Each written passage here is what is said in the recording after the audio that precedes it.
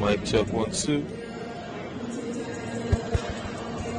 Hey, mic check 1 2. Mic check 1 2. Hey. Mic check 1 2. I just want to warn you, so it's not like it's not going on. I need to know if you want to start or not. Hey, mic check 1 2. Let me see the audio interface. The audio interface. So I'll just pick up from. Hey, mic check 1 2.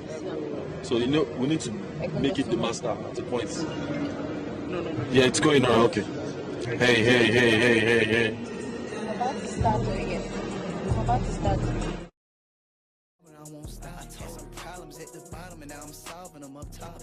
Made a lot of my partners change instead of watching them on cost. I came a long way from trying to rob the candy lady. Sorry, Miss Jack. I'm sorry. I was working hard for them snacks. Every time I got with my dogs, it was shaggy. Now I'm finally getting no sleep without trying to find a plug for them addies. I didn't want to keep dodging bullets, trying to put a hole in one with no caddy. 4 years is what they gave Lil Polo, sadly. I don't know why he robbed them for, but they taking it like a soldier if you ask me. Only reason he's still sitting in there is cause they sang on him like Raz. That's why. But it's crazy how he kept it too silent while the church folks backstab. They'll judge you just for walking on the grass too fast, kinda like Stanley. But they don't wanna see all the gangsters come and get saved, cause they too manly. Why you sitting there looking like a deer stuck in them headlights? What you bandit? That's why I keep the armor of God around me while I'm in the water like Sandy. I come from that swamp, so sometimes I act like an ogre. And I guarantee when that sun go down, she gon' change like Fiona. Had to learn to hide my pain, been wearing masks before the Rona. Tryna hop up in that water, you gon' find out that you Jonah. I come in beating on my chest, I thought I told you I'm a soldier. I thought that drugs were nothing to pain, but it just made me colder. I guess my body temperature the same as all their shoulders. I thought I knew it all when I was young, but I got older. Gotta know your name, your background, and your story before we meet. If I don't know where your mama stay, can't let you know where I sleep. When my gut told me don't trust old girl, I should've took heed. She friendly with too many dudes, and that ain't what I need. Was a trench baby, now I got trust fund money for my little seed. My grandma died last year, but I still hear her voice in my sleep. When I signed my deal, I bought 3 cars and gave them to my partners. Kept riding around in my hoopty, man, I love being modest. Man, I love being godly. I'm a rebel, plus I'm rowdy. In my section, they be catching murder charges like a hobby. And I be going through hella storms, but handle them like Kyrie Irving, cause I'm swerving past them even when they foul me. We the big 3, few and I hiding beside me. All my circles linked together, kinda like an Audi. Only way that I survived the trenches, God allowed me. That's why I say his name on every song and do it proud. This is me and all my brothers, me and all my brothers, me and all my brothers. Same father, different mothers. I got love for all my brothers. Through the mud here, tell me we the same when we in public. We ain't chain for no money, than my brothers. Sorry that they call you, they're my brothers. All I know is hustle through the struggle with my brothers. Keep that thing on shuffle cause you never know it's coming. Even when my life was bumming, they ain't jumping on my brothers. My brothers, my brothers, my brothers, my brothers, my brothers, my brothers, my brothers.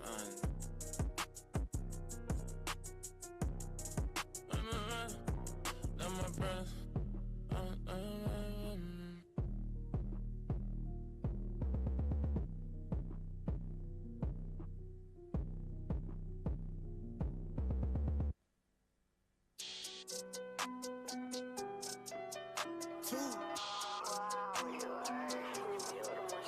Lower. 931-615. Alright. Dilly, I came from the sticks, yeah. All I've been making is hits, yeah. I put the tape on the disc, yeah. I ride this beat into orbit, yeah. I feel like all of these rappers my kids, and I can't let my children be orphans, yeah. Listen, that was a bar I just spit. If you feeling offended, ignore it, yeah. Lower. Look, I wear the socks with the chacos. Back cause I dress like apostle, yeah. They probably hated Picasso, yeah. Locks hanging like Samson. I got vibes like Hanson. Middleton and I'm militant. Man, I told my dog this ain't Kansas. I'm not your average little rapper that's capping on tracks. All of your tracks sound like Cat in the Hat. I probably rap about anime, maybe in Hathaway. Your granny say that it's slap. I got the tribe and my boys on my back. I got the cross of the Lord on my back. You said he's slacking, I'm foreign to that. Wrote this at 4 in the morning, in fact. Look, I don't got time to retweet, My city love me like Chief Keef, wait. My city love me like Kiki, Dodging coyotes like meep, None of these rappers could see me, 2024, I'm running, yeah. Might be my baby, my VP, Rest in peace.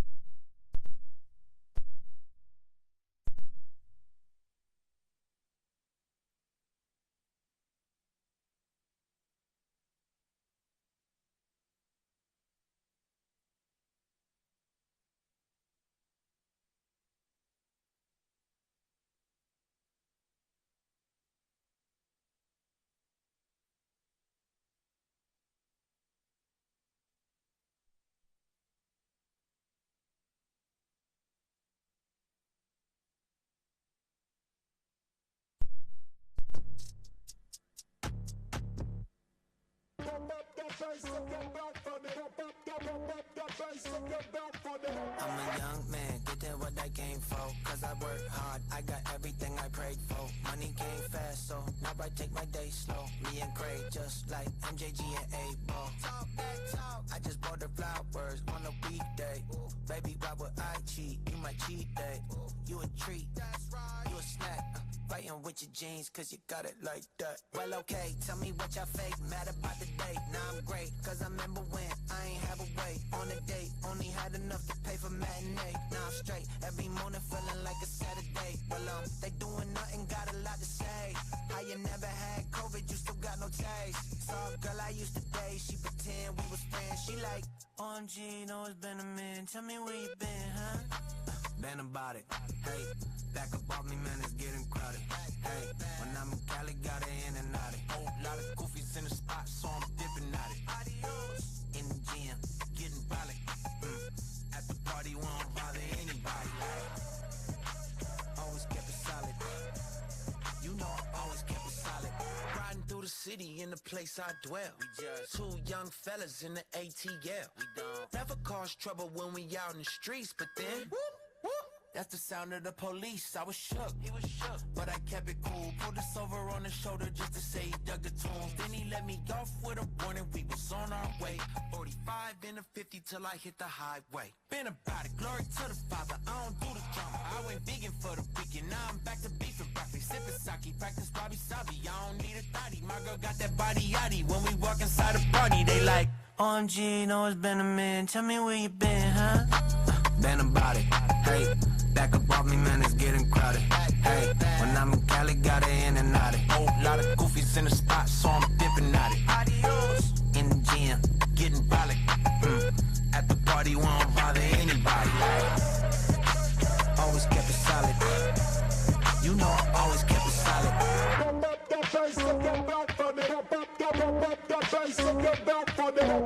Oh yes. Tag team match. Tag team champion belt of the world. I'm so hyped, I might do like 5, not 10. Yeah. Get in there. Go. You ain't never seen nothing big like this. Think about money can't make you rich. 24/7, I'm with my wrist. 24/7, I'm with my wrist. Shame on me when I reminisce still. Let me stay down, cause you hit and miss kill. Get in my face if you know you ain't real. Speak up, why I don't know how you feel.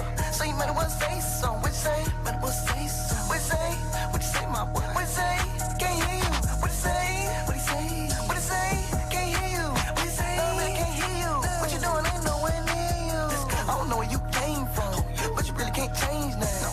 Need to stay in your lane, son. Need to try campaign, son. Even need a little pain, son. Why you ain't just say so? Double check and just make sure. Never know that case closed. Hold on. Where you going? You ain't from no man. Where you going? Waking up this morning from a dream I was so fun. But I'm already knowing when you ain't good at my show.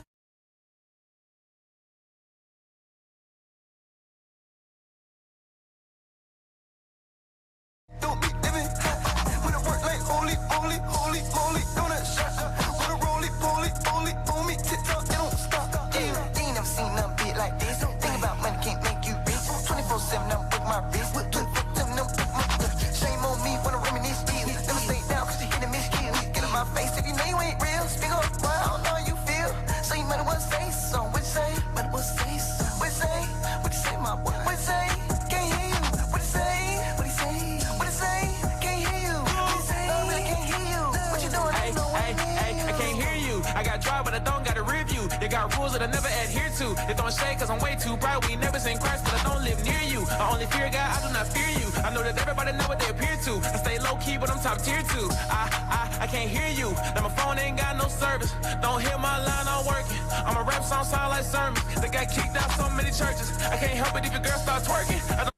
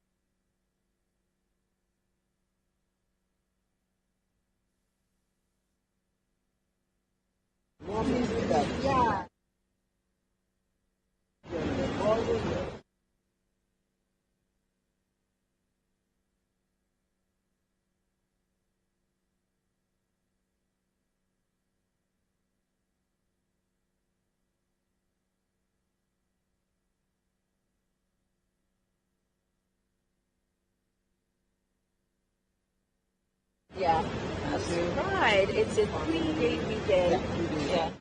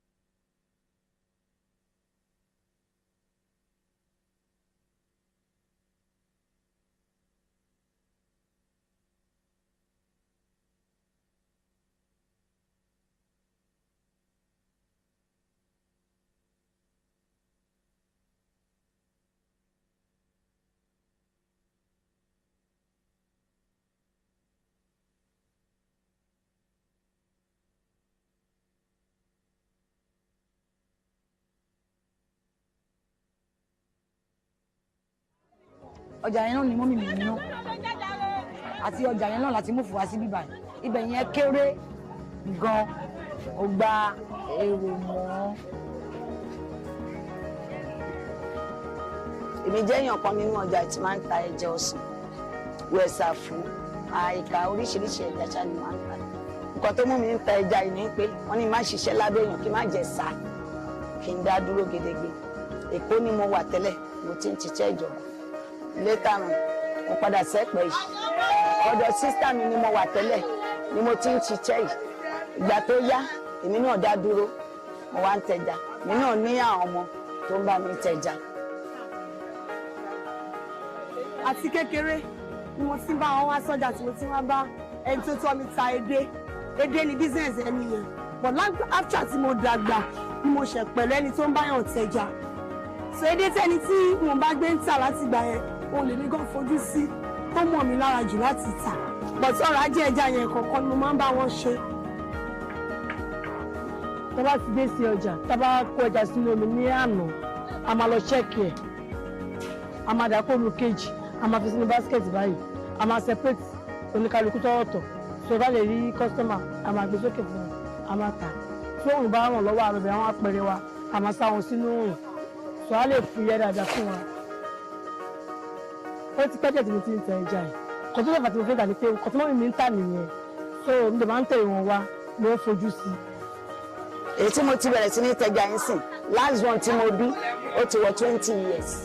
tí mo ti bẹ̀rẹ̀ sí ní ta edé sí pé mi fúnra mi mo ti wá bẹ̀rẹ̀ sí dá ń tajà ó ti pé 12 years kò sí pé bóyá mo tajà èèyàn kan fẹ́ béèrè owó lọ́wọ́ mi kò sí pé bóyá mo tajà náà máa béèrè pé báwo mo ṣe owó mi kò sí ìyẹn ní ẹ̀ṣẹ́ mọ̀ pé àpò mi ni mò ń pa owó sí mi ò pa owó sápò yìí. ṣe rí ẹjọ́ ọsàn yìí nǹkan mẹ́ta lèèyàn fi ń ṣe bó ṣe wà yìí wọ́n fi ń ṣe tìyàwó bó ṣe wà yìí tó bá ní kó fi bọ orí ìyẹn ẹlẹ́dà wọ́n fi ń ṣe wọ́n dẹ̀ ń jẹ nǹkan mẹ́ta tó wà fún yìí. ṣe rí kékeré tí mo mú dání ìsìn a lè ta ní 10,000 ńlá yẹn a lè ta ní 20-25 so ó depend lé bí wọ́n bá ṣe tóbi sí. lásìkò yìí sìn àìlè tẹ́lẹ̀ ní bí 5,000 bàbá dẹ̀rẹ̀ aláṣìíra ní àìlè tá ní 8,000 gbàsìkò kan wà tí wọ́n bọ́ sí June July wọ́n lè máa lọ́wọ́ wájú 3,000 or 3,500 lọ torí ń gbà yóò máa pọ̀ lẹ̀. wàhálà wà o torí bó ṣe wà yìí tán bá gbé fún wa tó bá ti kú tó ti ná fún wa pé oye bá bóyá 15,000 náà fi ṣe fún wa tẹ́lẹ̀ tó bá ti kú 15,000 yẹn lẹ́jà máa gbà ó wàhálà tó wà ń bẹ nìyẹn àbíkẹ́ wọ́n rà á lọ bóyá tàmùròkó ta torí kòkòrò kan máa ń ta ẹja bóyá wọ́n gbé lọ ó ti bàjẹ́ lọ́hùn tí ẹlẹ́ja dẹ̀ ti gbowó ṣẹ́mọ̀ àwa ní. ẹ̀jẹ̀ bíbẹ̀ a lè rà á ka short èmi a lè rà á ka jèrè èmi a lè rà bẹ́ẹ̀ kó bàjẹ́ ẹ̀jẹ̀ tó bá kú kò mí pé ó bàjẹ́ tẹ́jẹ́ bá kú tó bá sí ìbàjẹ́ a máa tà ọ́ ká lọ yán so títà náà ni káyọ̀ pé ti bàjẹ́ kì í tẹ̀lé tó bá bàjẹ́ máa sọ́nù ni. àṣẹrí ọjà yìí ó máa ń lọ síwájú lọ sẹ́yìn àti nǹkan máa ń ṣe pé ọjà ó máa move gan àwọn èèyàn máa wá wọn máa rush láti fẹ́ rajà ọ̀ní rí àti nǹkan máa tó pọ̀ ọjà máa pọ̀ ńlẹ̀ gan kò ní sólúrà rárá mọ̀ kọ́ mọ́ 1,000 naira. ilé ìpín 10,000. tá a bá ta àtọ́lé ní sí a máa ra block torí à ń lo freezer but à ń lo nọ́mbí a máa ra block la máa fi preserve sínú nylon ní tray by tray so tó bá di lọ́la ó lè jẹ́ nìkan bí 8 kó bá ń ṣí gẹ̀ẹ́sì yẹn olùrà lè dé kó bá wa páàkì gbogbo. kọ́tọ́ lè fi ní fọ́kọ́ mọ nǹkan ìní wípé tọ́lọ̀ bá bá wa mú zèzì wá tí zèzì bá yá so a máa fi dí àwọn tàbí ṣọ́ọ̀tì yẹn.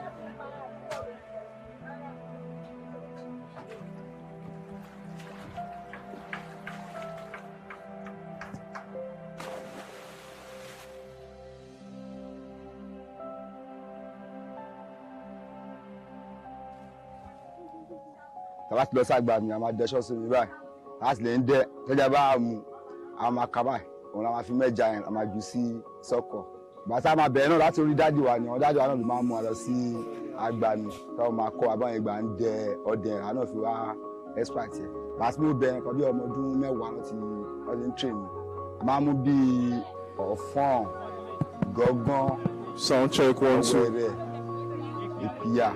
oríṣiríṣi ẹja la ní bí o ẹja bá òde nìyàn lára ìrọ̀rùn ló bá dé o láti Èkó sí Ẹ̀pẹ́ kò jìnnà o.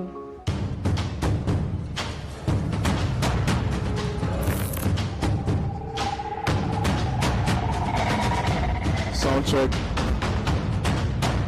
testing mic.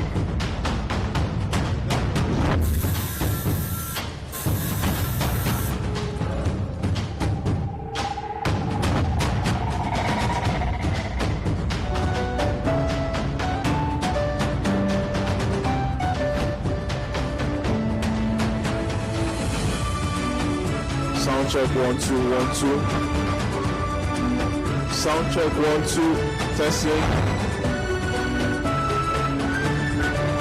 Hello, hello, hello.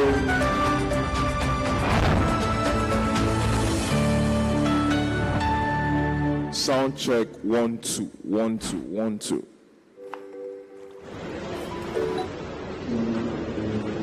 Ladies and gentlemen, boys and girls, daddies and mommy, welcome to the 6th edition of the GTCO Food and Drink Festival!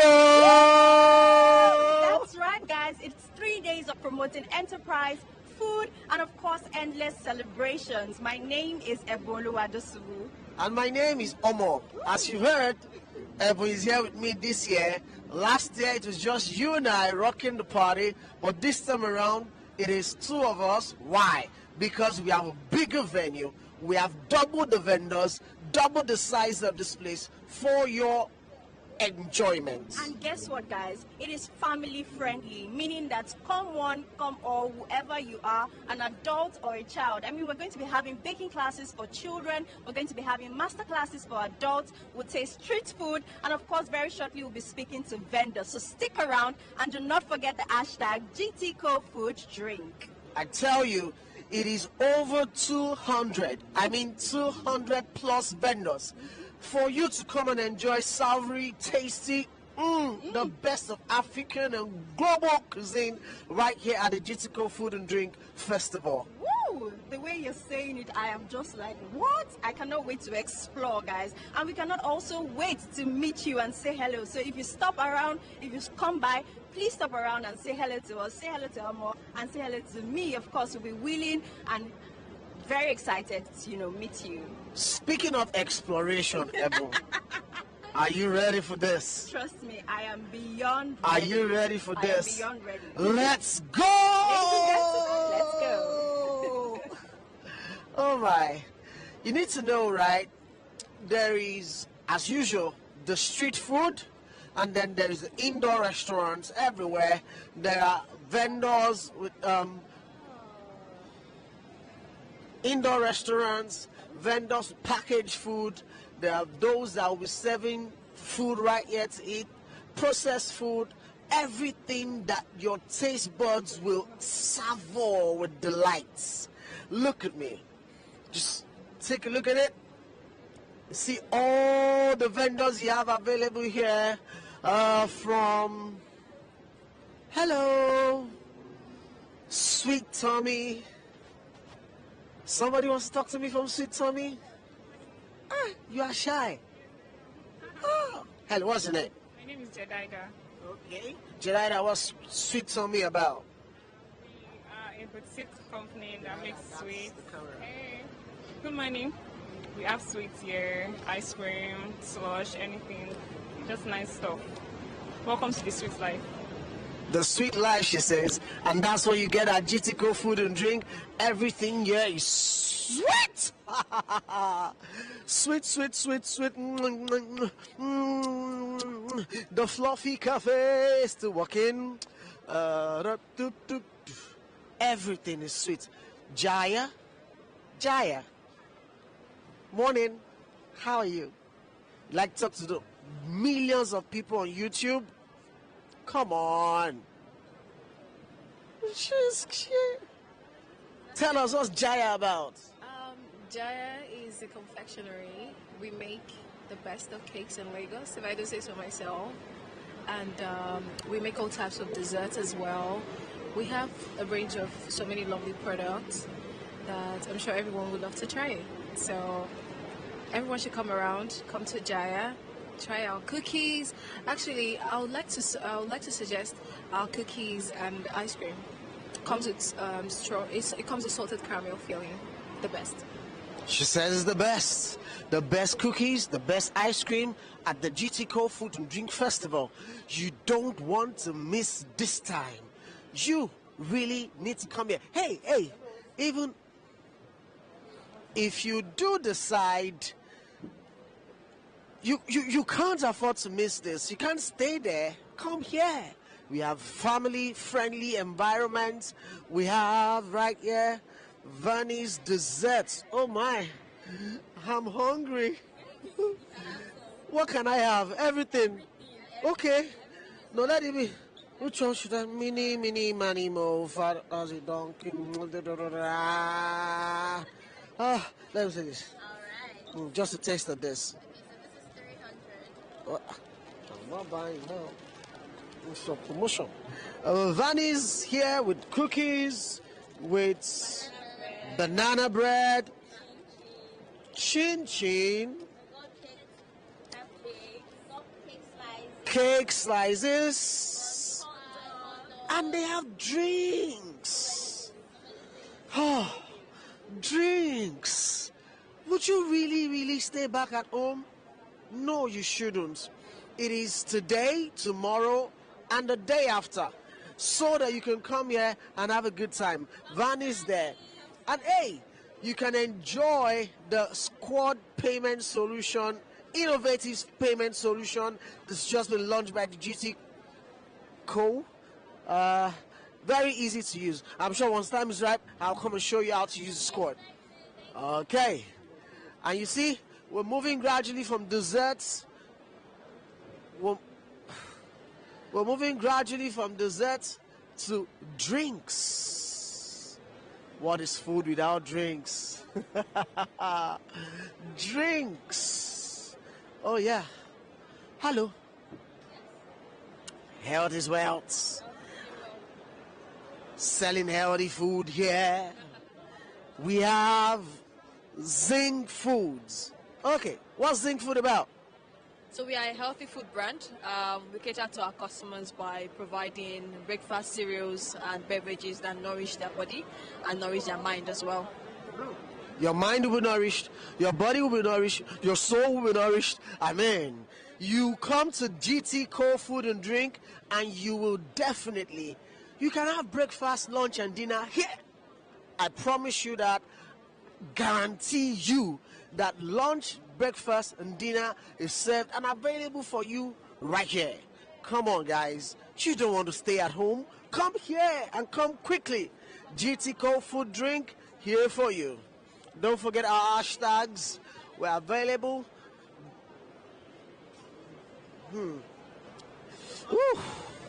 Told you. How do you eat without having something to drink? Now And that's why we are here. Hey, you guys were here last year, were you? Were you? Oh, so who am I talking to? Nobody. So I can't talk to anybody here. Oops, sorry. They are shy. They are shy. Don't be like them. Don't be shy. When you come here, interact. That's right. You have the opportunity to meet amazing people. Hey, I remember I met people from my elementary school, primary school, here at the GTCO Food and Drink Festival last year. So please come.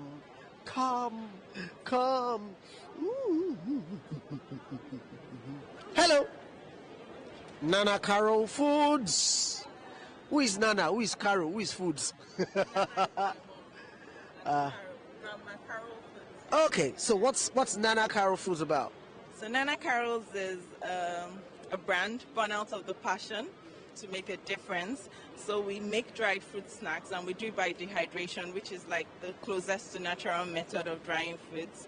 So it's a healthy snack. It's a combination of coconuts, pineapples, apples, and bananas. So we have different products, but this is our flagship product. So that's what we are showcasing most of it, but we'll still have samples from, that's why we're branding. So we're adding some more samples. Okay, so you say you're showcasing. Do you want to showcase any to the world?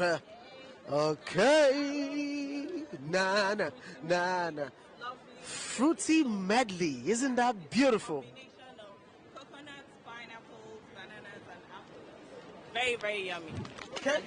Open it. Open up. Nana Carol fruity yummy.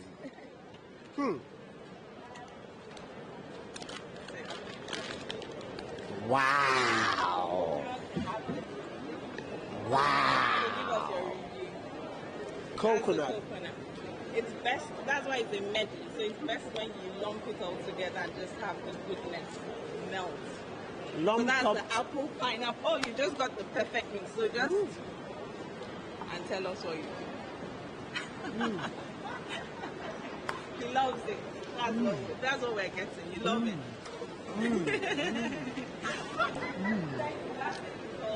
Thank you. Wow.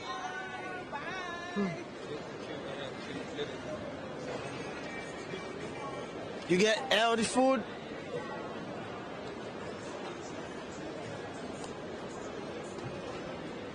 You get savory food.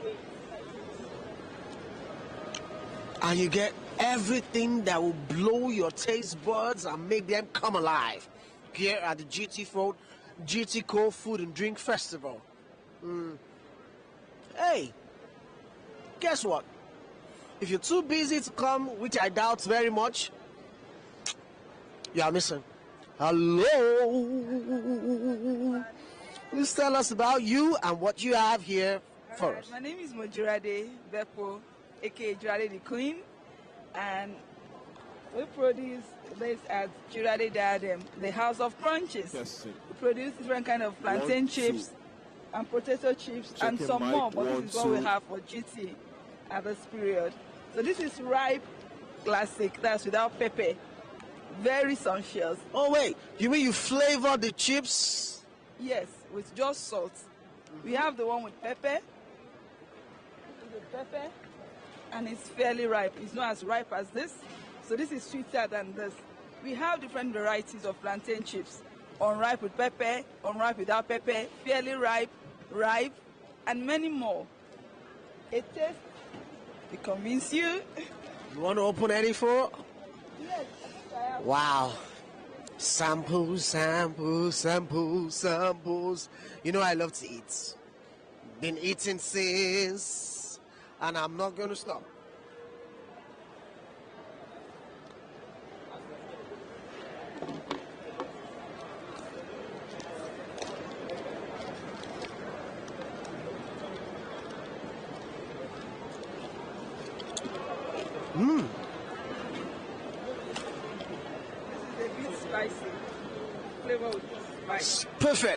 Perfect for my taste buds. A lot more to see, a lot more to taste here at the GTCO Food Drink Festival. Just look behind me, come on. Vendors everywhere. Vendors everywhere. Everywhere. Vendors everywhere. Hey. Okay. You should hold this. Okay. Okay. I'll get back. Go back. Hello. Hello. Lim Foods Production Company. Wait. This is the most interesting thing here. Catfish pepper soup. So there is catfish inside here? Yes, you just add hot water and in 2 minutes your pepper soup is ready. Sorry, do you mean there is a cat and there's fish? There's catfish. Catfish is inside. Yes. Can we see? Are you ready to show us? And what other product do you have, by the way? We have fish dried fruits. This is dried banana. Fish dry. It's a snacks. Just take it as a snack. We have mango, fish dried mango, snacks. We have pineapple snacks. This is goat meat pepper soup. Whoa! So not only do you have snacks, you have goat meat pepper soup, catfish pepper soup. Banana flour. Banana flour. Yes, unripe banana. Just take it as your oats in the morning, porridge. You can use it as porridge. Then in the evening, you can take it as swallow with any soup of your choice. Is it banana or plantain? This is banana. Wow! Innovation at its best here at the GTCO Food Drink Festival. This is vegetable flour. This is eggplants. Eggplant flour. For those people that are doing keto, that's your normal swallow. Oh, interesting. And it is amazing. Very, very dry. Very dry. This is egg powder. All egg powder. What is the difference between eggplant flour and egg powder? This is egg. Normal. Is it a lie? Yes. Chicken egg. Yes, this is egg. Wow, this is vegetable flour. This is normal egg. Can I see this? No, you don't have the sample here. Oh, you just lost the chance to show the world what egg powder is like. What do you look forward to at the GTCO Food and Drink Festival? We look forward to finish our products to be done, to sell everything. You don't want to go home with anything. And that's right, businesses.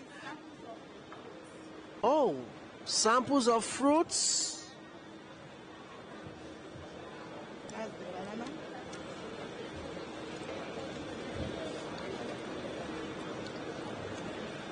Crunchy, tasty. Lim Foods Production Company, ladies and gentlemen.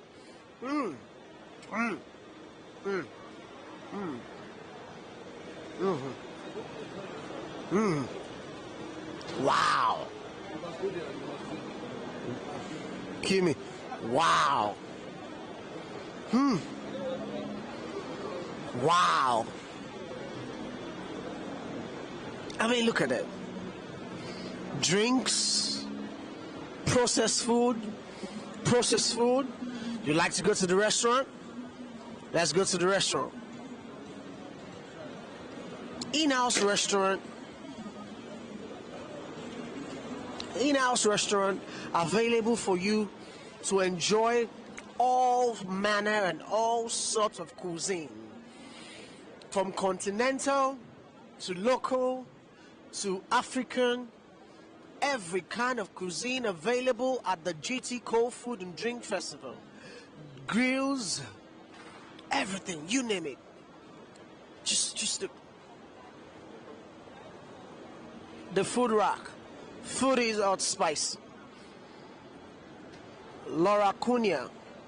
I mean, you go over there, you order your meal, You take a seat and enjoy. You can have a date here. Guys, hint. You come here with your babe, your girlfriend, and you have a good date. Amazing, isn't it? Aha. You see?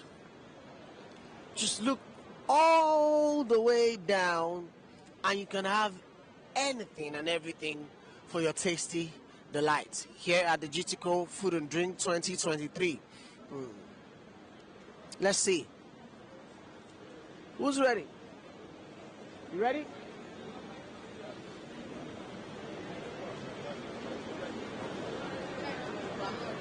You are not ready. She's not ready. But I mean, the restaurant will be buzzing and buzzing towards the afternoon. Yeah. And let's have some drink. I mean, I've had so much crunchy things. Let's have drinks. Hello all. I'm so rainy. Yeah, I do. Yeah. You guys make me feel like a baby. Hello. She's running away. Hi, Anson Rainy. Hi. Hello. You work here, right? Of course I work here, as you can see. Tell us about your company and what you have in the offering. Hansa Rene is the first Nigerian gelatarian brand in Nigeria. And we sell gelato, we sell pastries, we bake cakes, we do events. What else about us? As you know, this is second mic. Can you hear? This is second mic. Can you hear? We have an outlet. We have an outlet at Glover, Ikoyi. We have one at Lennox Mall in Lekki. We have one at Lennox Mall in Lekki. We also have an Upbeat. We have an IMAX. And we have... Tell us about the one you have at the GTCO Food and Drink. At the GTCO Food and Drink today, we're offering different gelato flavors. We also introduced a new product which is called the Sundae, and it is amazing and delicious. And also, we're also having pastries today, your glazed donuts, bologna pie. We're having all sorts of amazing pastries. Can I have the Sundae today, Saturday? Of course you can have the Let's Sundae. go! Yeah. Oh, so this is how it works. So first of all, you have to select the base you want. So is it brownie, vanilla cake, red velvet? The brownie is amazing, so I will tell you to take everything is amazing but that. Everything is amazing on the Sundae, but my own special on the Sundae is I'll first choose the brownie, and after that I then choose malted chocolate because I love chocolate. After I select a soft gelato base, and which is the cream, which is like vanilla for me because I love vanilla. And my topping, I would choose two options, which is the caramel crumble and maybe a chocolate crumble. Stop telling me. I want to taste. I want to taste. Stop telling me. And lastly, yes. Okay, no problem. Give me a second. I will get right to it so you can taste it. Right? All right.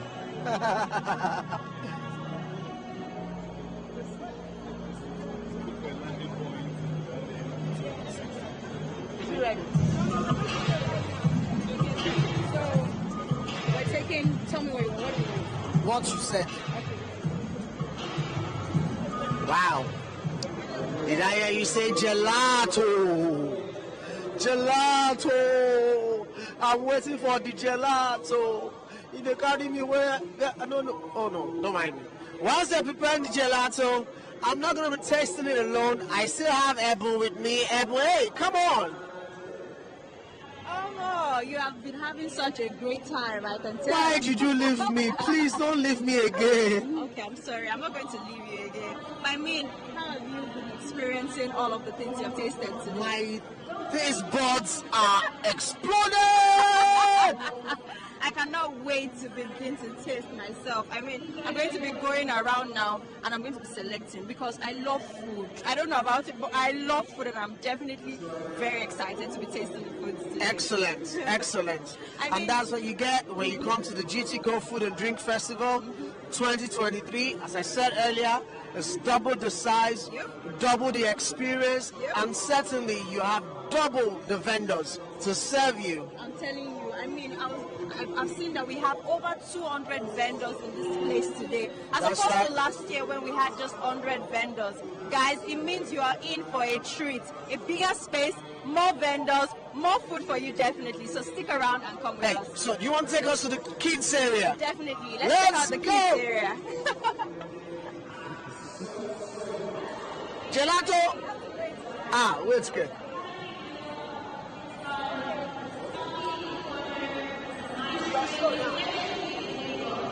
Is it ready? Wait. Gelato is ready. What? All right, guys, so we are going to the kids area now. I mean, I'm about to have so much fun with the kids. I totally love kids, and I cannot wait to experience what we have for them today. Are you ready? Let's go.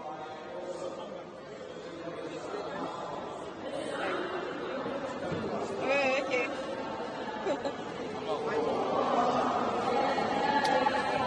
Where's the kids area?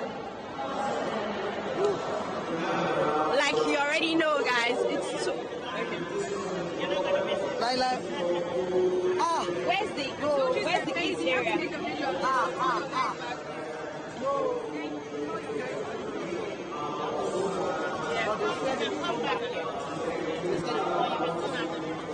I can see. I think you should see that. Why not?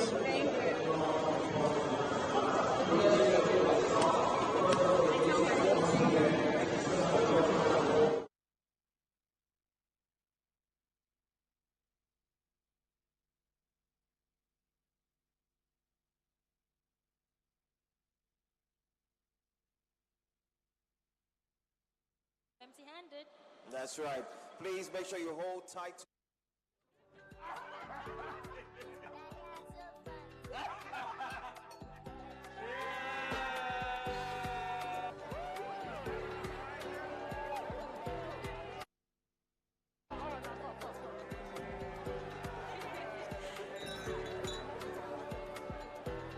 The GTCO Food and Drink Festival, a celebration of everything food.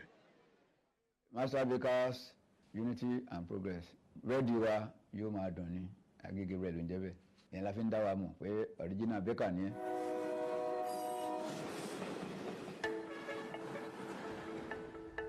Ìjọba fẹ́ ṣàgé bread, ẹ̀rọ ra flour, èdè ẹ̀rọ iyọ̀.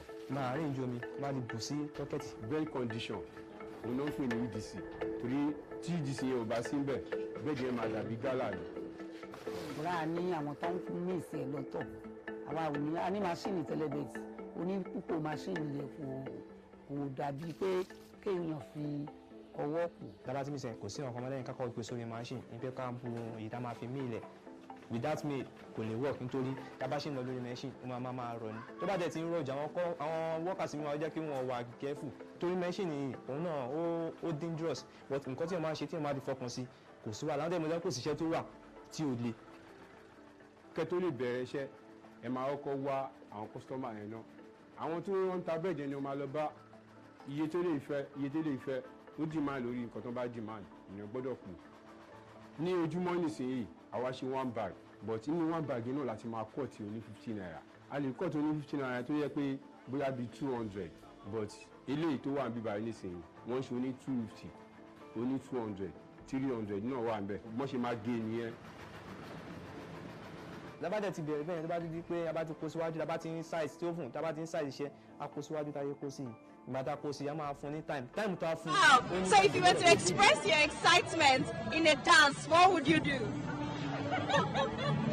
I'm not a dancer guy. Show me something. Okay, so what should we expect from Bilmot this year? Yeah, this is what we are expecting. Our product is in form of a breakfast ready prepared food. Like we have our paps and we have our mixes. So in a minute, your breakfast is ready. The mixes that contains all the ingredients needed. You just have to add water and you are good to go. Wow, so is it like hot water or cold water? Lukewarm water, cold water. And all of the ingredients are there. We have milk, sugar, everything. No, these are mixings. This is a beans flour mix. So we have the mixes for akara, we have for moi moi. For your real akara taste, the ingredient has been added there. You just only have to incorporate air, add water, then fry with your oil. Why this? All the ingredients, including the protein, has been added. You just need to add your water, add your oil, and cook. You are good to go. Wow, so you're taking away the stress of having to wrap our moi moi and everything. All we just need to do is pour water. Wow, amazing. So were you here last year? No. This is your first time? Wow, so why did you decide to come on board? Though I've been trying to come on board, but we are lucky this year to be able to make it. Well done, well done. I wish you the best today. All right, enjoy yourself. Guys, we just experienced Beaumont Limited, and guess what? They're giving us something already made. Like, all you have to do is add your water, and you are good to go. So it takes away the stress of having to mix your akara and your moi moi and everything. I mean, that is fantastic. But we're right here at Taila Foods and Beverages, and we're going to be speaking to a representative very shortly. Hi, good morning. Are you excited? Show me your excitement. Amazing. So were you here last year? No, we're not here last year. This is our first time. This is your first time? Wow. Like we said, guys, we have more vendors this year. So if you're saying first timers, then it means that you need to make your way down here because there are more people for you. So what should we expect from you today? Okay, today we are actually selling beans like never before, you know. Yes, this is beans without preservative, beans without chemical, so it is paraben free. And you know, health watchers will always tell you that it's best to eat food in a natural state. So these beans have been prepared in a way that you can just, with basic condiments like water, you are ready to eat. Moi moi, ready to eat akara. And they also have teas. Our teas are top of the brand because they are also chemical free. They are well formulated for children and even nursing mothers. Yes, so the nursing mother will not lose out on tea. And they're all health teas. We have hibiscus with its... Can I see the hibiscus, please? So this is the hibiscus tea, guys. Is this tea healthy? Very healthy. This is actually our zobo, the Nigerian zobo, in a tea format. All you need is just to infuse in water and it's ready to drink. Both for refreshment and even as an accompaniment to a meal. Wow, amazing. I love what you're doing. And I totally love that, you know, it is chemical free. I love that your ingredients are, you know, very nice. I see pineapple, I see honey dipped, I see hibiscus. I'm so excited for you, Tahila Foods, and I cannot wait for, you know, other people to experience what you have today. Thank you so much. Thank you so much. Thank you for having us at GTCO Food and Drink Festival. Thank you so much for coming. I wish you the best today.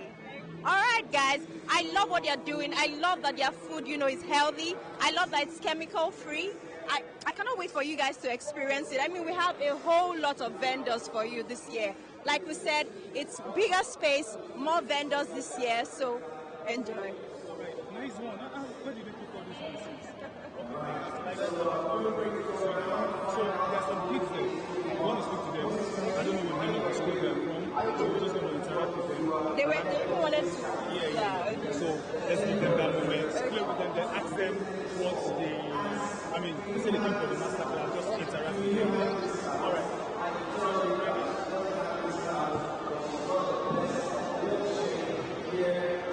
Don't bring them. Let's make the name of the school and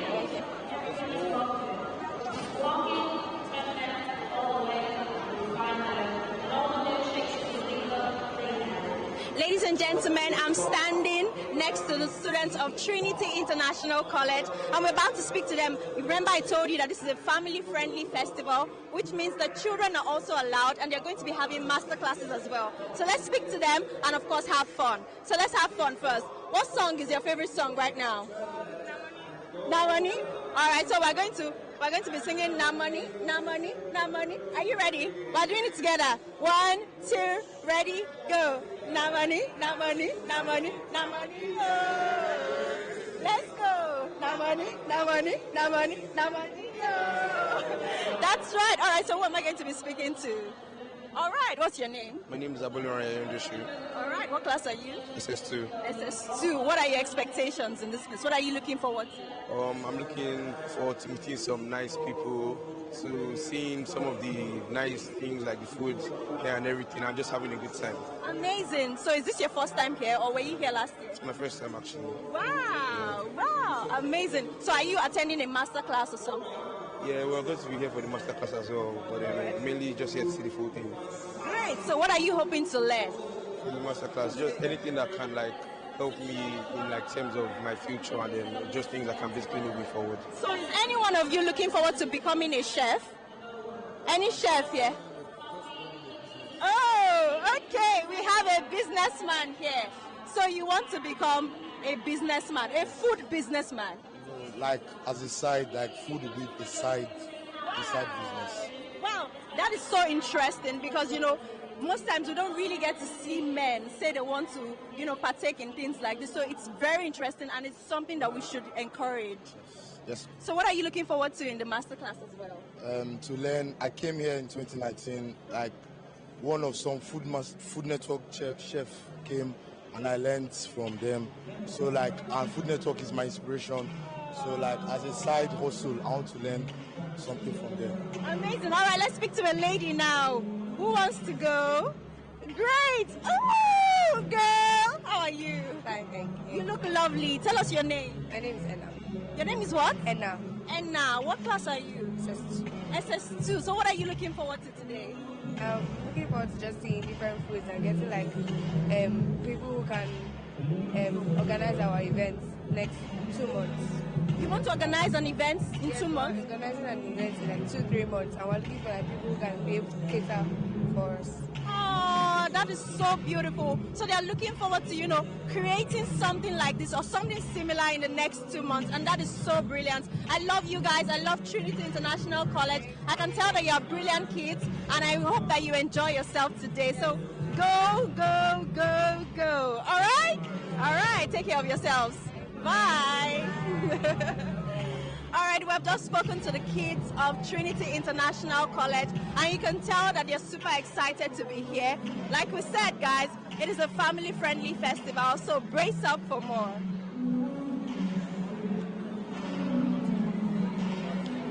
All right, we're going to be speaking to OAF Foods Nigeria Limited. Good morning.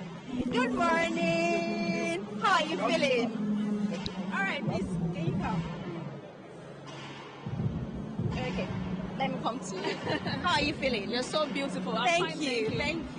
So how excited are you? I am pretty excited to be here. If you were to express your excitement in a dance step, what dance step would it be? I'm a terrible dancer. Thank you GTCO for this opportunity. Thank you so much. All right, so what should we expect from your brand? Okay, so we have a lot of discounts on all our products. Our products are discounted. Okay. And we have variety of products. So you can actually come and shop for your kitchen here. Wow. We are saying bring your month and shopping list and come here. Then I see that you have chili pepper, you have all the ingredients, Cameroon pepper, jollof seasoning, wow, curry, elubo, plantain flour, iru. Wow. Then we have our bestseller, our kuli the best. Wow. So we have samples. Why is your kuli the bestseller? And why people come for it? It's sugar, not sweet, not so much.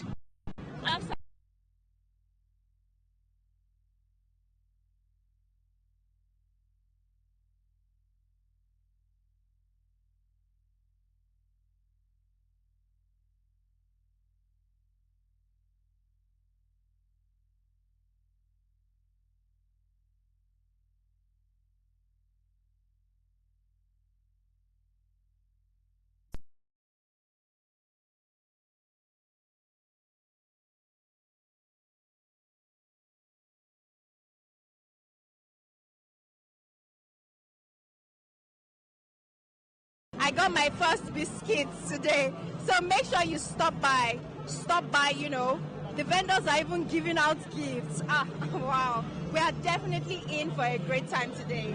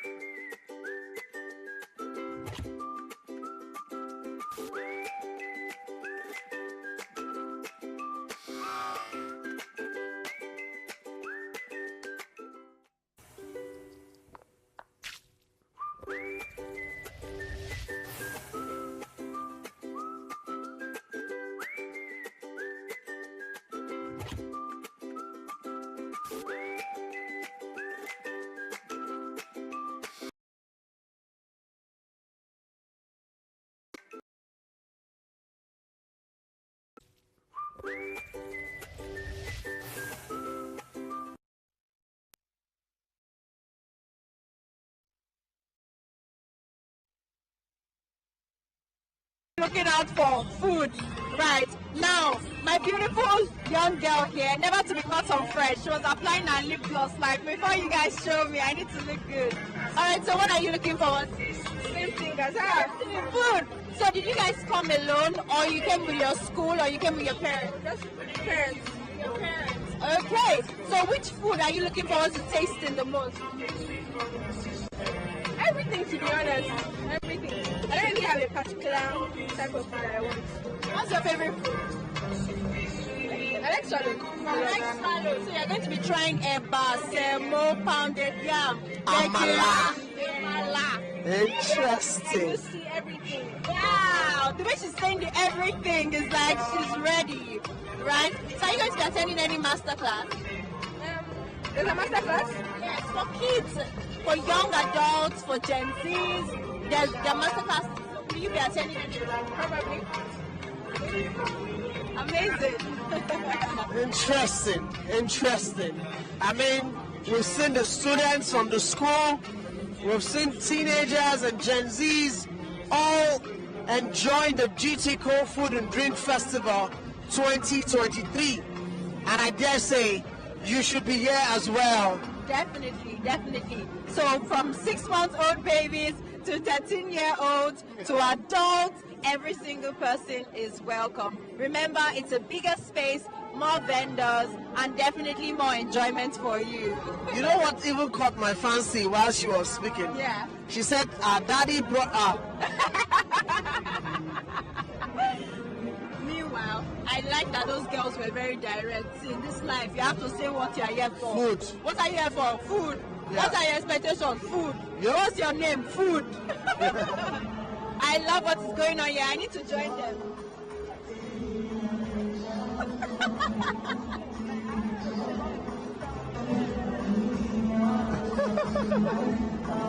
Okay, guys.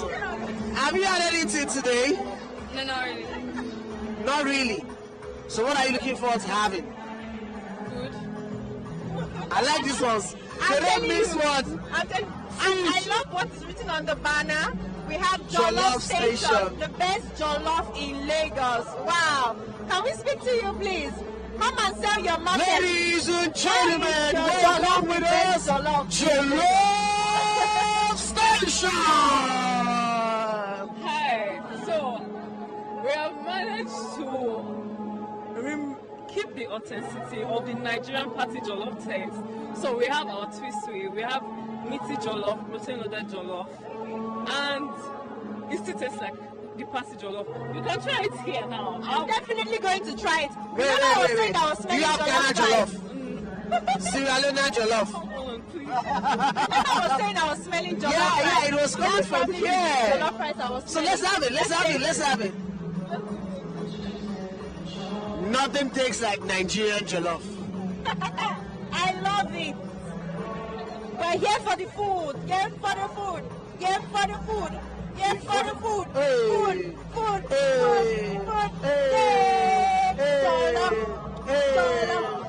Jollof.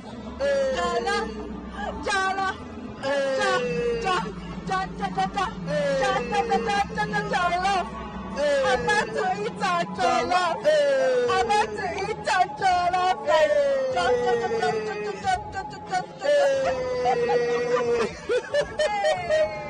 Oh yeah, all we are saying, give us your love. All we are saying, give us your love. Oh yeah, now. Oh my God. The love is taking time, oh. I just saw a big turkey. Let's go out with your love like that.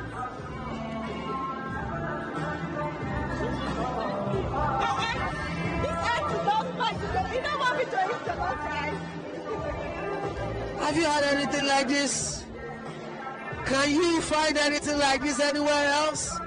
What are you waiting for at home?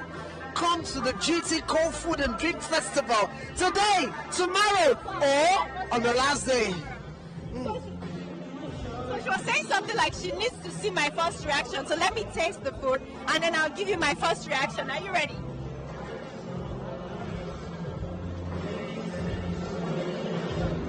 Why are you closing your eyes? Why are you closing your... Why? Guy,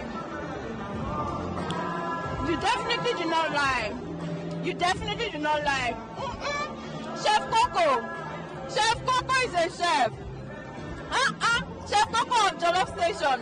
When you're here, just ask for Chef Coco of Jollof Station. She's definitely waiting to serve you the best jollof rice. Thank you. I'm going to have my jollof.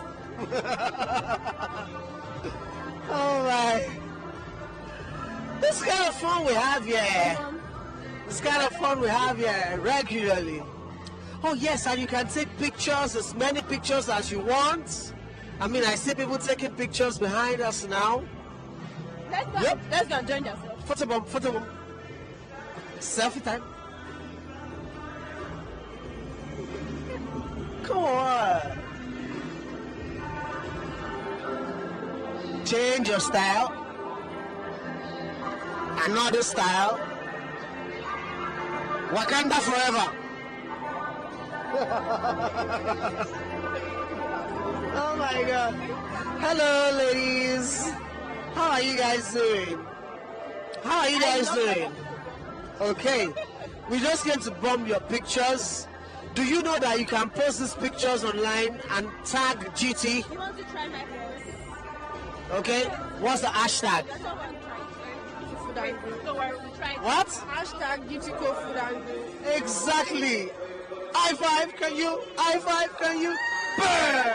There you have it. The hashtag is hashtag GTCO Food and Drink, or Food Drink, or GT Bank Food Drink. Oh my! I can't wait to devour the jollof. And so for those that are coming for the masterclass, this is your way and into the masterclass. If you look behind me, you see those that are queued up, ready to come in for the masterclass. Coming this way for the masterclass. Let's go. I want to share my food with somebody. Today we have 4 masterclasses. I got it from one of the vendors. Yep, 4 masterclasses. Tell me what you think. And here is the big theater. Do we still need to? For sure. Okay, wait first. She will come back now. Yes. I wanted her to taste the food. And here we are going to be having, this is where the masterclass is going to be holding. Definitely. We cannot wait to see what all of these, chefs have for us today. This place is essentially a production studio. A production hub, definitely. And we cannot wait to experience all that's going to be going down here today. You see, for everybody that registered for Masterclass, there is they a get gift gifts. for you. Yes. Yep. And our chefs, celebrity chefs, Romy Gill, Kelvin Blues, Natasha Butler, Millie Peartree, Raphael Duntoye. Raphael Duntoye is Nigeria's most celebrated chef globally. Woo! And we also have Francesco Mazzei. And we have Jessica Gregg. We have Isaac Toups. We have Ire Azan Odukale. Ooh, I love that we have Nigerians. Yes. We have Jutamas Tiante. We have August the Winds. And we have Anesh Popad. So if you registered for the Masterclass, we're ready for you. We're definitely ready to have you. We're ready for you. We're definitely ready and to have you. The chefs will be showing you the different, look at this international standard Look how beautiful. kitchen. The cooking will happen here, the washing there. Ooh, it's hot. It's hot. I love how beautiful this looks. It just tells you how beautiful the food is going to be. And of course how delicious it's going to taste. Ooh. Today we have 4 master classes. We have Ire Hassan Odukale, Isaac Tulip. We have Natasha Butler. And I can't remember the last person now, but we are going to be learning about the art of Thai curry. Telling you, and I cannot wait to learn all that I need to learn. I mean, I always feel like I'm a very good cook, but today I'm going to be learning more things, how to mix and match some things, some ingredients, some curry, some spices. I cannot wait to learn, and I cannot wait to see all of you that. We're also going to be having a masterclass on the origin of gumbo okra. The pronunciation alone is like gumbo okra. Sounds Indian. I'm telling you. We're definitely in for a great time. We're definitely in for a ride. And of course, amazing learning experiences. So come, definitely come. So if you're not coming for the food, you're coming for the classes, for the learning. And I think we're having a final class on the business of food. I mean, it's not enough to know how to make the food. You must know how to sell it. They say talent is never enough. Never. You must know how to sell your talent to make money. So come and learn how to cook, and also come and learn how to make money from your skills. Yes, the business of food. I mean, for me, Omo, and of course, my amazing co-host, we are here for a good time already. Definitely here for a good time. So if I were you, you plan to be here too. You better not sit at home. Trust me, we are waiting for you. We are ready. The chefs are ready, and we cannot wait to meet you. You know what I feel like doing right now? What do you feel like I doing? feel like cooking. Hey, oh yeah, let's cook. You guys No. we will change your name to Anesh Popat or more. Oh my God. Okay, thank you. That's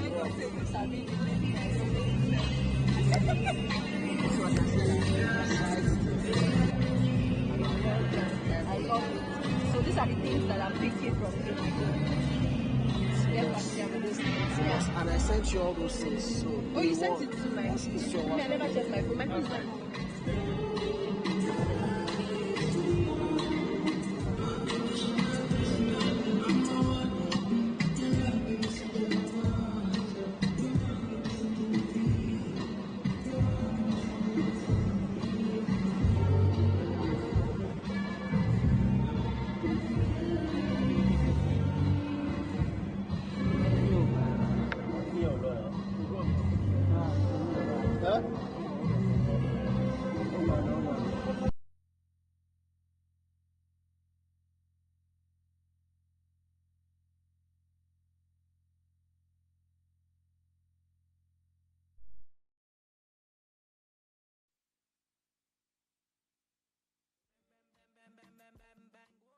Baby girl, I want make how I saw the feel like one. Baby girl, I want make how I love the feel like one. Hold on to me tonight for life. My days when I'm not with you, babe. Your love keeps me warm. Unconditional.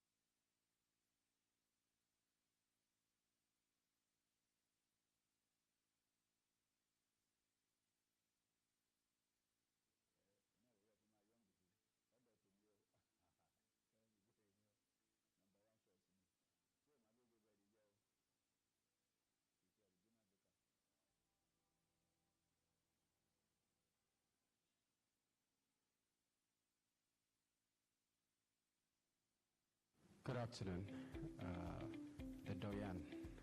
Glad to see you. And good afternoon again to the team from GTCO who is visiting the exchange this afternoon. We had said earlier how remarkable and glorious this day is for our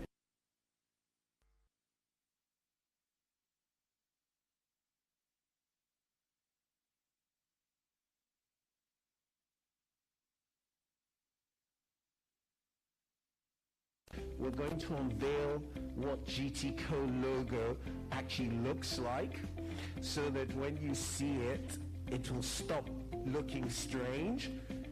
It looks very similar to what we've always done.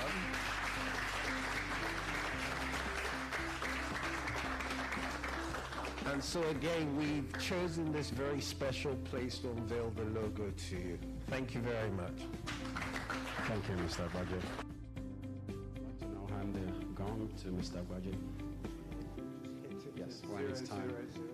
At 000, we'll do that and we'll all clap together.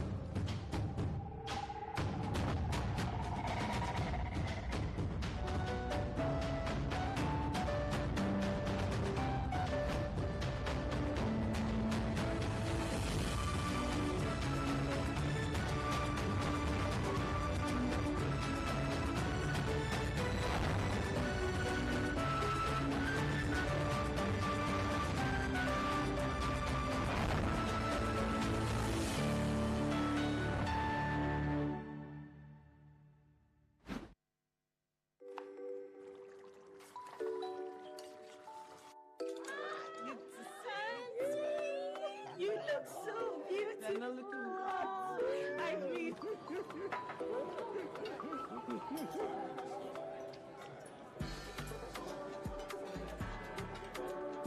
Take it easy.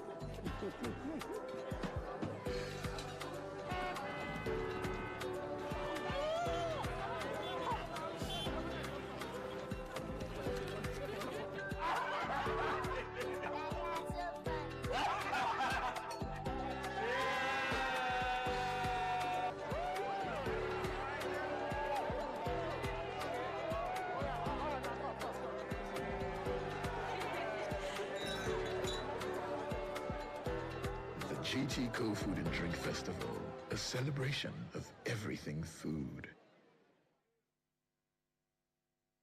Masterclass, unity and progress. Ready wa yóò máa dùn ní Agége bread ló ń jẹ́ bẹ́ẹ̀.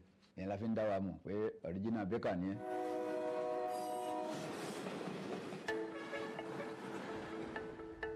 Ìjọba fẹ́ ṣe Agége bread, ẹ̀rọ ra flour, ẹ̀gẹ́ ẹ̀ra iyọ̀. Máa rí ìjọ mi, máa di bù sí tọ́kẹ́tì. Bread condition, òun ló ń pè ní EDC. Torí tí EDC yẹn ò bá sí ń bẹ̀, bẹ́ẹ̀ yẹn máa dàbí gálà ni. Ìlà ní àwọn tó ń fún míìsì ẹ̀ lọ́tọ̀. Àwa ò ní a ní máṣíìnì tẹ́lẹ̀bẹ̀tì.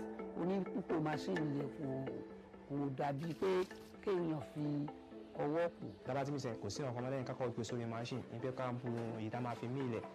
Without me kò lè work nítorí tábà ṣe ń lọ lórí machine ó máa rọ ni. Tó bá dẹ̀ ti ń rọjà àwọn workers mi máa jẹ́ kí wọ́n wà careful. Torí machine yìí òun náà ó dangerous but nǹkan tí wọ́n máa ṣe tí wọ́n máa di fọkàn sí kò sí wàhálà. Àwọn ọ̀dọ́ ìmọ̀jẹ́ kò síṣẹ́ tó wà tí ò le. Kẹ́ tó lè bẹ̀rẹ̀ iṣẹ́ ẹ máa kọ́kọ́ wá àwọn customer yẹn náà. Àwọn tó ń ta bẹ́ẹ̀ ni wọ́n máa lọ bá iye tó lè fẹ́ ó demand lórí nǹkan tó bá demand èèyàn gbọ́dọ̀ kù. Ní ojúmọ́ nísìnyí àwa ṣe 1 bag but inú 1 bag náà láti máa cut oní 15 naira. A lè cut oní 15 naira tó yẹ pé bóyá bíi 200 but eléyìí tó wà níbí báyìí nísìnyí wọ́n ṣe oní 250 oní 200 300 náà wà níbẹ̀ wọ́n ṣe máa gé nìyẹn. Lábàdẹ̀ ti bẹ̀rẹ̀ bẹ́ẹ̀ tó bá ti di pé a bá ti kó síwájú tá bá ti ń size tí ó fún tá bá ti ń size iṣẹ́ a kó síwájú tá a yẹ kó sí i ìgbà tá a kó sí i a máa fún ní time tó a fún ó ní time tó gbọ́dọ̀ fi gauge nínú agolo yẹn kó tó di pé bóyá a máa sọ pé bóyá tí ó fún bá gbóná a máa kó sínú oven.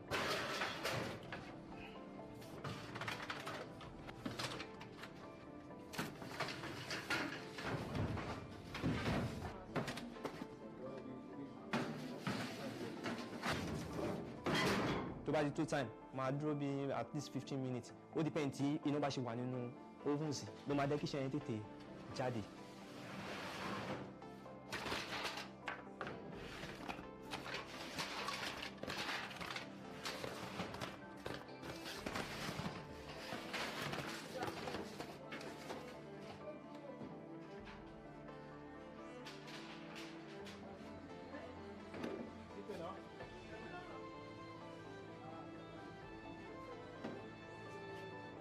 Ọ̀pọ̀lọpọ̀ ètò jẹ́ Agége bread wọ́n ti mọ búrẹ́dì ọjọ́ kan ṣo irú ìtàn ṣe nísìnyí wọ́n máa tún ṣe mí láàárọ̀ la ìtàn ṣe nísìnyí tó bá ṣẹ́kù àwọn míì máa wá wọn nígbà torí búrẹ́dì ọjọ́ kan ṣo ni. Ní ìgbà rí bẹ́ẹ̀dì lójúmọ́ kan mo fẹ́ràn ìjẹba lọ torí mo dàgbà sínú mi òun náà ló yẹ kí n máa yọ̀ǹgì sí lọ́dọ̀ tèmi o kẹ́hìn mi bèrè yín o number 1 choice ni tí o máa Agége bread jẹ́ o kì í ṣe original baker.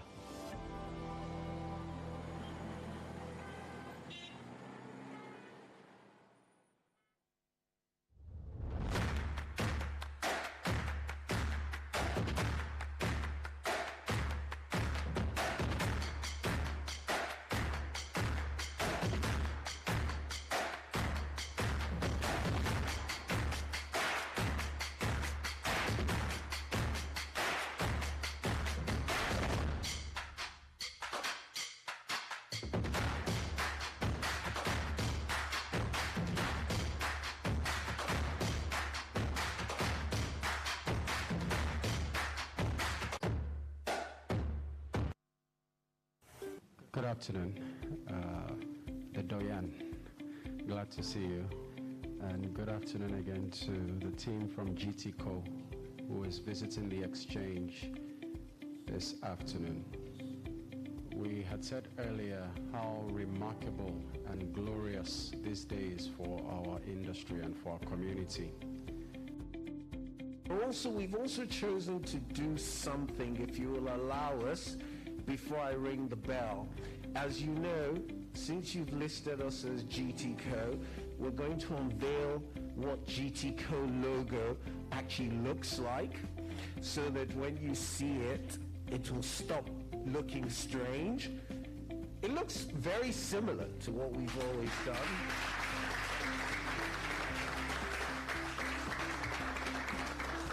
And so again, we've chosen this very special place to unveil the logo to you. Thank you very much. Thank you, Mr. Budget.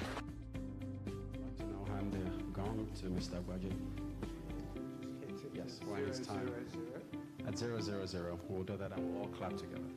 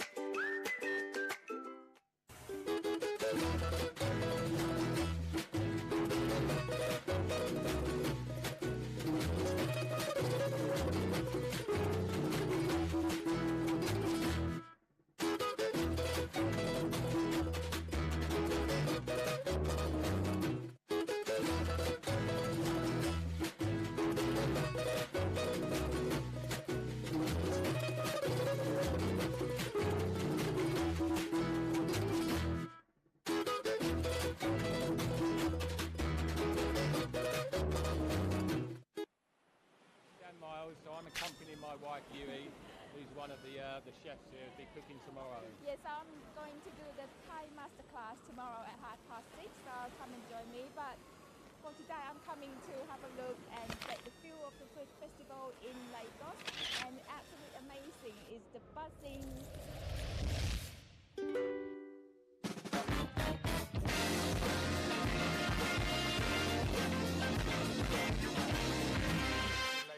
First time I've been to Nigeria, first time I've been to Lagos.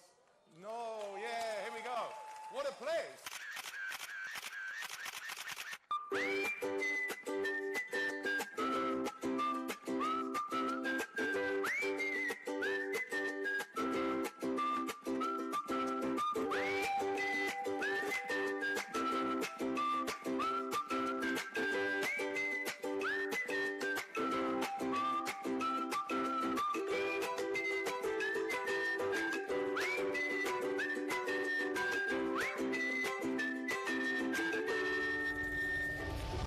Half the battle. Oftentimes, for me, when I blind taste wines, I can smell it and I can immediately tell you what it is. You could smell and it. If you don't get it right, you can't take the wine with you. Okay. What's that? Tangerine. Tangerine is fantastic. Okay. Yeah, absolutely. So we're building a world of citrus here. You can take that with you. All right, you win.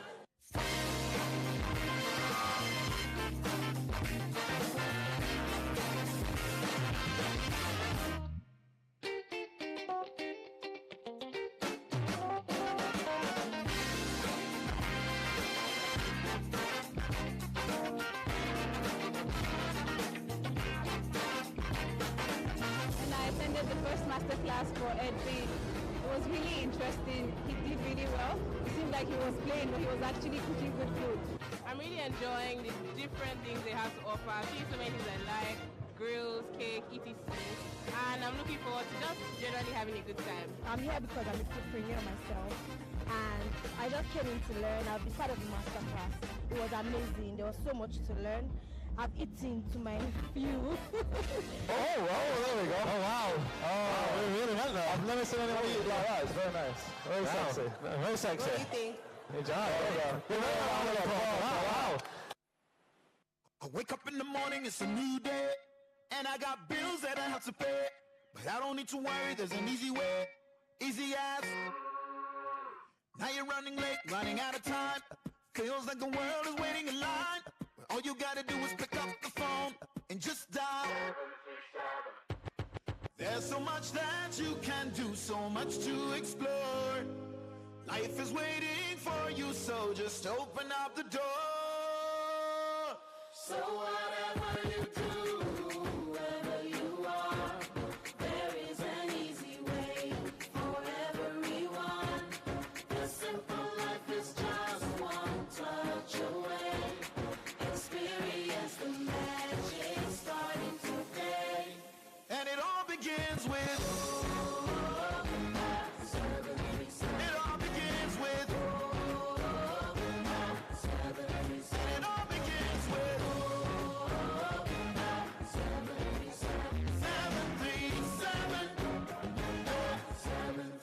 You see, I don't need to write or cash a check. I don't need data or internet. I have something that's faster than a jet. Just like, what are you talking about? In my business, I deal with cash, but I don't really like to move with cash. So I use something that's very fast, just like 737. You could be a palm wine topper, a teacher, a rapper, a schoolboy, or a schoolgirl, or a trader, a bank MD, a chairman, or a baker. 737. Kagani, when very, very simple. Right? Make life easy for different people. So no problem, just use your number 6. No use 737. There's so much that you can do, so much to explore. Life is waiting for you, so just open up the door. So whatever you do, wherever you are, oh yeah, there is an easy way for everyone. The simple life is just one touch away. Experience the magic starting today. And it all begins with and it all begins with and it all begins with and it all begins with Step into the future today. There is no better way. That life can be so simple. Don't make it complicated. 737 is the way. So whatever you do, wherever you are, there is an easy way for everyone. The simple life is just one touch away. Experience the magic starting today. and it all begins with it all begins with it all begins with it all begins with 737 737.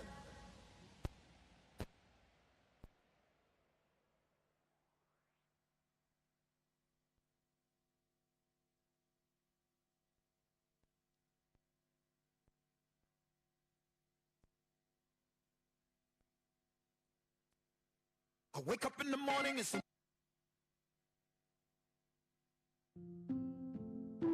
Only a mother knows how miracles happen, how the spark of an idea becomes a heartbeat, how a universe is formed in the quiet of her womb. Only a mother knows how to house a galaxy in her body, how to speak its light into existence and weave the thread of life in her gentle hands. A mother knows how to protect her child, how to swoop down and snatch it from the mouth of any danger. This is what they say. The mother knows best, guided by a spiritual intuition, an umbilical connection to her child. She anticipates every need before it arises. But no one prepares you for this. A body that betrays itself, a muddy gene pool, nerves that jam like a trigger. There is no manual for a lifetime of standing in the gap, of stretching hope to its very limits, of crying out to God, to doctors, hoping madly for anything that can bend time. Fold me back inside my own body to find that errant string of DNA and pluck it at its roots.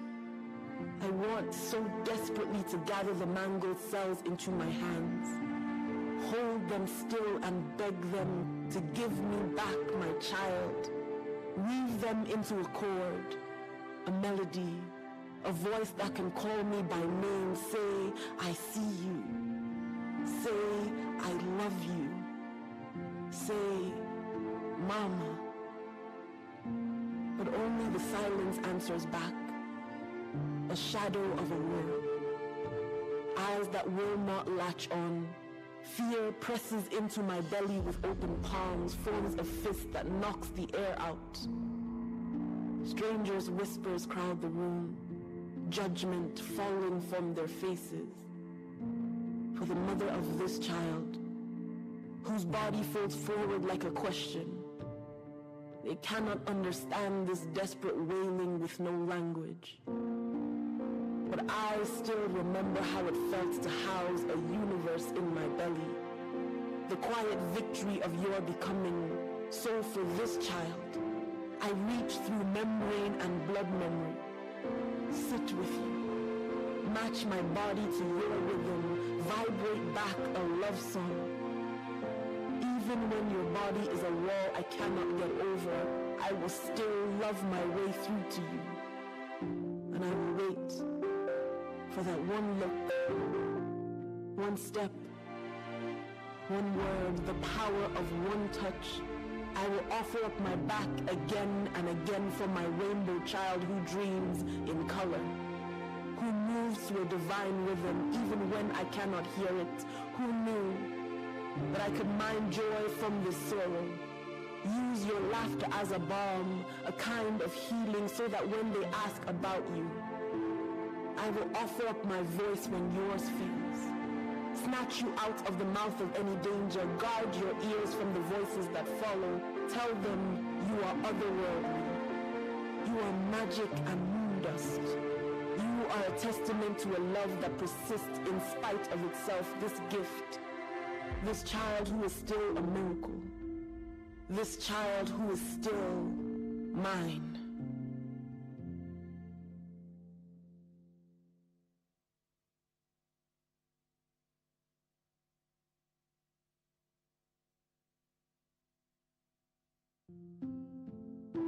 Only a mother knows how miracles happen, how the spark of an idea becomes a heartbeat, how a universe is formed in the quiet of her womb. Only a mother knows how to house a galaxy in her body, how to speak its light into existence and weave the thread of life in her gentle hands. A mother knows how to protect her child, how to swoop down and snatch it from the mouth of any danger. This is what they say. The mother knows best, guided by a spiritual intuition, an umbilical connection to her child. She anticipates every need before it arises. But no one prepares you for this. A body that betrays itself, a muddy gene pool, nerves that jam like a trigger. There is no manual for a lifetime of standing in the gap, of stretching hope to its very limits, of crying out to God, to doctors, hoping madly for anything that can bend time. Fold me back inside my own body to find that errant string of DNA and pluck it at its roots.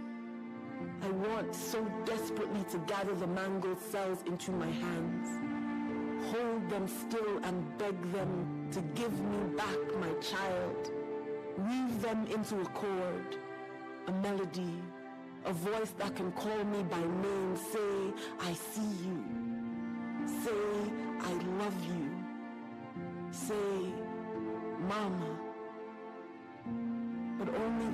silence answers back, a shadow of a word. Eyes that will not latch on. Fear presses into my belly with open palms, forms a fist that knocks the air out. Strangers' whispers crowd the room, judgment falling from their faces. For the mother of this child, whose body folds forward like a question, they cannot understand this desperate wailing with no language. But I still remember how it felt to house a universe in my belly. The quiet victory of your becoming. So for this child, I reach through membrane and blood memory. Sit with you. Match my body to your rhythm. Vibrate back a love song. Even when your body is a wall I cannot get over, I will still love my way through to you. And I will wait for that one look, one step, one word, the power of one touch. I will offer up my back again and again for my rainbow child who dreams in color, who moves to a divine rhythm even when I cannot hear it, who knew that I could mine joy from this sorrow. Use your laughter as a balm, a kind of healing, so that when they ask about you, I will offer up my voice when yours fails. Snatch you out of the mouth of any danger. Guard your ears from the voices that follow. Tell them you are otherworldly. You are magic and moon dust. You are a testament to a love that persists in spite of itself. This gift, this child who is still a miracle. This child who is still mine.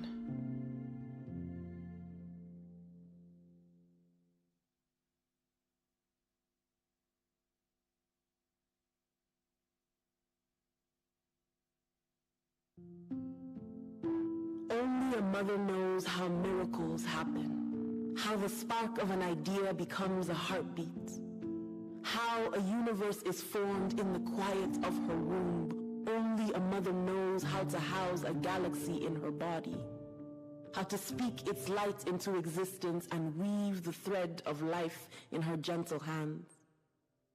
A mother knows how to protect her child, how to swoop down and snatch it from the mouth of any danger. This is what they say. The mother knows best, guided by a spiritual intuition, an umbilical connection to her child. She anticipates every need before it arises. But no one prepares you for this. A body that betrays itself, a muddy gene pool, nerves that jam like a trigger. There is no manual for a lifetime of standing in the gap, of stretching hope to its very limits, of crying out to God, to doctors, hoping madly for anything that can bend time. Fold me back inside my own body to find that errant string of DNA and pluck it at its roots. I want so desperately to gather the mangled cells into my hands, hold them still and beg them to give me back my child, weave them into a chord, a melody, a voice that can call me by name, say, I see you, say, I love you, say, Mama. But only the silence answers back, a shadow of a word. Eyes that will not latch on. Fear presses into my belly with open palms, forms a fist that knocks the air out. Strangers' whispers crowd the room, judgment falling from their faces. For the mother of this child, whose body folds forward like a question, they cannot understand this desperate wailing with no language. But I still remember how it felt to house a universe in my belly. The quiet victory of your becoming. So for this child, I reach through membrane and blood memory. Sit with you. Match my body to your rhythm. Vibrate back a love song. Even when your body is a wall I cannot get over, I will still love my way through to you. And I will wait for that one look, one step, one word, the power of one touch. I will offer up my back again and again for my rainbow child who dreams in color, who moves to a divine rhythm even when I cannot hear it, who knew that I could mine joy from this sorrow. Use your laughter as a balm, a kind of healing, so that when they ask about you, I will offer up my voice when yours fails. Snatch you out of the mouth of any danger. Guard your ears from the voices that follow. Tell them you are otherworldly. You are magic and moon dust. You are a testament to a love that persists in spite of itself. This gift, this child who is still a miracle. This child who is still mine.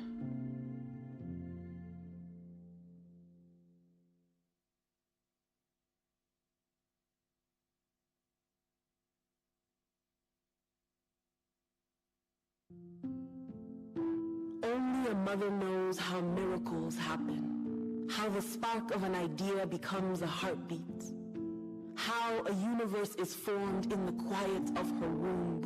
Only a mother knows how to house a galaxy in her body, how to speak its light into existence and weave the thread of life in her gentle hands. A mother knows how to protect her child, how to swoop down and snatch it from the mouth of any danger. This is what they say.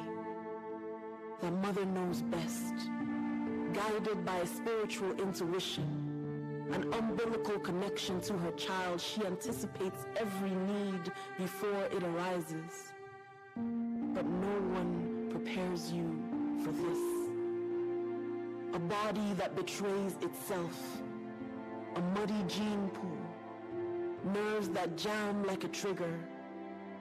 There is no manual for a lifetime of standing in the gap, of stretching hope to its very limits, of crying out to God, to doctors, hoping madly for anything that can bend time. Fold me back inside my own body to find that errant string of DNA and pluck it at its roots. I want so desperately to gather the mangled cells into my hands, hold them still and beg them to give me back my child, weave them into a chord, a melody, a voice that can call me by name, say, I see you, say, I love you, say, Mama. But only the silence answers back, a shadow of a word, eyes that will not latch on. Fear presses into my belly with open palms, forms a fist that knocks the air out. Strangers' whispers crowd the room, judgment falling from their faces. For the mother of this child, whose body folds forward like a question, they cannot understand this desperate wailing with no language. But I still remember how it felt to house a universe in my belly. The quiet victory of your becoming. So for this child, I reach through membrane and blood memory. Sit with you. Match my body to your rhythm. Vibrate back a love song. Even when your body is a wall I cannot get over, I will still love my way through to you. And I will wait for that one look, one step, one word, the power of one touch. I will offer up my back again and again for my rainbow child who dreams in color, who moves to a divine rhythm even when I cannot hear it, who knew that I could mine joy from this sorrow. Use your laughter as a balm, a kind of healing, so that when they ask about you, I will offer up my voice when yours fails. Snatch you out of the mouth of any danger. Guard your ears from the voices that follow. Tell them you are otherworldly. You are magic and moon dust. You You are a testament to a love that persists in spite of itself. This gift, this child who is still a miracle, this child who is still mine.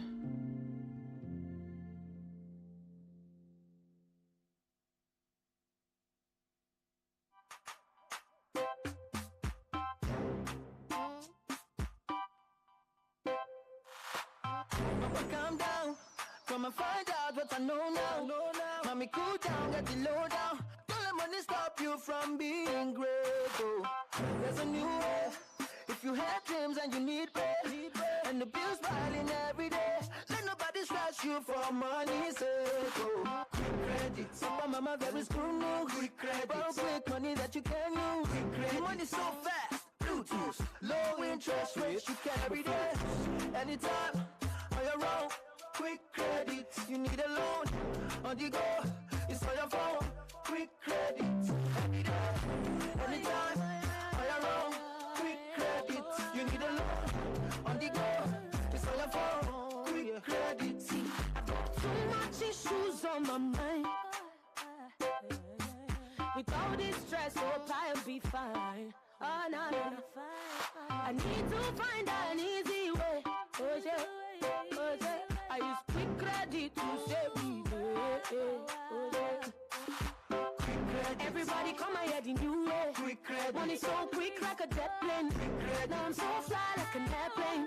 No stress, no hassle. Anytime, on your own. Quick credit. You need a loan. On the go, it's on your phone. Quick credit. Anytime, on your own. Quick credit. You need a loan. On the go, it's on your phone. Yeah. You wanna make sure that you'll be alright. Be alright, be alright. When you need some cash to pay for flight, won't pay for flight. You gotta celebrate that special season. All you need money for any reason. Ooh.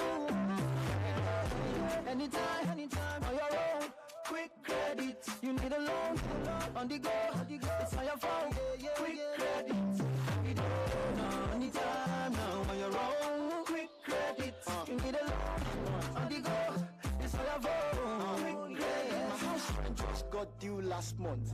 This is the 7th call from my landlord. I really need to go renew my passport, but I don't even have a single dime for transport. So many bills on my neck, but salary won't come to the 2nd of next month. I've been finding it hard to send this text, bro. So now my data finish. I think it's a network. Chai, and junior school fees there that we have to sort. I'm just praying his teacher no sending back today. And I know that I could solve all of this problem at once. If I could only get a loan that won't be hard to pay. See, no worries, bro. Quick credit got you for the fast loans with no stress, no hassles, low interest rates. All you have to do is dial your phone and get a credit every day, anytime, on your own. Quick credit, you need a loan. On the go, it's on your phone. Quick credit, anytime, on your own. Quick credit, you need a loan. On the go, it's on your phone. Yes. Anytime, you need a loan. On the go, it's on your phone. Quick credit.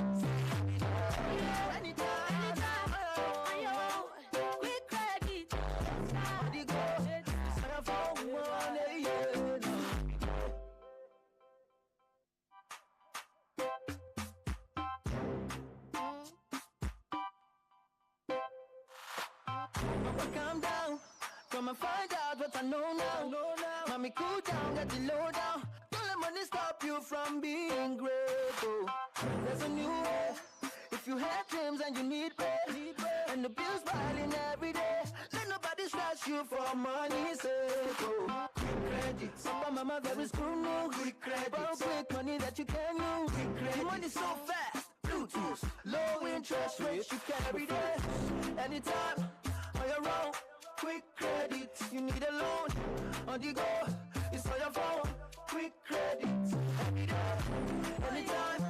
On your own, quick credit, you need a loan. On the go, it's on your phone. Quick credit. See, I've got too much issues on my mind. With all this stress, hope I'll be fine. Oh, no, no. I need to find an easy way. Oh, yeah. Oh, yeah. I use quick credit to save me. Oh, yeah.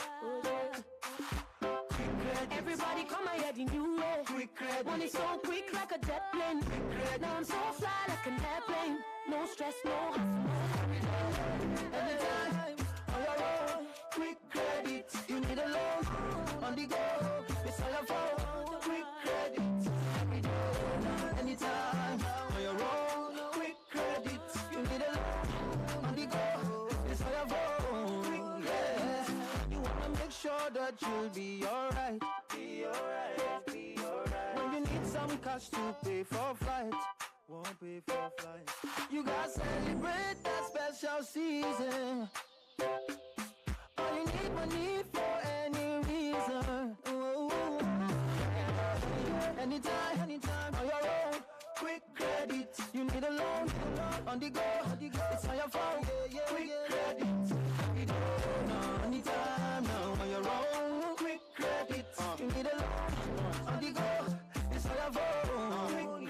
My house rent just got due last month. This is the 7th call from my landlord. I really need to go renew my passport, but I don't even have a single dime for transport. So many bills on my neck, but salary won't come to the 2nd of next month. I've been finding it hard to send this text, bro. So now my data finish. I think it's in our network. Chai, and junior school fees there that we have to sort. I'm just praying this teacher no sending back today. And I know that I could solve all of this problem at once. If I could only get a loan that won't be hard to pay. See, no worries, bro. Quick credit got you for the fast loans with no stress, no hassles, low interest rates. All you have to do is dial your phone and get a credit every day, anytime on your own. Quick credit, you need a loan on the go. It's on your phone. Quick credit, anytime on your own. Quick credit, you need a loan on the go. It's on your phone. Yes. Anytime. You need a loan on the go. It's on your phone. Quick credit. Anytime. On your own. Quick credit. On the go. It's on your phone.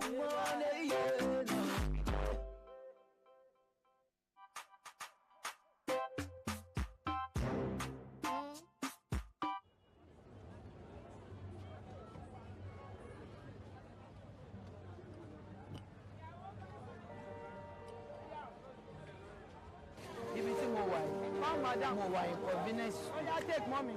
Stress the pop. This is flat now. Whenever we are shading, I use force in fixing like the last piece of clothes. So I have a lot of problem with my right arm.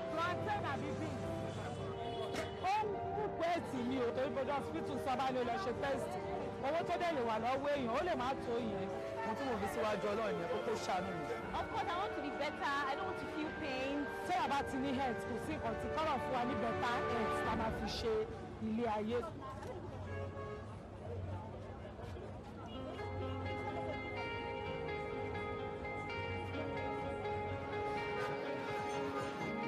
Business has been fine for the past 1 year. It has improved actually. A big one in the bag. Now hot cake with this one. Yeah, wrap it for that's 21,000. Baba Jalo, me man back cash. Yeah, somebody 50 naira. All of them over there because cash now. Man, because transfer. Look at the customer that just left here now. You buy the market, we have already concluded about the price. The price now, nobody is around here. It takes us like 15 minutes. Some of my customers don't like POS.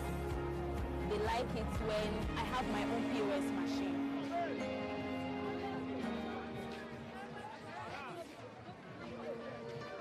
Wow, yes, ma. So, our last is Squad. Squad is a new payment platform that GTCO launched in order to help businesses like yours make payments easy. Now, this Squad POS is an app that allows you to turn your mobile phone into a POS terminal. So the stress of getting the POS machine is no longer there. All you need to do is just open the app. So the amount the customer wants to transact, you can take a test transaction, okay? Tap on the card. bí ibà yìí ẹjọ́ kó wà lẹ́yìn ẹ̀. Táwọn kọ́sítọ́mà tó máa fi pin ẹ̀ tó ní káàdì ẹ máa wá fún wọn máa tẹ bí ibà yìí. Payment successful. So far, I think I enjoy doing a little transaction with my Squad app. At first, I was confused, but then it's very easy. How easy for me láti lò? Bẹ́ẹ̀ ṣe ti kọ́ mi, ó easy for me. Mo jẹ́ láìkẹ́ ìlú púpọ̀. Torí pé àwọn tí wọ́n bá ní cash, wọ́n lè ṣe Squad fún mi. This is what they call 21st century. When my customer say I want to use POS, I will just bring out my phone, open the application, press this code. I don't have anyone that using POS anymore. With this Squad app, I think my customers will understand that it's my own POS, it's my own transaction. No wuru-wuru, no wogo-wogo. Láti Squad, Anika fún yín ní ẹ̀bùn kékeré yìí POS code.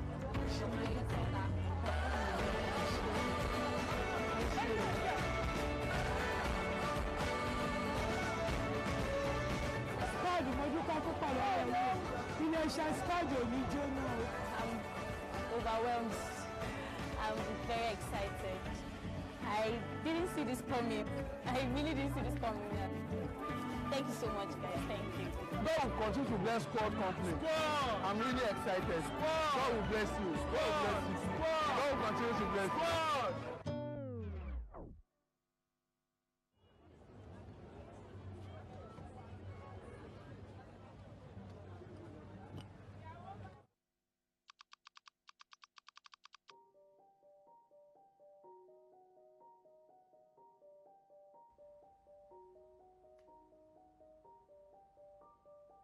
Hello.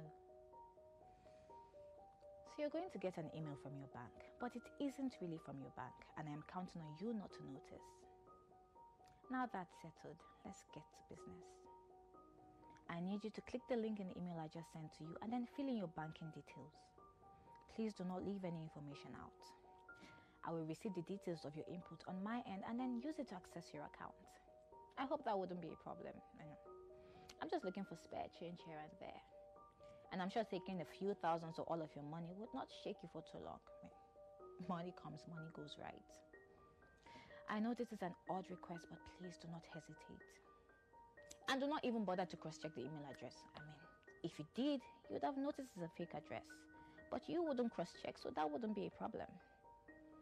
And don't even bother to call your bank. What are you going to say to them? Hello. I'm just calling to confirm that the email GT Bank sent was in fact from GT Bank. Listen to yourself. So now, hurry now, click the link, we don't have all day. Oh, actually, I do have all day. I'm relentless, you see. I will try thousands of tactics just to get you. And maybe one day I'd get you. Me and you. Like 5 and 6, right?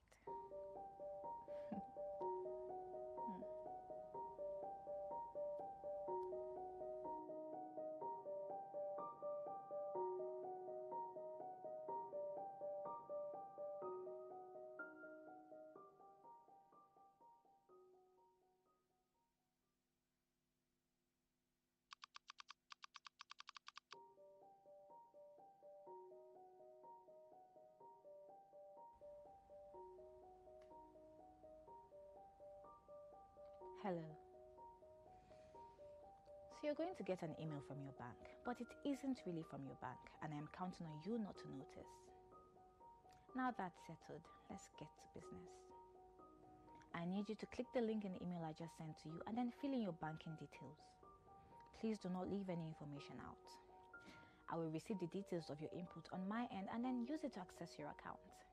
I hope that wouldn't be a problem. I'm just looking for spare change here and there.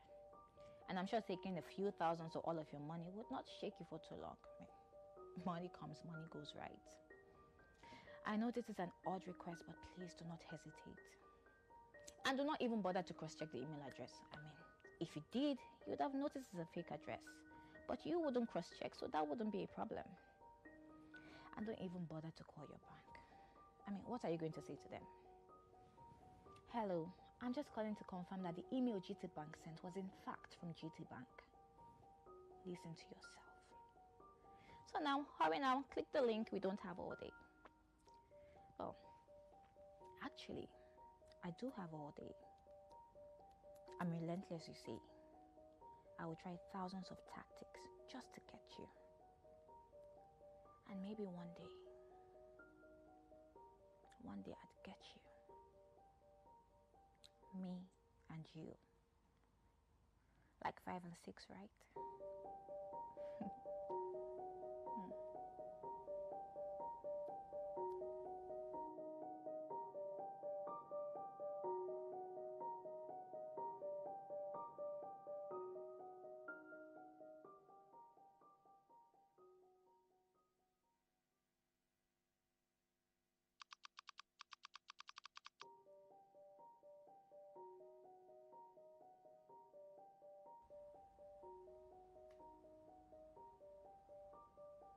Hello. So you're going to get an email from your bank, but it isn't really from your bank, and I'm counting on you not to notice. Now that's settled, let's get to business. I need you to click the link in the email I just sent to you and then fill in your banking details. Please do not leave any information out. I will receive the details of your input on my end and then use it to access your account. I hope that wouldn't be a problem. I'm just looking for spare change here and there. And I'm sure taking a few thousands or all of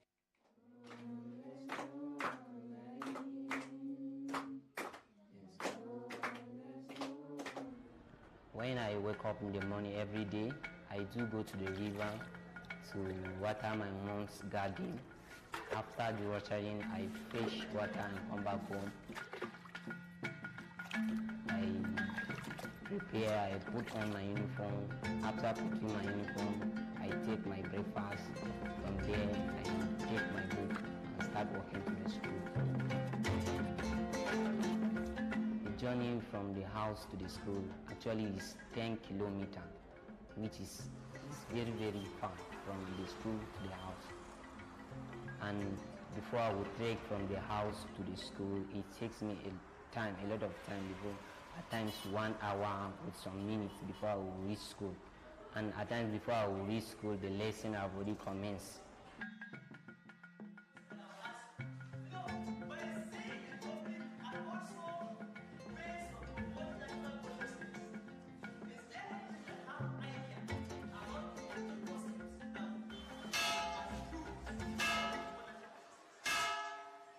Before our children were given this bicycle, as a matter of fact, most of them come to school late. We teachers, we cannot punish them. We even sympathize with them. And it affects their performance negatively. Sometimes before they come, some they come after 8.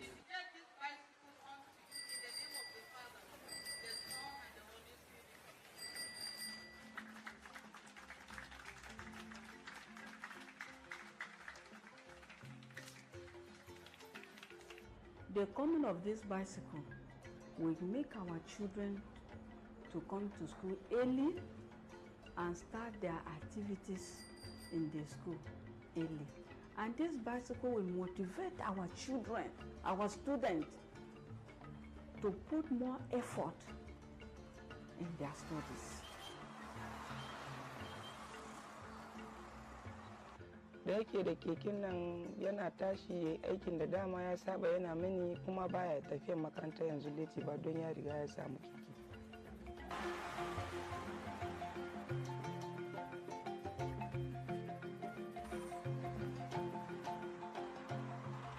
With the help of this bicycle, I can come to school early now and I can face my study very well and I can pass my examination very well at the end of each time. Thank you, GT Bank.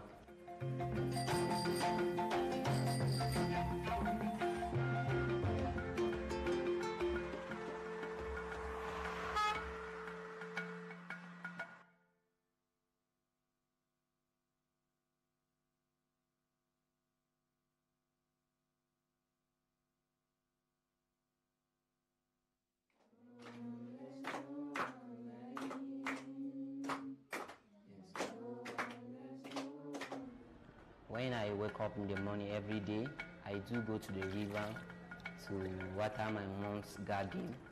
After the watering, I fish water and come back home. I prepare, I put on my uniform. Papa, calm down. Come and find out what I know now. Mommy, cool down, get the low down. Don't let money stop you from being great. Oh. There's a new way. If you have dreams and you need bread, and the bills piling every day, let nobody stress you for money's sake. Oh. Quick credit, but mama very screw. Quick credit, borrow quick money that you can use. Quick credit, money so fast. Bluetooth, low interest rates you carry there. Anytime, on your own. Quick credit, you need a loan. On the go, it's on your phone. Quick credit, anytime, on your own. Quick credit, you need a loan. On the go, it's on your phone. Quick credit. Too much issues on my mind. With all this stress, hope I'll be fine. Oh, no, no. I need to find an easy way. Oh, yeah. Oh, yeah. I use quick credit to save me. Everybody come ahead in new way. Quick credit. Money so quick like a jet plane. Now I'm so fly like an airplane. No stress, no anytime, on your own. Quick credit, you need a loan. On the go, it's on your phone. Quick credit. Anytime, on your own. Quick credit, you need a loan. On the go, it's on your phone. You wanna make sure that you'll be alright. Be alright, be alright. When you need some cash to pay for flight, won't pay for flight. You gotta celebrate that special season. All you need money for any reason. Anytime, anytime, on your own. Quick credit, you need a loan. On the go, it's on your phone. Quick credit, anytime now, on your own. Quick credit, you need a loan. On the go, it's on your phone. My house rent just got due last month. This is the 7th call from my landlord. I really need to go renew my passport, but I don't even have a single dime for transport. So many bills on my neck, but salary won't come to the 2nd of next month. I've been finding it hard to send this text, bro. So now my data finish, I think it's our network. Chai, and junior school fees there that we have to sort. I'm just praying this channel sending back today. And I know that I could solve all of this problem at once. If I could only get a loan that wouldn't be hard to pay. See, no worries, bro, quick credit got you. For the fast loans with no stress, no hassles, low interest rates. All you have to do is dial your phone and get a credit every day. Anytime, on your own. Quick credit, you need a loan. On the go, it's on your phone. Quick credit, anytime, on your own. Quick credit, you need a loan. On the go, it's on your phone. Quick credit, anytime, you need a loan. On the go, it's on your phone. Quick credit.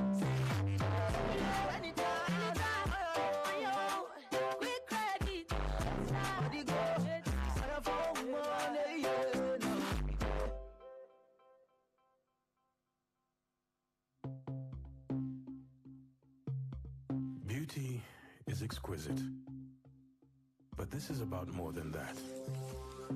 Style is enduring.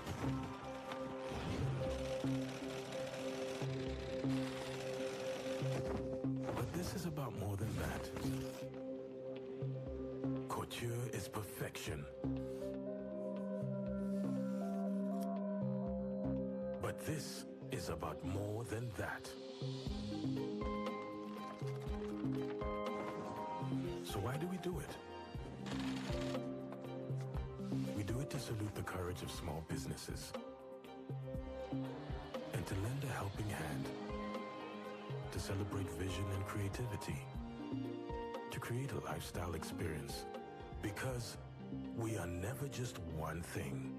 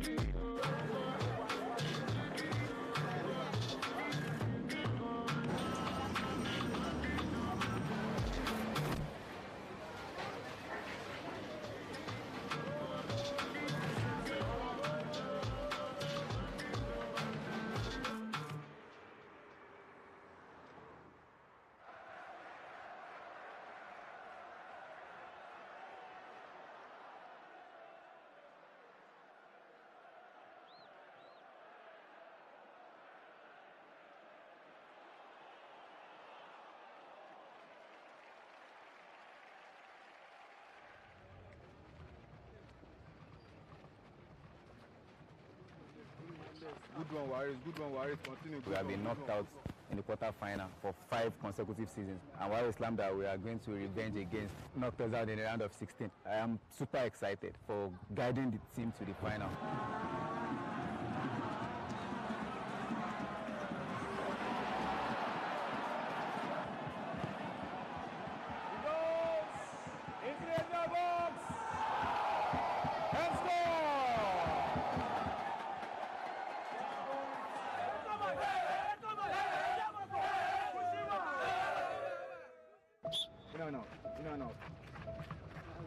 In and out. Good. During the pandemic, this school, for example, was locked. All sports centers were locked. School was on break. So what we just did, we devised another means of telling the players to come to my house.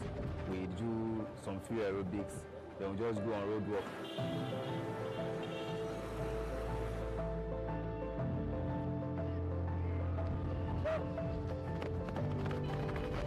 After we resume from the pandemic crisis, I'll be expecting that maybe they will call us. We already started training before. When you train, and then there's no competition inside, and you'll be like, coach, are you sure we're still going to play this time? I'm like, we are not dealing with one local song, we are dealing with GTCO for crying out loud. I've even lost hope that we will be playing the final this year before we pass out from this school. But later we were told this year that we're going to play the final.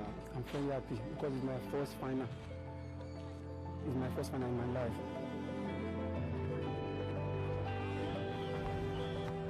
I'm very happy to see myself among the training here.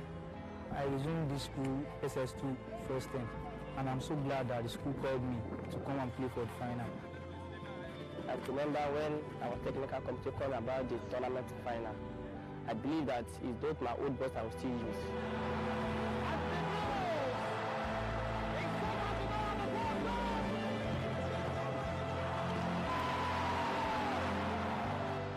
That cannot use the SSA that already passed out.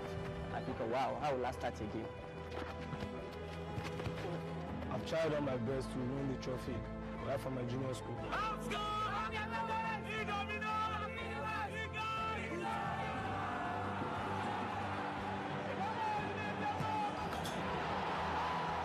When I was necessary, we actually go to the final stage, and now I don't have a chance to play in the final. 5 players among the starting 11 of the Kobe Senior School will be playing. I'm among and our number 1 goalkeeper.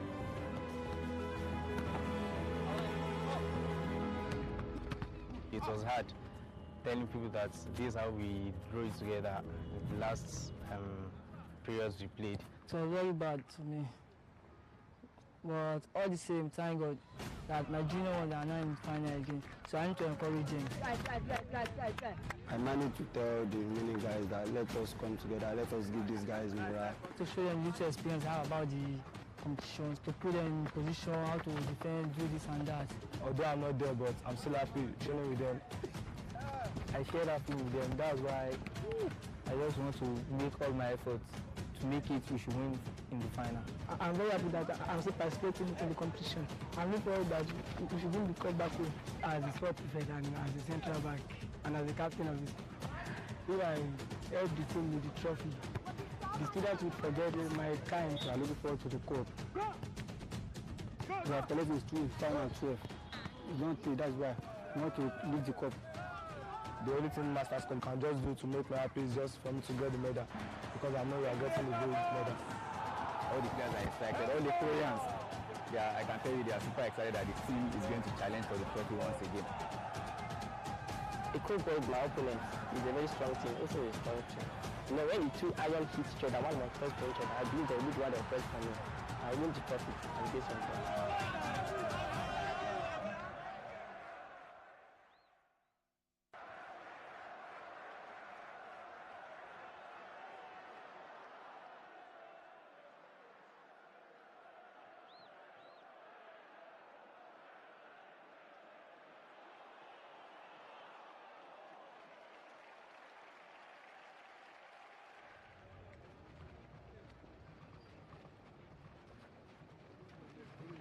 Good one, Waris. Continue. We have been knocked out in the quarterfinal for 5 consecutive seasons. And while Islam that we are going to revenge against knocked us out in the round of 16. I am super excited for guiding the team to the final.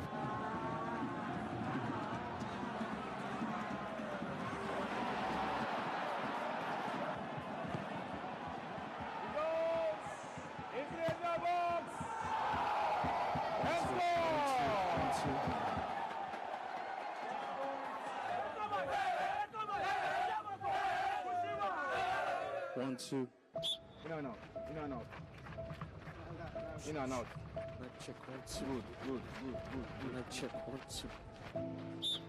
During the pandemic, this school, for example, was locked. All sports centers were locked. School was on break. So what we just did, we devised another means of telling the players to come to my house. We do some few aerobics. Then we just go on road walk.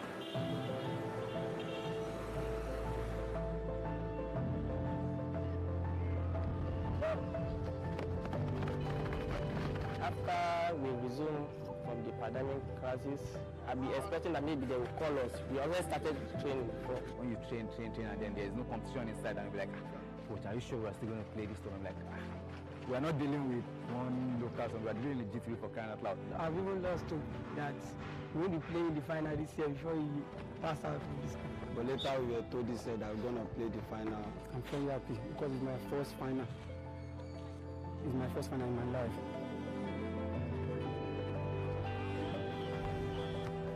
I'm very happy to see myself among the training here. I resumed this school SS2 first time, and I'm so glad that the school called me to come and play for the final. I remember when our technical committee called about the tournament final. I believe that it's those my old boss I will still use.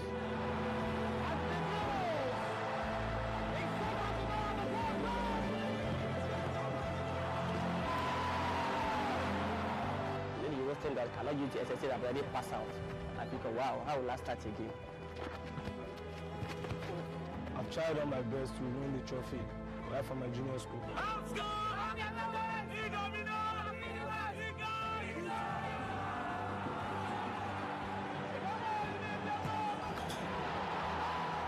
When I was in SS3, we actually go to the final stage, and now I don't have a chance to play in the final. 5 players among the starting 11 of the Cuisine High School will be playing. I'm among and our number 1 goalkeeper.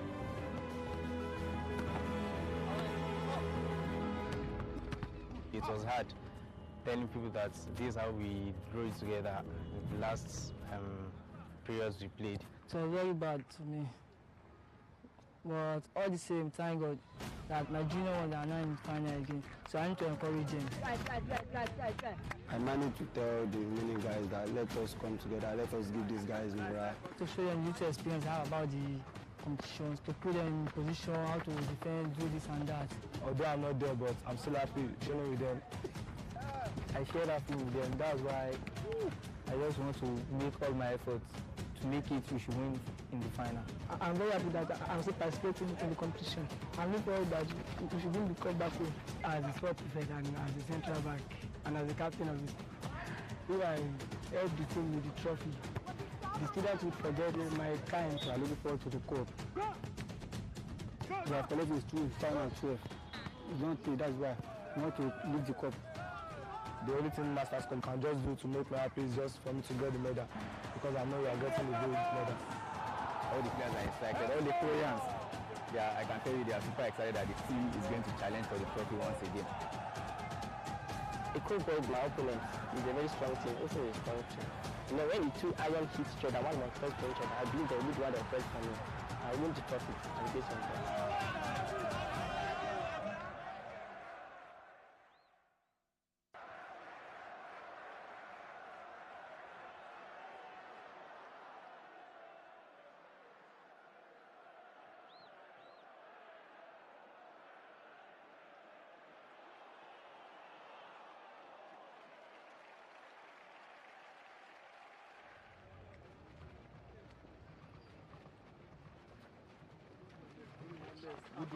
Good one, Warriors, continue. We have been knocked out in the quarterfinal for 5 consecutive seasons. And while Islam that we are going to revenge against knocked us out in the round of 16. I am super excited for guiding the team to the final.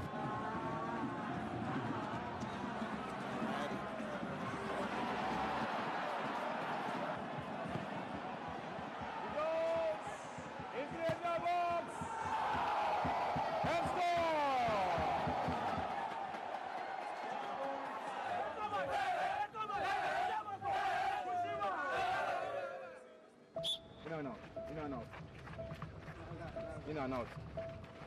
Good. During the pandemic, this school, for example, was locked. All sports centers were locked. School was on break. So what we just did, we devised another means of telling the players to come to my house. We do some few aerobics. Then we just go on road walk.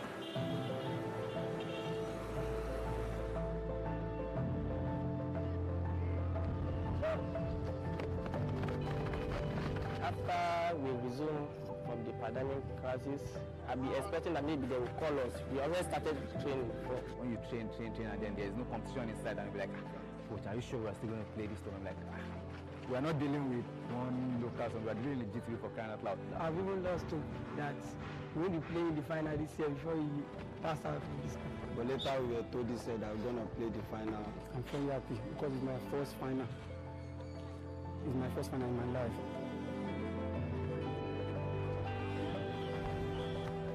I'm very happy to see myself among the training here. I resumed this school SS2 first time, and I'm so glad that the school called me to come and play for the final. I remember when our technical committee called about the tournament final. I believe that it's both my old boss I will still use.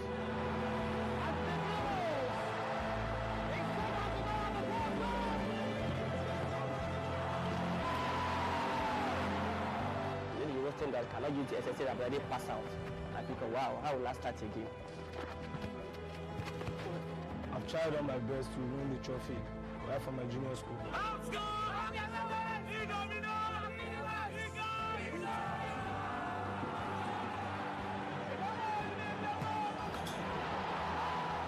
When I was necessary, we actually go to the final stage, and now I don't have a chance to play in the final. 5 players among the starting 11 of the Cuisine School will be playing. I'm among and our number 1 goalkeeper.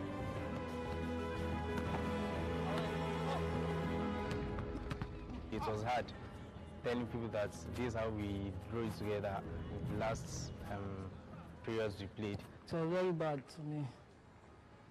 But all the same, thank God that my junior ones are not in the final again. So I need to encourage them. I managed to tell the remaining guys that let us come together, let us give these guys morale. To show them little experience how about the competitions, to put them in position, how to defend, do this and that. Although I'm not there, but I'm still happy training with them.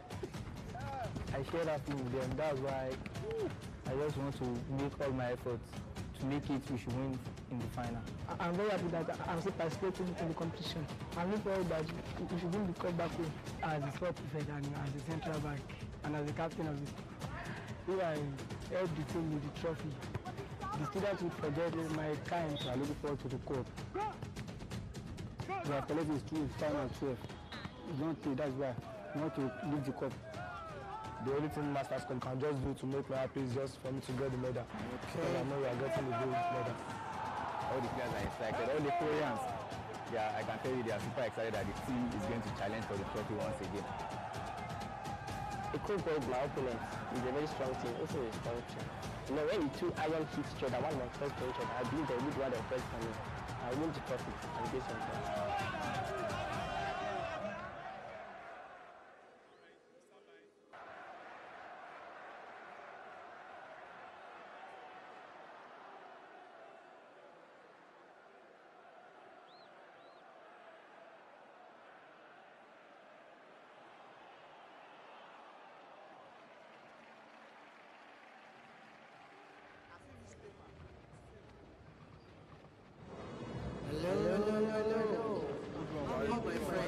We have been knocked out in the final for 5 months. Our program that we are going to revenge again knocked us out in the round of 16. I am super excited for guiding the Masterclasses for day 1 at the GTCO Food and Drink Festival. And right about now, we're about to kickstart the Masterclass, the first Masterclass for today. It is Chef Jutimas Tiente, aka Chef Som, whose name, by the way, Som means orange. I named orange the color of GTCO Food and Drink Festival. And here we are at the Masterclass. All the participants are ready. They want to be masters, and they want to learn from the masters. Hello, everybody. I can't feel you. Hello, everybody. Are you excited to be at GTCO Food and Drink Festival 2023? Come on, make some noise.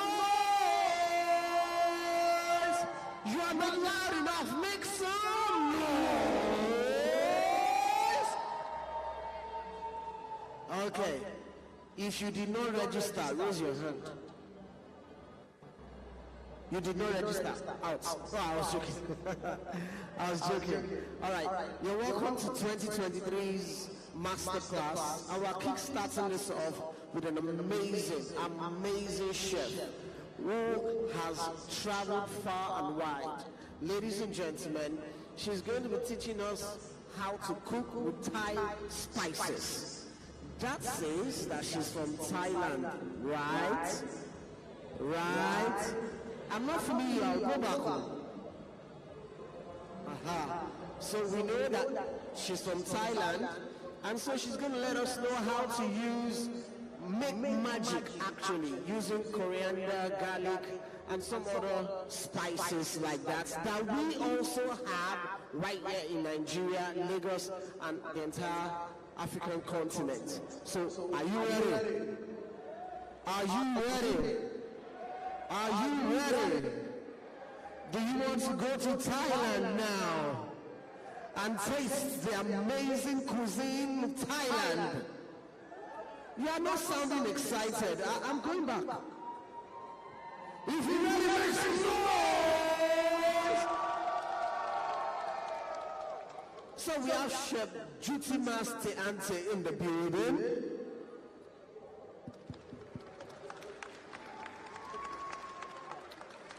And you know the interesting thing about her, alias, that's AKA, is Chef Som. Som means orange. The fruit, the color. What's the color of GTCO? What's the color of GTCO? So are you ready for some orange flavor? There's energy here. Are you ready for some orange flavor? Okay, just before I bring her up, I need to let us know that this is a production. How do I mean? You can see cameras everywhere, and cameras can pick any and everything. So please turn your phone on silent mode or airplane mode. Imagine that your phone is ringing, and your village people are on YouTube watching you. And they look at you, don't come and disgrace people in national TV, no, global TV, because we are streaming what is happening here live, and that's why you can see me on the screen. So please, if you have not already done that, put your phones on silent or airplane mode. That's number one. Number two, there will be limited movement. You can move anyhow. Now that you're seated, just stay. The class won't be long. We're going to have it quick and smart, and then you'll be out of here in no time. That said, now, are you ready for Chef Som? I like the energy here. You guys, are you ready for Chef Som? Give a Nigerian welcome to the international Chef.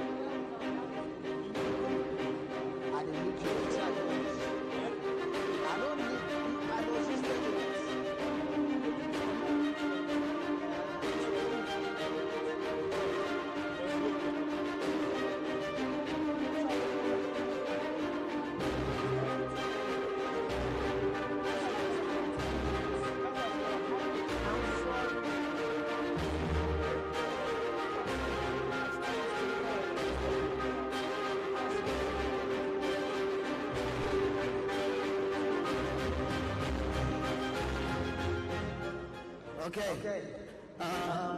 Chef Son. Hi. So, please give it up for Chef Son. Good afternoon, everyone. Yes, my name is Chef Som Chutama. We actually want to have a full audience because we slated that this should start at 1 and it's not yet 1 p.m. So if you don't mind, please, my bad, I apologize, please just have, so that we can get the gauge of the audience and let others come. Okay, so I have to go down, right? Yes, ma'am. Please give it up for her. I'm sorry about that. I'm sorry about that. Okay. Sorry. Everybody already start for the masterclass, right? Okay. I'm going to come to you and ask you what you're looking forward to learning. And I've seen one person. She's on Instagram. She has colored hair. Hello. What's the name? What? Chidima. I thought you were going to give me your Chinese or Thailand name. Thailand name is E-R-O. So when you see her, call her E-R-O. So what are you looking forward to learning from Chef Som? Yeah, I'm thinking of getting better in my culinary skills because I own a restaurant, so I want to infuse what I learned from here in my restaurant. How many restaurant owners are here? If you're a restaurant owner here, raise your hand. Raise your hand. 1, 2. Where are the restaurant owners? How many chefs are here? All the chefs, make some noise. All the restaurant owners, make some noise. All the I just want to learn it from my spouse. Make some noise. All the I came here to meet a spouse. Make some noise. Okay. All right. So she wants to learn how to improve so that she can serve our customers well. Hello, sir. What's the name? Victor. Victor.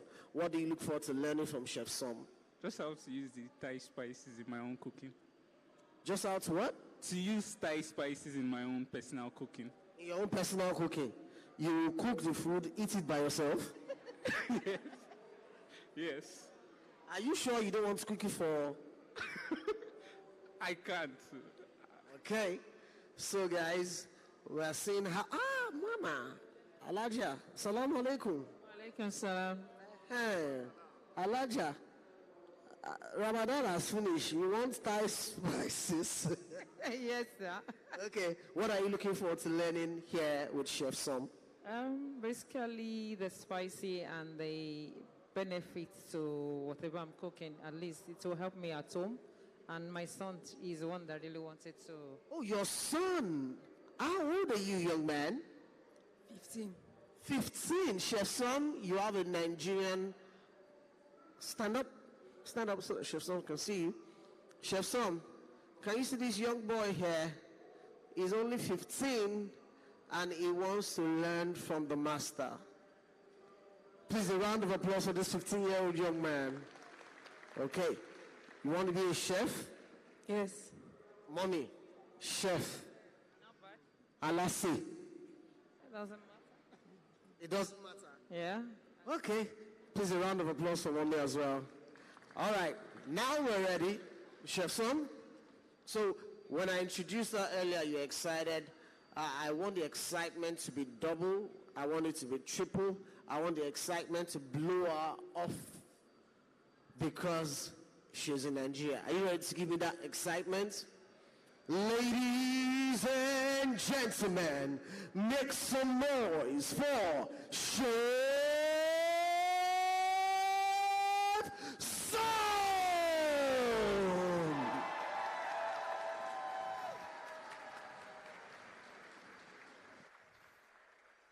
Hello, good afternoon, everybody. Welcome again to the GTCO Food and Drink Fair. I'm your moderator, Agnes, and I'll be moderating this masterclass with the wonderful Chef Som. So welcome again, Chef Som. Welcome to Lagos, Nigeria. Thank you so much for being with us. I know you have an introduction for us. I'll leave you to do that, and then we'll get started. Thank you so much. Good afternoon, everyone. My name is Chef Som Juthamas Tienta.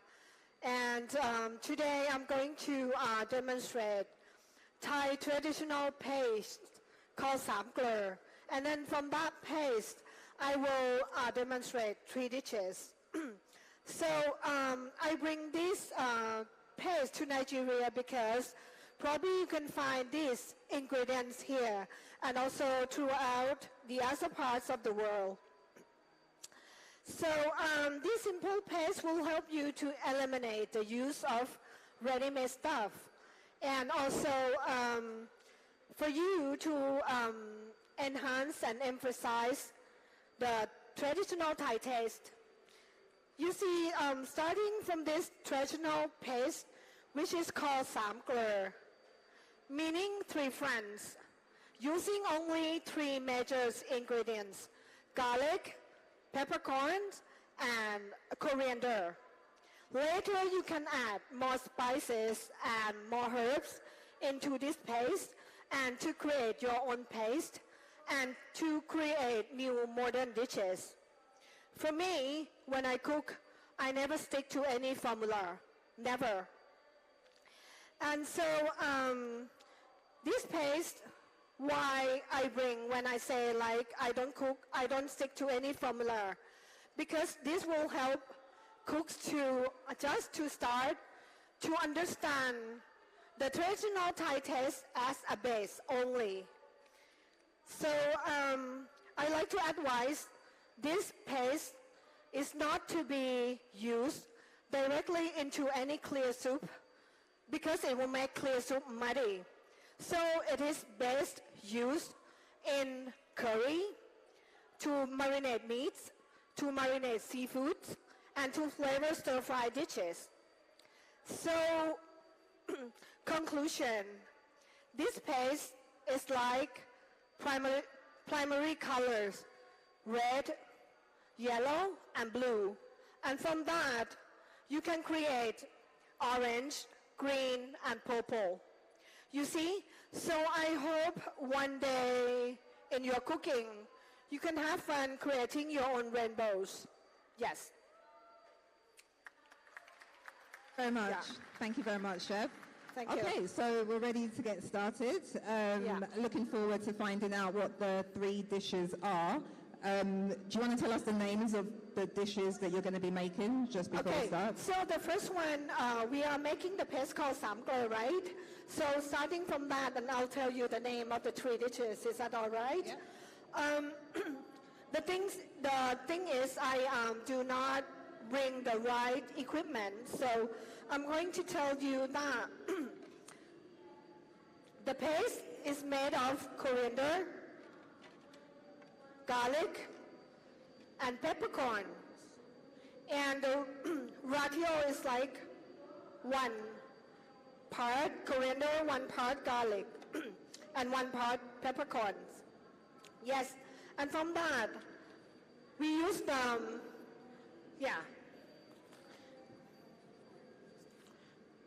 we make the ingredients into paste like this, fine paste. So, however, like, this is the ratio is 1 part of everything, but I mean, it's really up to your palate. You can just adapt, and you can just add cumin and, you know, your local spices and herbs. Yeah. Okay, and from this paste, the first one I'm going to make garlic and pepper prawn. It's like famous Thai dish. Okay? Sure. Okay, just so you guys know, every so often we'll open the floor for questions. So if you have any questions, do keep them in mind, and we'll ask them occasionally. Thank you. So you have beautiful tiger prawns here. So, yeah. the tiger prawns, and the paste, the samgler, and then because it's called garlic and pepper prawns, I'm going to add additional garlic and additional pepper. And now you can see how easy it is. Frying pan.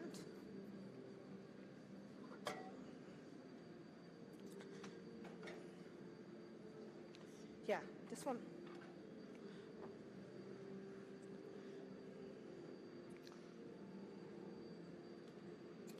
So, a little bit of oil.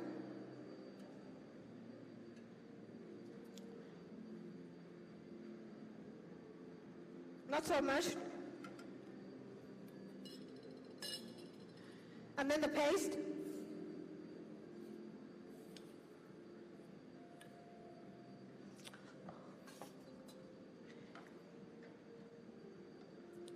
And then you fry the paste until it's cooked.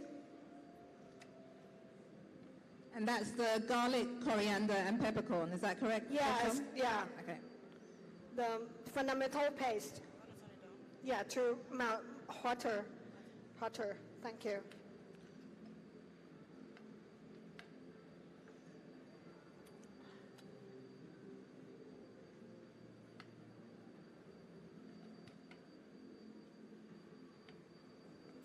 Be careful not to burn it, otherwise you get like the after bitter taste.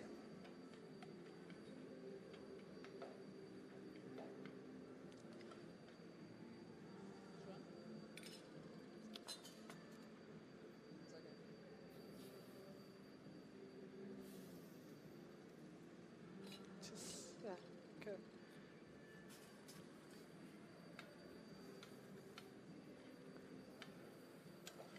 If you come like very close, you smell that it's so aromatic.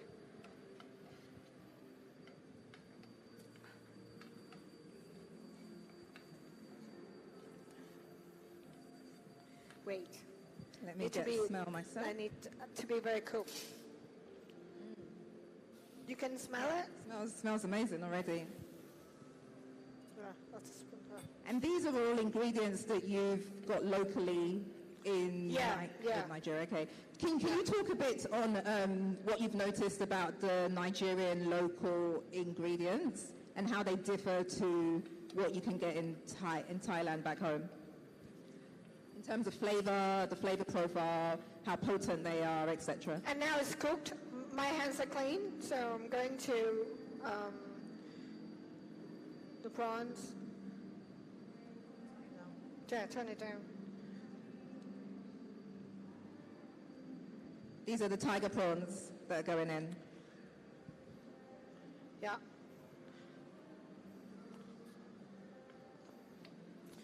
Sorry, I left the cover, the lid somewhere there. Thank you. It smells amazing. I don't know if you guys can smell from there, but it's an amazing. And I'm going to add, a little more garlic and some more pepper.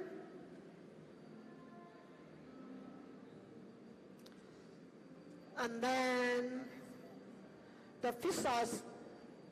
I mean, something you cannot miss in Thai cooking is the fish sauce.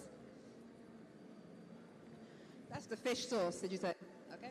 Fish sauce, everybody. Yeah, thank you. And now you just lower the heat so that you don't burn everything. Yeah. Yeah. Lower. Yeah. Yeah. So you see, like, when you have everything right, when you know your spices and herbs, you do not use MSG. There's no need of an MSG. That's what I'm trying to say here.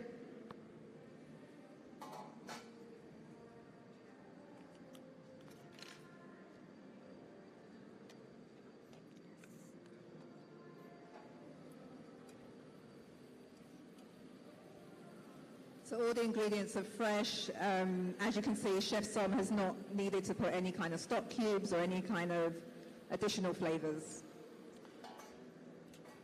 I'm adding a little more Coriander. For the aroma.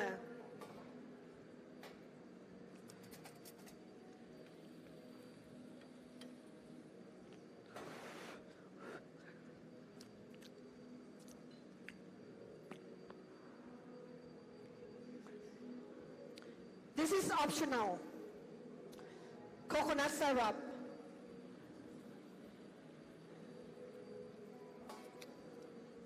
And when the prawns are cooked, then we are done. Then we have like fabulous dish. Okay. Yeah, Thai dish. It's a plate. The plate, yeah. So that's the first dish underway. Yeah. Okay, awesome. Easy, right? Yeah, very easy. Simple. Tasty. Do you mind if I see if there's any questions? Yeah, any of questions course, from the yes, audience? yes, We'll take yes. time for questions. Does anybody have any questions at this point? Okay, there's a question. Do we have a microphone for the audience, please?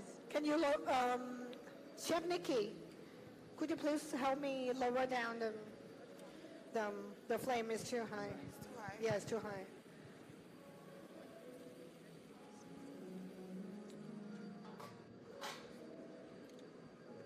Okay, we'll just take a quick question. Okay, just one moment. Hi, how are you? Thank you so much. Thai food is my favorite. I'm going to give her a moment.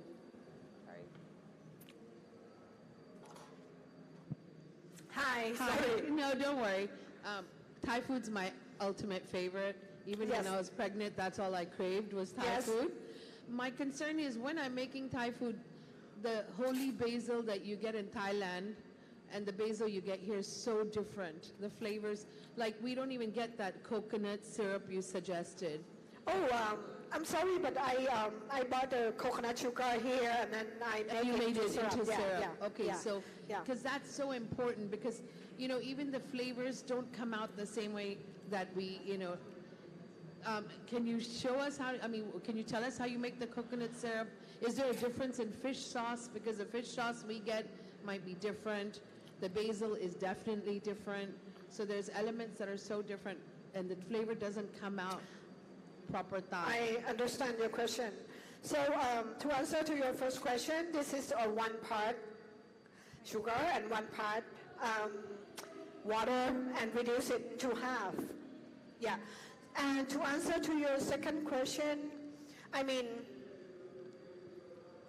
this is going to be very difficult to say. Usually I don't cook traditional Thai food because I never believe that it has to be like the taste has to be that way or this way. So as I said, the fun of it is to have the freedom to cook however you like and for however taste that will come out. So definitely you cannot create Thai food here in Nigeria, same as in Thailand. So I don't think that's possible. But I found, like yesterday, all the vegetables I found, they are much more flavorful than what we found in Thailand.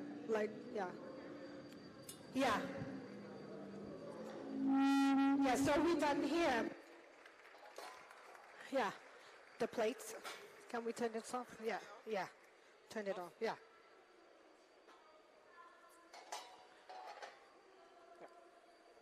Okay.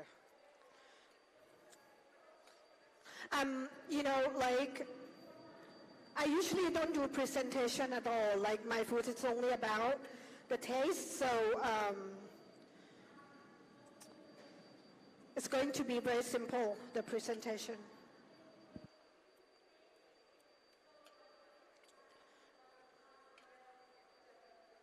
Looks amazing. Looks absolutely amazing. And the prawns didn't take very long to make, did they? To cook, even. You left them on for about 5 minutes? Yeah, you don't want to overcook it. You can taste it if you like. Anyone who likes to taste? Okay. Are we doing tastings? Yeah, it's done. Okay. Yes. Okay. We need to figure out how to order this out. Yeah, maybe if you can show, on the screen. Yeah. I think that deserves a round of applause. It looks amazing.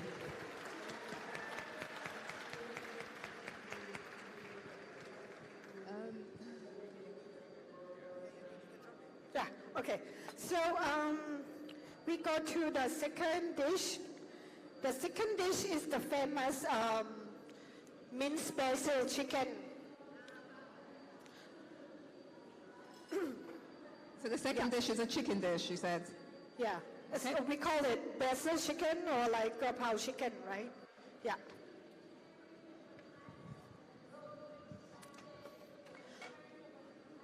Where's the cumin? Cumin. Cumin.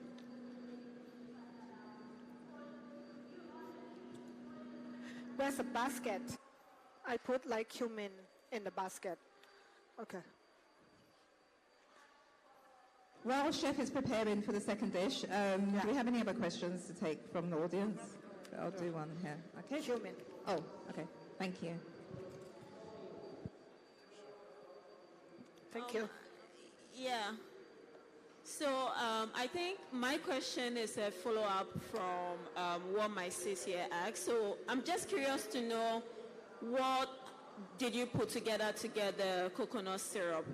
Like coconut sugar, one part, and one part water. Okay. And you boil it and reduce everything into half. Mm-hmm. Yes. Okay, sweet. Just that. Thanks. Would you like to taste? Of course. Yeah? Yeah.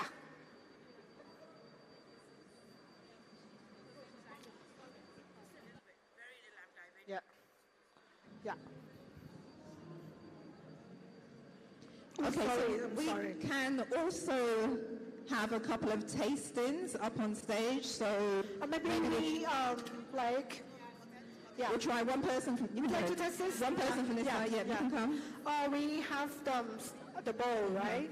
And then the lady at the back with the glasses. Yeah. We need to give a little bit of the. Sorry, I'm trying to be taste. fair with Yeah. this. We'll rotate as well. If you guys can come up as quickly as you can, please. The bowl. Yeah. Yeah. We have the bowl. Yeah. And then can you please give a little bit with the paste? Yeah. Okay, has the lady from that side come up? Okay, cool. Can you guys queue on this side? We'll just have a few, and then we'll go on to the next dish, so it doesn't get too rowdy. Okay, last person. Thank you. Okay, so chicken? Okay. A little bit of the paste. A little bit of the paste. Yeah. Madam. Okay. Here you go. Thank you. This is. Yeah. There you go. Yeah.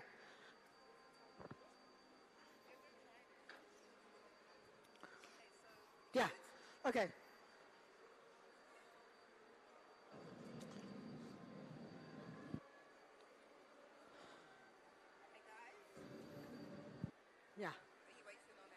Yeah. Yeah, I just want this to be clear and then, okay. No, or maybe you stand, yeah, just, yeah.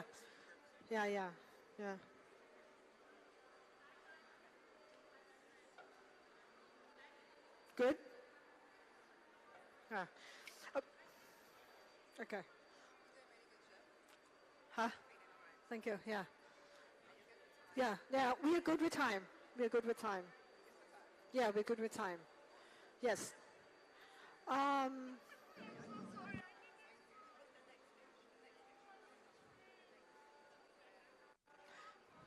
No, so this will be the last one. We're good with time. Thank you. Yeah.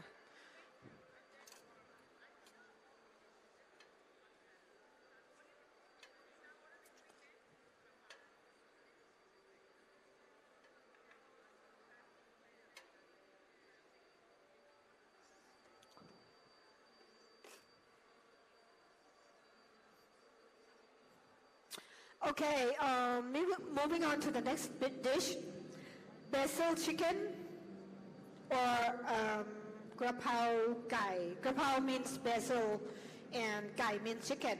So we are using the same paste, 3 เกลือ garlic, coriander, and pepper. But this one we will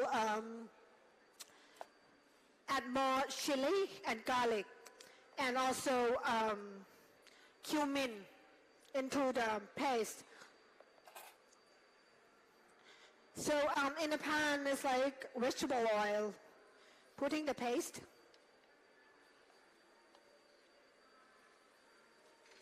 And it's our same base of the paste in terms of coriander, garlic, and peppercorns. Yes. Cool. Lower, lower. Thank you. And then chili and garlic. Thank you. And then cumin.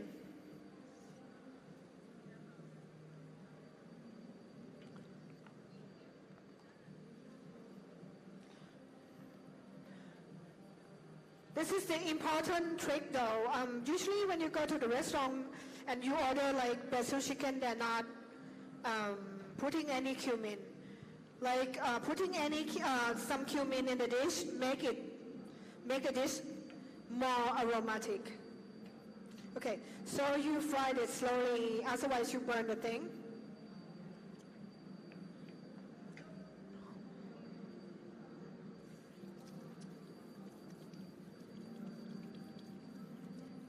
Yeah, thank you.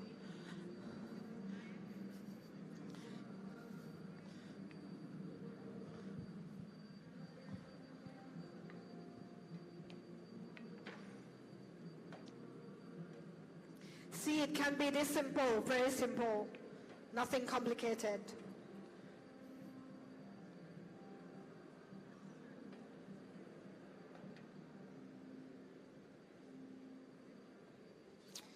More, a little more. Yeah, here. Okay. So when the paste is cooked, then you add the chicken.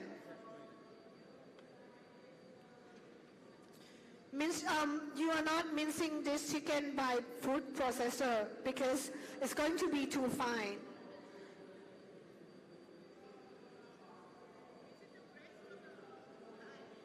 What? What piece of the chicken is Breast. it? Breast chicken. But you can also use thigh.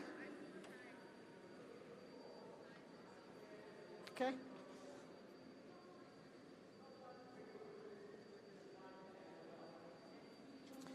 And same fish sauce. A little bit of light soy sauce. And then the coconut sugar. Remember, this is optional though. You don't need to add sugar.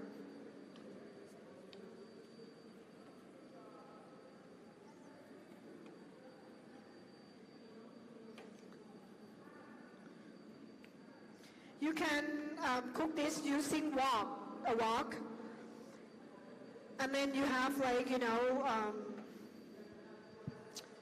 the aroma of the burned wok. It's nice too, but I just cannot do it here. Cover, please.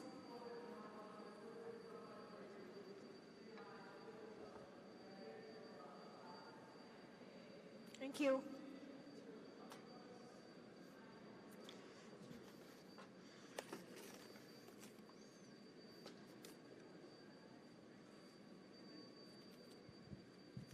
So how long will we leave the chicken to cook and simmer for, Chef?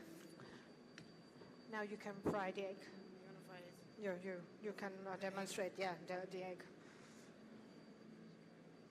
Like we did it.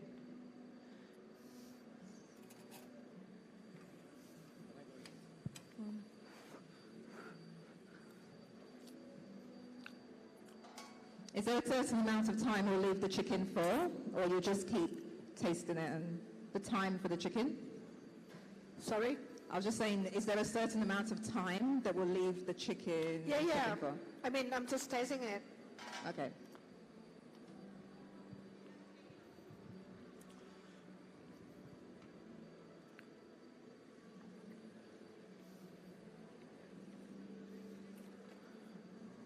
Sorry. Put in the basils. a lot of basil, and cover. So the next dish, I'm going to do the next dish in the same time. The next dish is called egg salad, which usually you don't find this egg salad anywhere in the restaurant, but it's like simply like Thai dish that is so tasty, but usually we make it at home. So I'm waiting for the chicken to be cooked. Meanwhile, she's going to fry the chicken, fry the eggs for the egg salad.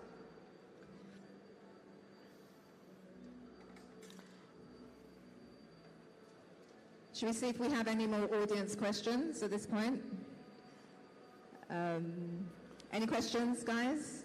Okay, we'll get a question from a gentleman. This guy in the blue, please. Can I go? All right, hi. Good afternoon, everyone. Thank you. I just wanted to ask a question, two questions, by the way. Can you stand up so I can see you? Can you stand up? All right, thank you.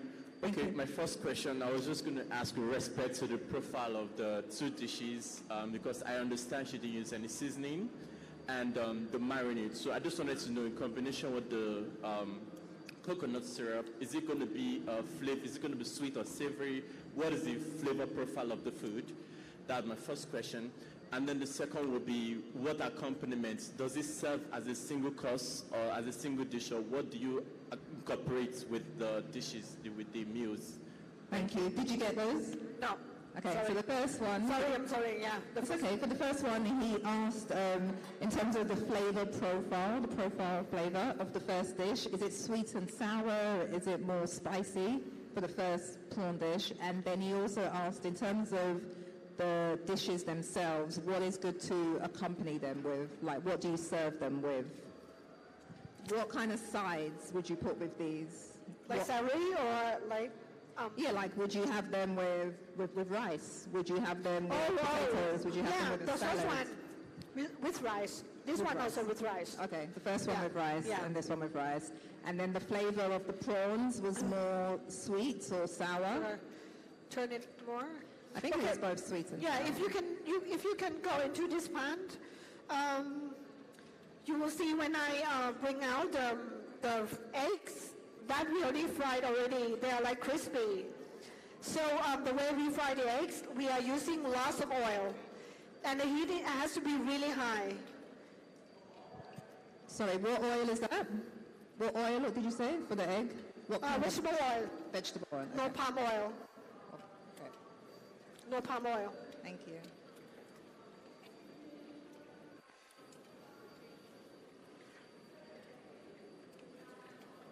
I'm sorry, did this take some time? Looks amazing. It smells really good as well. Excuse me. Sorry.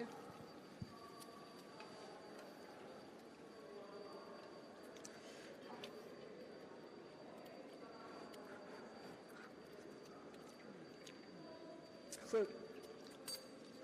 It's very good. Yeah, just one. Yeah.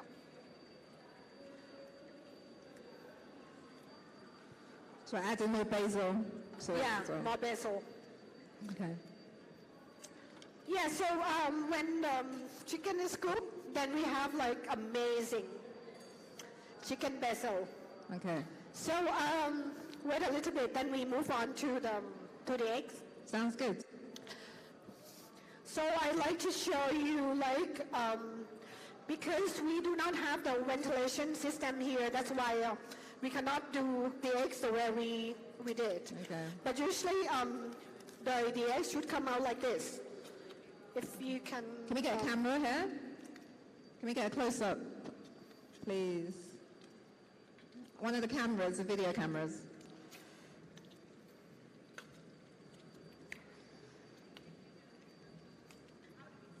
Can we get a camera here, guys? Thank you.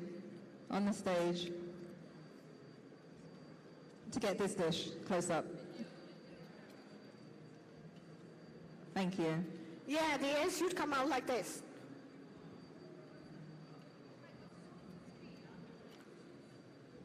Yeah. This is how like Thais fry the egg.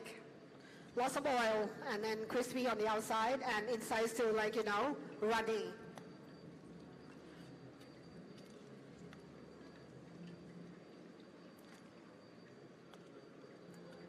Great. Has everyone seen that? Yep. Looks Okay. amazing. So while we are waiting for the chicken to cook, I'm going to cut these eggs. So it's ready to make the salad. Would you help me? So we cut. Let's see. He can cut.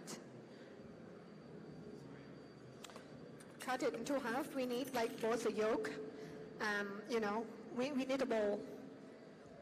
If I have the camera, this is how we fry the egg. Crispy from the outside and still runny. Yeah. So here. Yeah, so we cut yeah, okay.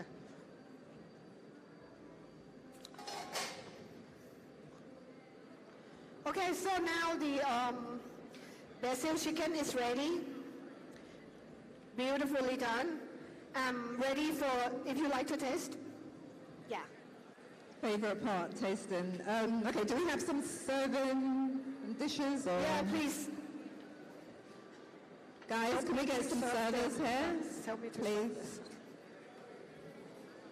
Let's serve it out and then we'll call you up. We need to serve this. Serve. Yes. Yeah. Can I have the camera here at the pan?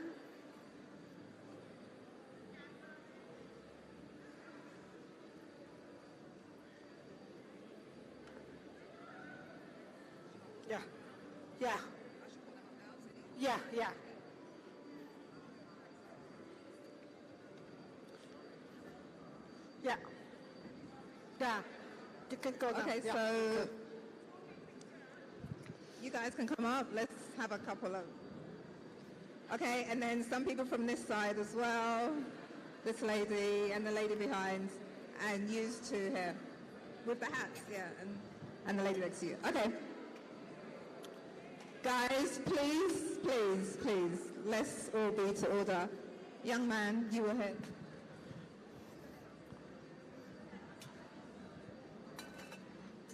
It's good, right? Cool. Okay. And this is so tasty, you see. From where? Go on then. Yeah. You taste it? I hope there's enough to go around. Might finish, but let's see. Do we have enough spoons?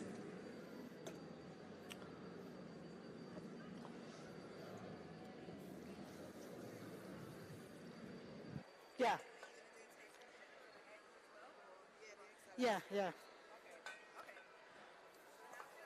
Make the egg salad shortly. Yeah. So, okay, you need to keep this for me. Yeah, thank you.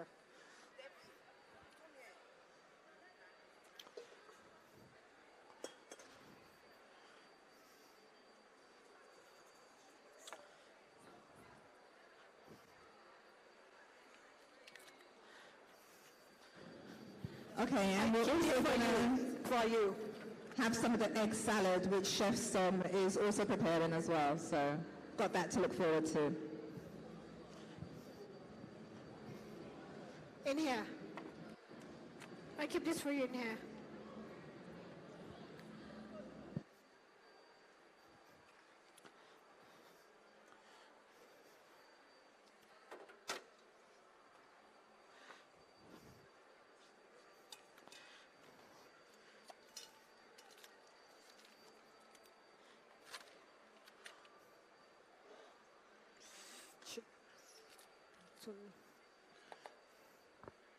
Okay. So you needed things for your salad, right? Yeah, here. Yeah.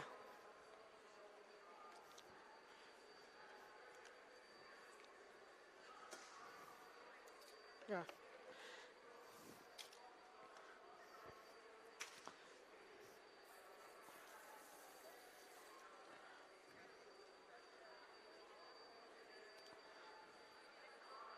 Okay. Okay.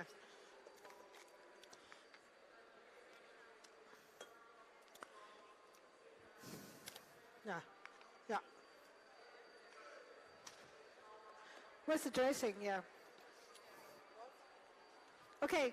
Let's get to the last dish, which is like egg salad. Okay. Ready? Okay. So what's so important here is that you have like shallots, and you cut the shallots into like thinly sliced, and then you mix the salad dressing. Salad dressing is lime juice, fish sauce, and then the coconut syrup. I mean, it should be sour, sweet, and then the last thing is like salty. But anyway, it's up to your liking. Okay? So what you are going to do here is that you have the thinly sliced shallots, and then you pour the salad dressing.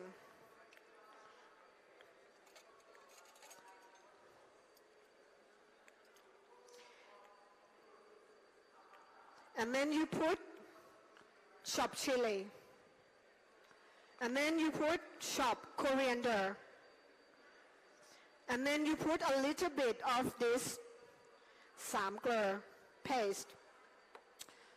And you're going to use your hands to knead everything, to squeeze out the juice in shallots. And then the shallot is going to, the dressing is going to replace the juice in shallots. So you will knead it nicely so that the shallot is soaked with salad dressing. And the spiciness is up to your liking.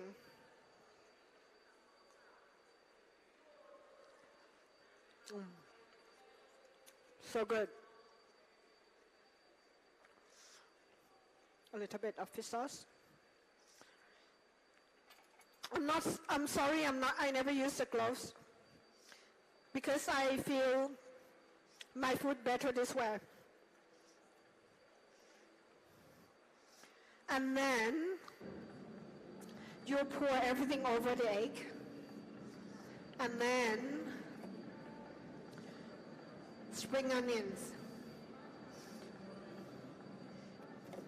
And now you toss everything lightly.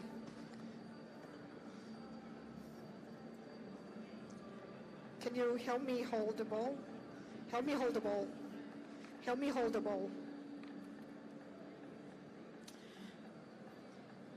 And now you can imagine, the sweet and sour salad dressing and, the coriander, the chili, and the samgler paste mixing with the yolk. How tasty can that be? Okay, so this is done. This is done. Perfect. So perfect. Done. So I would love you to... Chef, I would love you to test this. Because it's so simple, if you don't mind my bare hands. I mean, only if you don't mind my bare hands,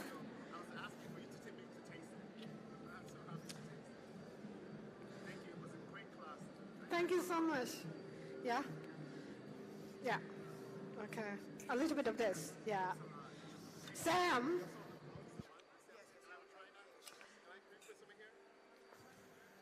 You need to test this.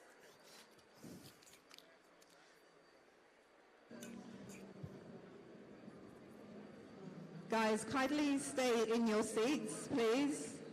So for the next tasters... Get your plate. Okay. For the next tasters, we're going to bring it to your seats, so please don't come up to the stage anymore. Thank you. Okay. Okay.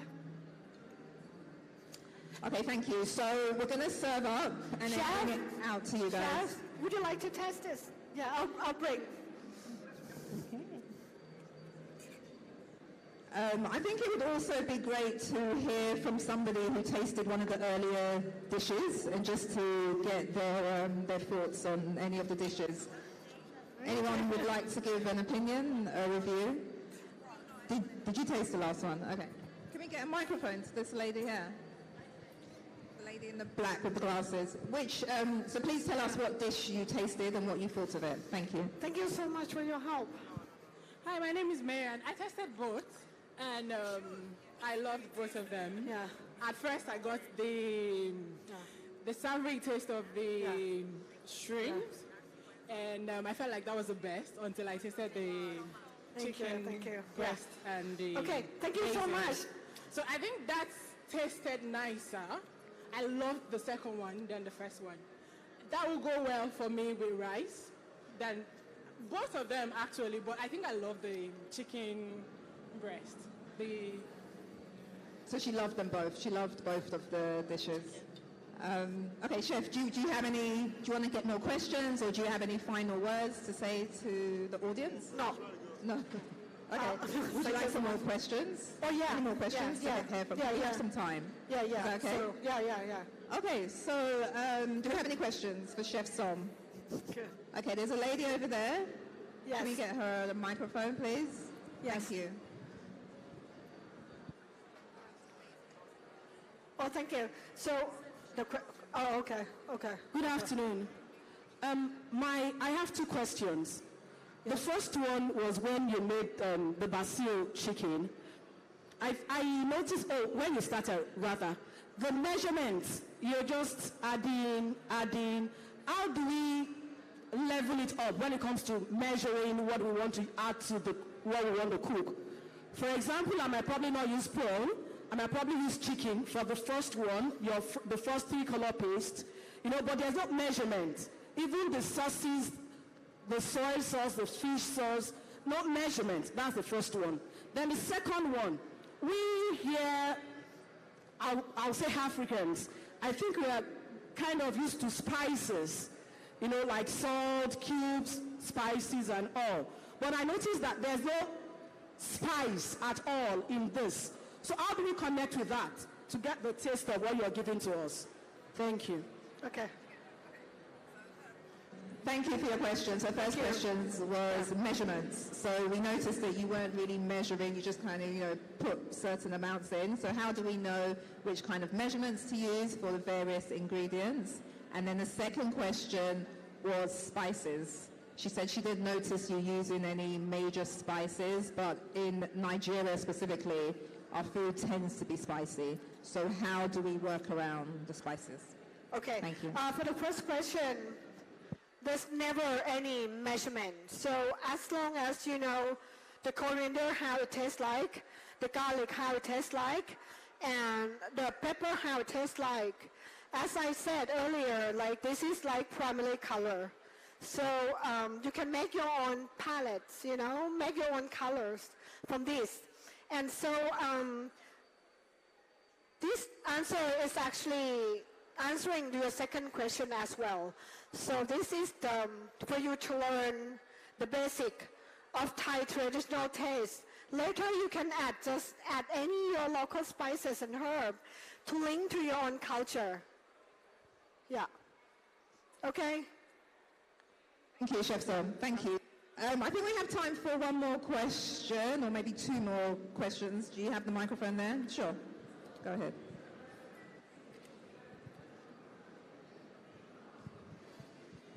Hi, good afternoon. So, I couldn't make it here on time. I'm a fan of Asian food and seafood as well. So I didn't really get to see how you prepared the first shrimp meal, but I'd like to ask the paste you used for the shrimp and also for the chicken basil or something. Is there a way we can get the ingredient to make it or something of that? Is there somehow? How did you make it? How did you come about it? Sorry, can you just repeat the last part of your question? Okay, the paste. The paste. You made use of when you made the shrimp and when you made the chicken. How did you come about it? Okay, so the base paste that you use with the coriander, peppercorn and garlic how did you come about it? How did you know that those 3 spices work well together? Like, what's your this is inspiration the for putting fundamental. It's traditional Thai paste. It's it's been like invented for like 1,000 years in Thailand.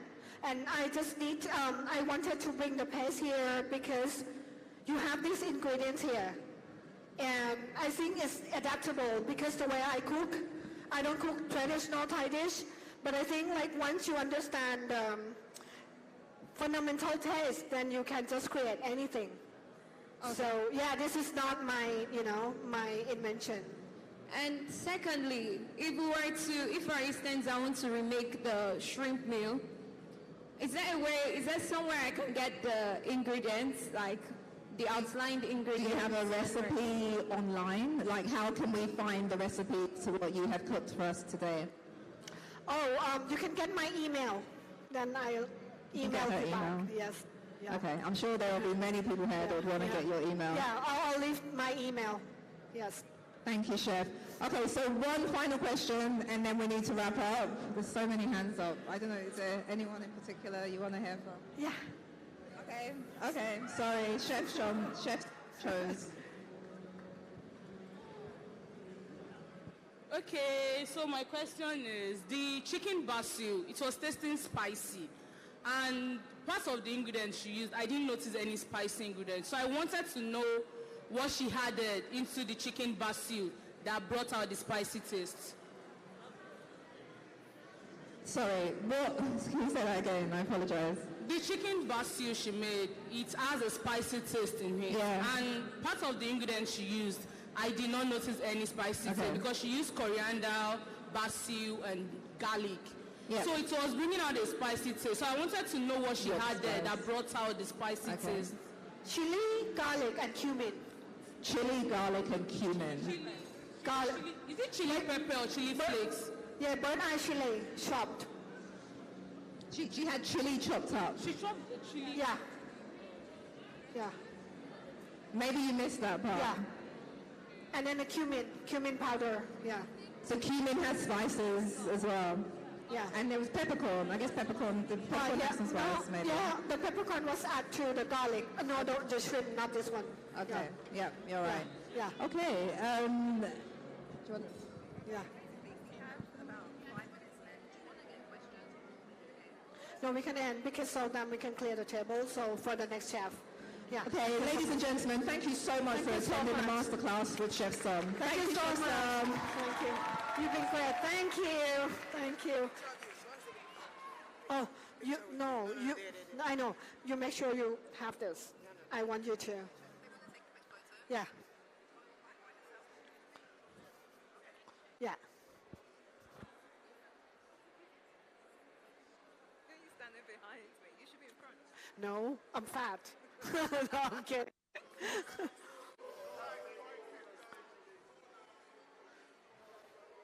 Why?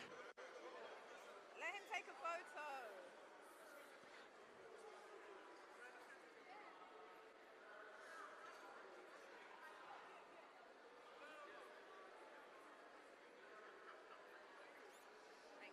Thank you so much. Thank you.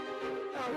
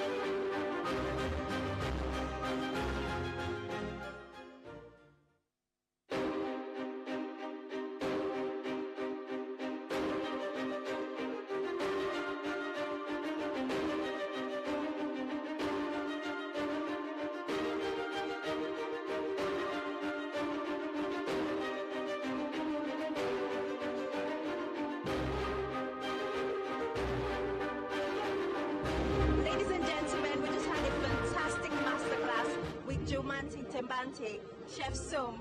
How are you feeling? Good. Amazing. Thank you so much. That was such a powerful and, detailed masterclass. I had so much fun, and I also learned a lot about cooking with Thai spices. Yes. Now, I would like to ask you about Nigeria. Yes. When did you get into Nigeria? How long have you been in Nigeria for? 2 days now. I 2 days. arrived on the 27th. Okay. Yes. So, since you arrived, tell me about your experience. Do you like Nigeria? What's it been like? I was so excited before I arrived. The first moment I go out from the airport, I felt so welcome. Oh, I'm in love with Nigeria. Amazing. What's been your most fantastic experience so far?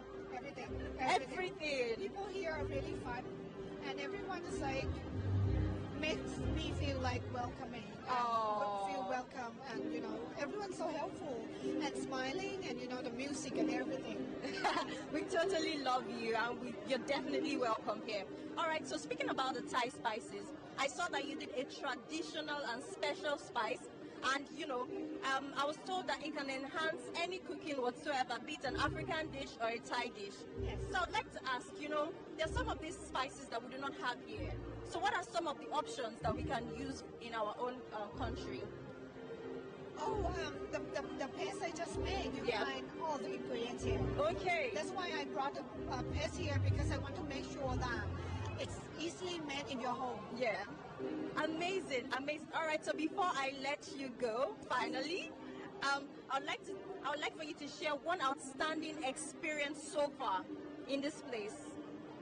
Oh, as I said, there's never been a place that I feel like this welcome.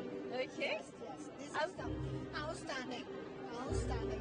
Thank you so much, Chef Som. Thank you. And I like that your name means orange, which is like the brand color for GT. So ladies and gentlemen, it's been fun speaking to Chef Som. Thank you so much for that masterclass, and we'll see you next time. Hope you're coming next year. Of course. All right. All right. We would definitely love to see you again. Thank you. Thank you so much. Thank you.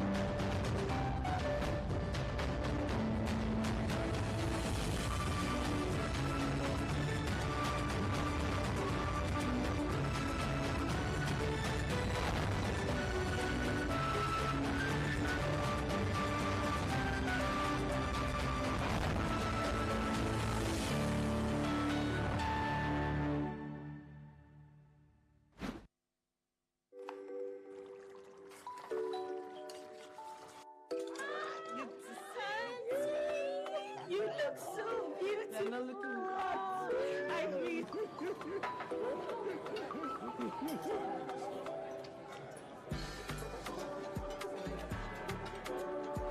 it easy.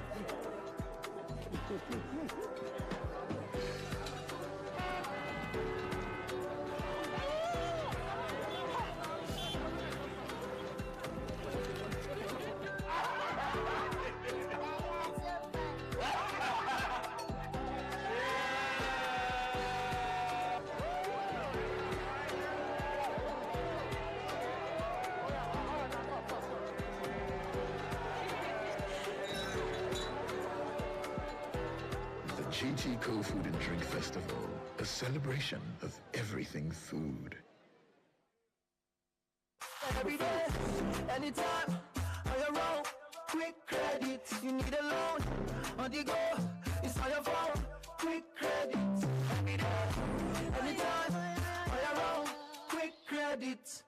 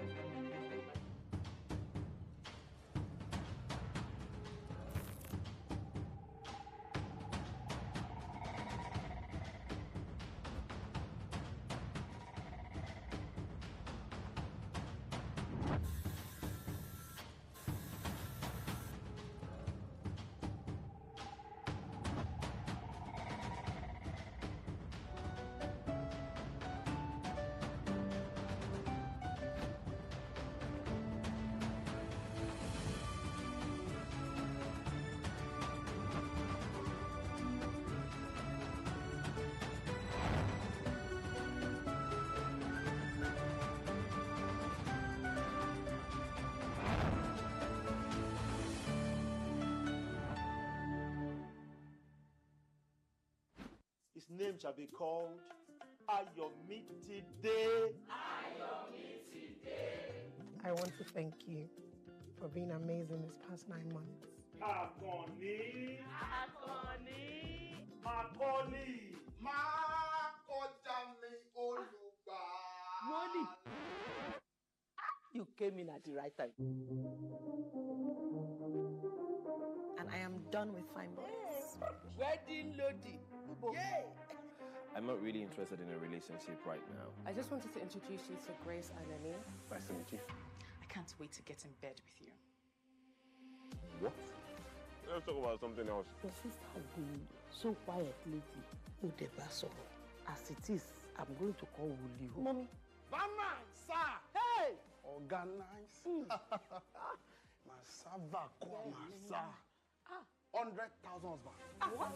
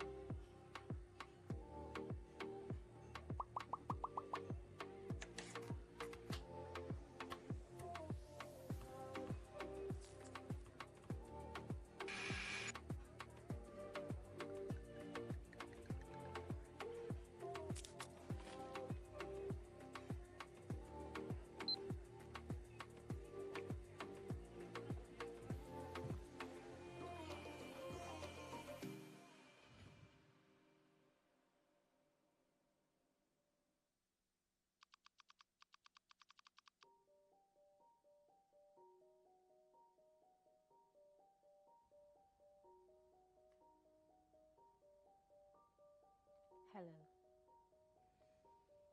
So you're going to get an email from your bank, but it isn't really from your bank, and I'm counting on you not to notice. Now that's settled, let's get to business. I need you to click the link in the email I just sent to you and then fill in your banking details. Please do not leave any information out. I will receive the details of your input on my end and then use it to access your account. I hope that wouldn't be a problem. I'm just looking for spare change here and there. And I'm sure taking a few thousands or all of your money would not shake you for too long. Money comes, money goes, right? I know this is an odd request, but please do not hesitate. And do not even bother to cross-check the email address. If you did, you would have noticed it's a fake address. But you wouldn't cross-check, so that wouldn't be a problem. And don't even bother to call your bank. What are you going to say to them? Hello, I'm just calling to confirm that the email GT Bank sent was in fact from GT Bank. Listen to yourself. So now, hurry now, click the link. We don't have all day. Well, actually, I do have all day. I'm relentless, you see. I will try thousands of tactics just to get you. And maybe one day I'd get you. Me and you. Like 5 and 6, right?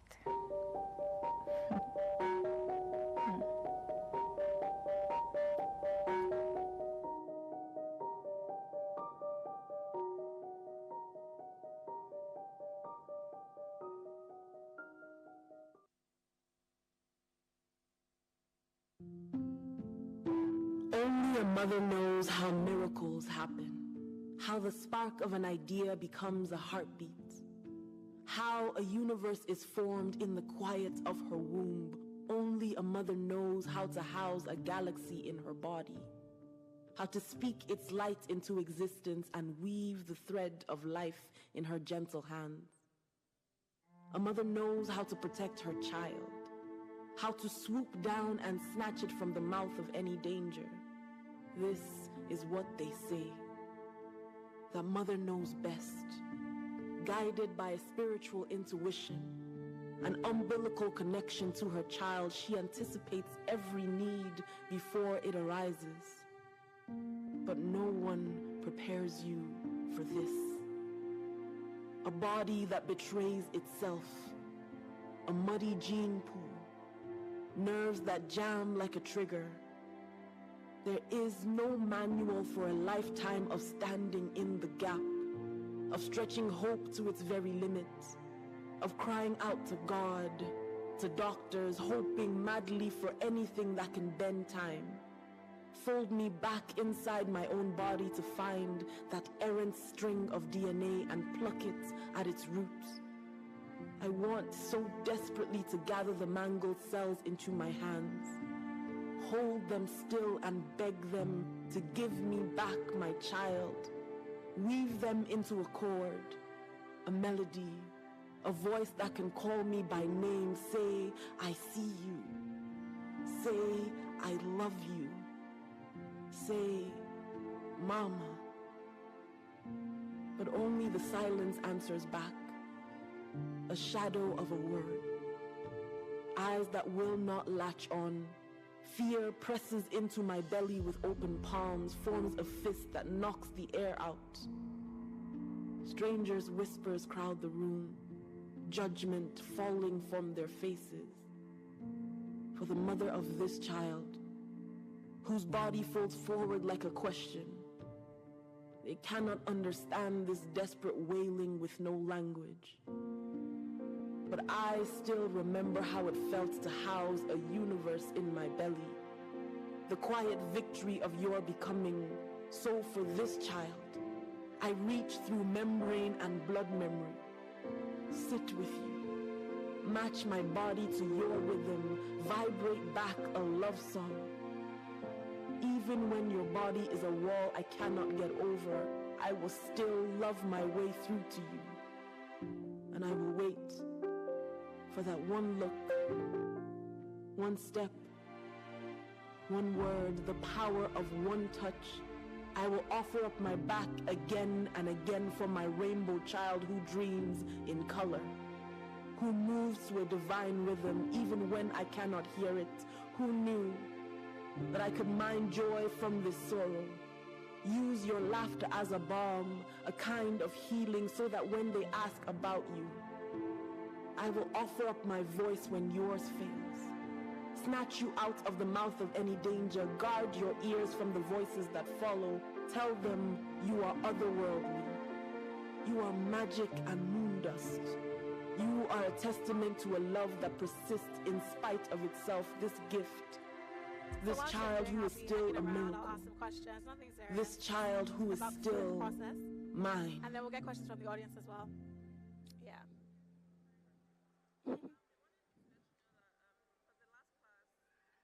I wake up in the morning, it's a new day, and I got bills that I have to pay. But I don't need to worry, there's an easy way. Easy as. Now you're running late, running out of time. Feels like the world is waiting in line. All you gotta do is pick up the phone and just dial. Yeah. There's so much that you can do, so much to explore. Just put your hand. Life is waiting for you, so just open up the door. So whatever you do, wherever you are, there is an easy way for everyone. The simple life is just one touch away. Experience the magic starting today. And it all begins with. It all begins with.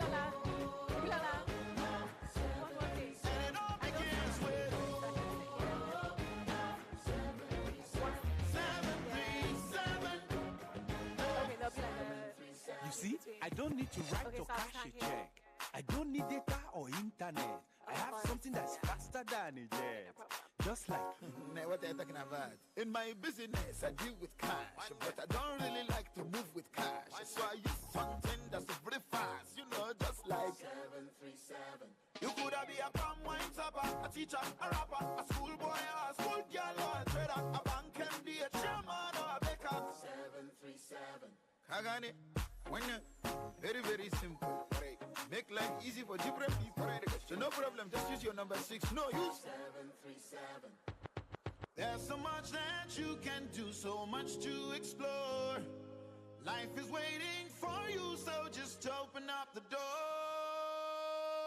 So whatever you do, wherever you are, oh yeah, there is an easy way for everyone. The simple life is just one touch away. Experience the magic starting today. And it all begins with. And it all begins with. And it all begins with. And it all begins with. Step into the future today.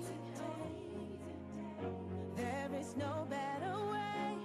That life can be so simple. Don't make it complicated. 737 is the way. So wherever you are, ooh, there is an easy way for everyone. The simple life is just one touch away. Experience the magic starting today. And it all begins with. It all begins with. It all begins with. And it all begins with. 737. 737.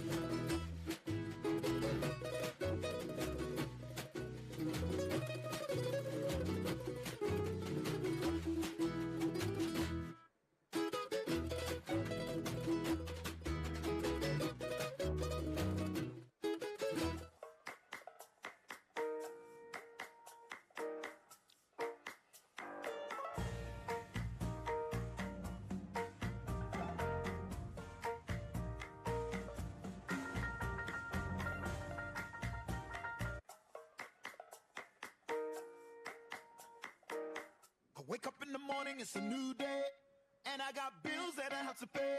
But I don't need to worry, there's an easy way, easy as. Now you're running late, running out of time. Feels like the world is waiting in line. But all you gotta do is pick up the phone and just dial. There's so much that you can do, so much to explore. Life is waiting for you, so just open up the door. So whatever you do, whoever you are, there is an easy way for everyone. The simple life is just one touch away. Experience the magic starting today. And it all begins with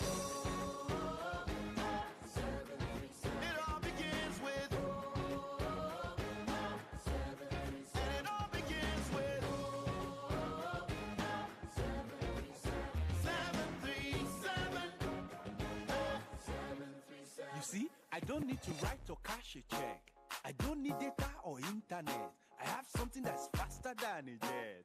Just like what they're talking about. In my business, I deal with cash, but I don't really like to move with cash. So I use something that's very fast, you know, just like 737. You could be a palm wine topper, a teacher, a rapper, a schoolboy, or a school girl, or a trader, a bank MD, a chairman, or a baker. 737. Kagani. When very, very simple. Right.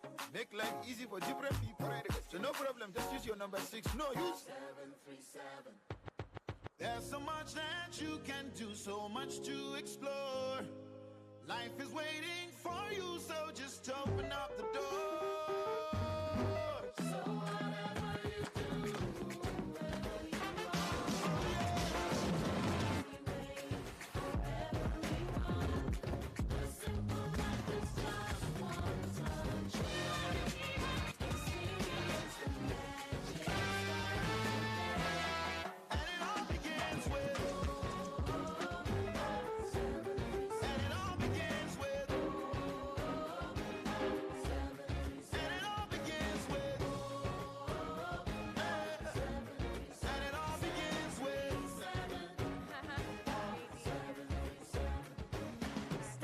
to the future today. There is no better way. That life can be so simple. Don't make it complicated. 737 is the way. So whatever you do, whoever you are, there is an easy way for everyone. The simple life is just one touch away. Experience the magic starting today. And it all begins with Superstar It all begins with media personality. And it all begins with media professional. 737. What's your name? Nice to meet you. Am I what? It's a bit of both. I'm tall and my heels are doing a lot. I am indeed. I used to work with I wake up in the morning, it's a new day, and I got bills that I have to pay. But I don't need to worry, there's an easy way, easy as. Now you're running late, running out of time. Yeah, Nadine. Feels like the world is waiting. I won't even tell you myself. All you gotta do that's is pick up the phone struggle. and just dial. Or different. There's so much that you can do, so much to explore. I'm your bunny. Life well, is my dad waiting for you, so just open up the door. So that's where that comes from. So whatever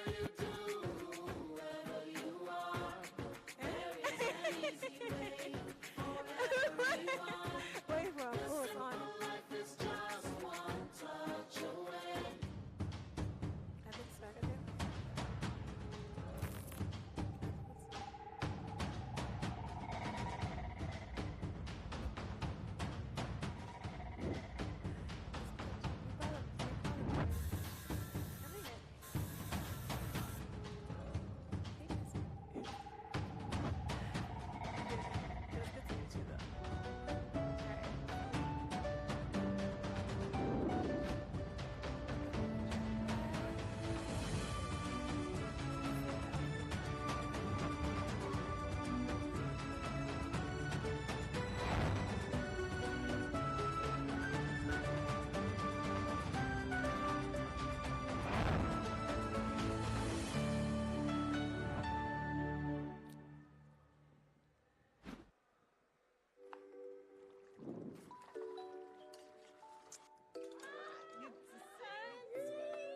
You look so beautiful. And a little I mean.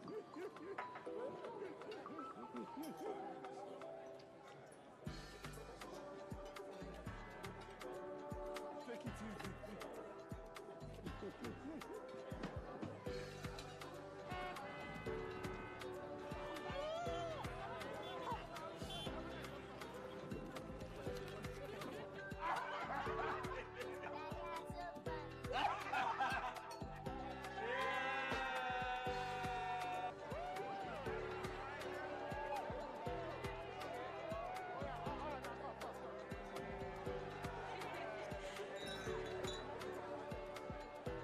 The GTCO Food and Drink Festival, a celebration of everything food.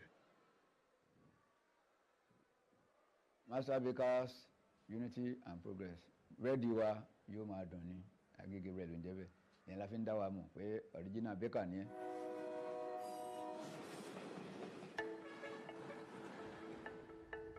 Ìjọba fẹ́ ṣàgé bread, ẹ ra flour, ẹ̀dẹ̀ ra iyọ̀.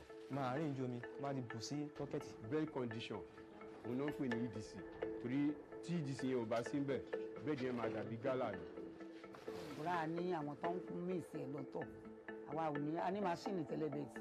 Oní púpọ̀ máṣíìnì yẹn kò dàbí pé kéèyàn fi ọwọ́ kù. Dábàá tí mi sẹ̀ kò sí ọ̀kan ọmọdé yẹn kákọ́ gbé sórí máṣíìnì. Ibi ká bu èyí tá máa fi mí ilẹ̀. Without me kò lè work nítorí tábà ṣì ń lọ lórí machine ó máa rọ ni. Tó bá dẹ̀ ti ń rọjà àwọn workers mi wá jẹ́ kí wọ́n wà careful. Torí machine yìí òun náà ó dangerous but nǹkan tí wọ́n máa ń ṣe tí wọ́n máa ti fọkàn sí kò sí wà láwọn tẹ̀mọ́ jẹ́ kò síṣẹ́ tó wà tí ò le. Kẹ́ tó lè bẹ̀rẹ̀ iṣẹ́ ẹ máa kọ́kọ́ wá àwọn customer yẹn náà. Àwọn tó ń ta bread yẹn ni wọ́n máa lọ bá iye tó lè fẹ́ ó demand lórí nǹkan tó bá demand èèyàn gbọ́dọ̀ kù. Ní ojúmọ́ nísìnyí àwa ṣe 1 bag but inú 1 bag náà láti máa cut ní 50 naira. A lè cut ní 50 naira tó yẹ pé bóyá bíi 200 but eléyìí tó wà níbí báyìí nísìnyí wọ́n ṣe oní 250 oní 200 300 náà wà níbẹ̀ bọ́n ṣe máa gé nìyẹn. Lábàdẹ̀ ti bẹ̀rẹ̀ bẹ́ẹ̀ tó bá ti di pé a bá ti kó síwájú tá bá ti ń size tí ó fún tá bá ti ń size iṣẹ́ a kó síwájú tá a yẹ kó sí ìgbà tá a kó sí a máa fún ní time tá a fún ó ní time tó gbọ́dọ̀ fi gauge nínú agolo yẹn kó tó di pé bóyá a máa sọ pé bóyá tí ó fún máa gbóná a máa kó sínú oven.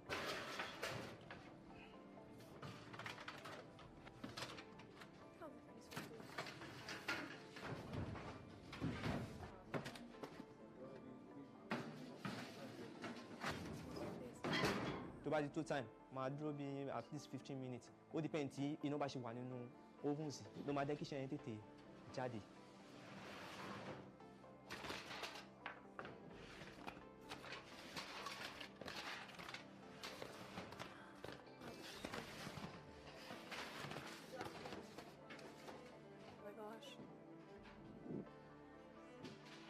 Can you stall him a little bit? Glue my lashes.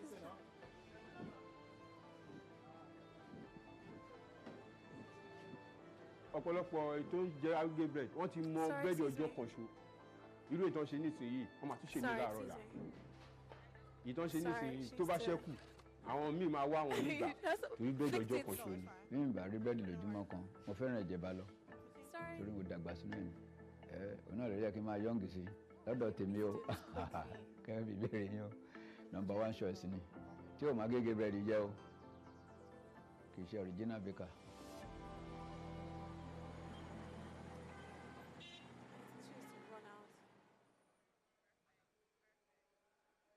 Good afternoon, the Doyen. Glad to see you.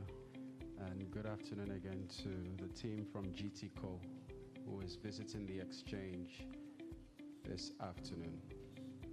We had said earlier how remarkable and glorious this day is for our industry and for our community. Also, we've also chosen to do something, if you will allow us, before I ring the bell. As you know, since you've listed us as GTCO, we're going to unveil what GTCO logo actually looks like, so that when you see it, it will stop looking strange. It looks very similar to what we've always done.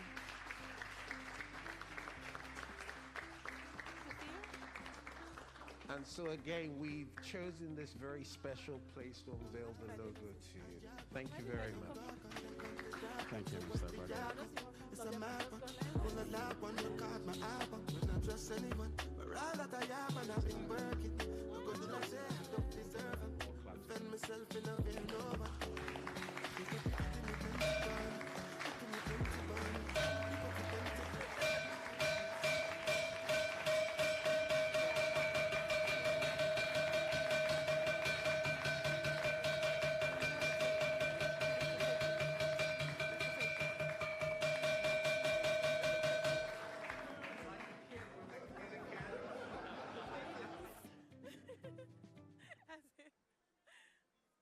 Sorry.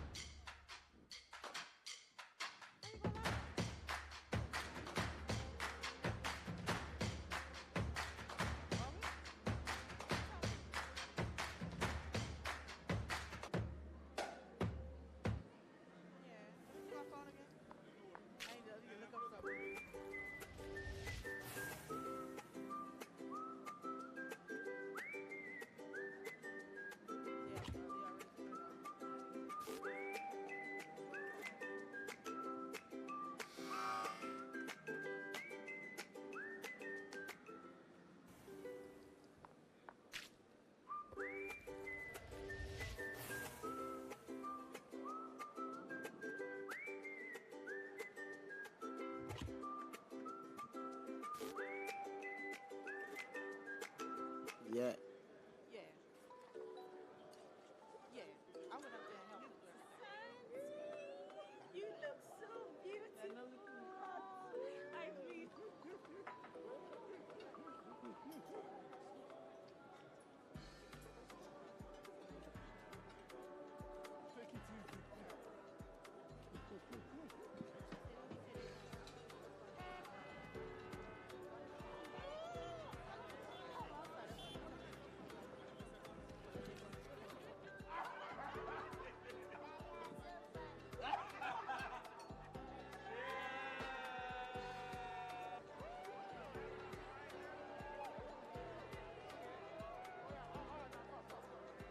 Okay.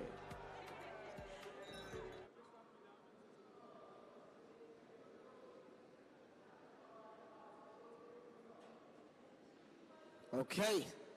GTCO Masterclass 2023. Make some noise. You're not making any noise. If you're excited that you're here, the 2023 GTCO Food and Drink Festival. Make some noise! Are you sure you're excited? I don't see the older folks here. I see Gen Zs and millennials like me. Come on, one more time. Make that noise! Better. That's the energy. That's the energy. Okay. I'm sure we're all signed up for this masterclass. I'm looking forward to finding out the secrets of what I ordinarily know as okra, but I understand that there is the origin of okra. I know that you're pumped and you're ready. So, without much ado, I'd just like to quickly announce that this is not the time for phone calls. This is not the time your phone should ring out. This is the time to turn your phone to silent mode or vibrate. This is the time to turn your phone to silent mode or vibrate, because what we are doing here is a live production. It's a live production, and people can see you from wherever we're streaming from. And imagine that they see you in a funny position, or your phone rings and the camera just comes your way. So please turn your phones to silent or vibrate. I have an amazing media personality, a beautiful and dutiful OAP coming up to do the introduction of our international chef and master that we'll all be learning from. Are you ready to receive her? Are you ready to receive her? Come and make some noise and welcome with me, Nadine! Nadine will be moderator for this session. Look at all the beautiful faces in the audience. Welcome everybody to GTCO Food and Drink Festival. How are you feeling? Great? Are we excited to be here? Love it. All right, so I will be moderating these masterclasses. As he said, my name is Nadine. I am no chef, but I do love to eat. So let me introduce the woman of the hour. She is an award-winning international chef, the most sought-after private chef and caterer in Louisiana. She's also a self-published author with one cookbook already out and another on the way. Can we please give a warm welcome to Chef Natasha Butler?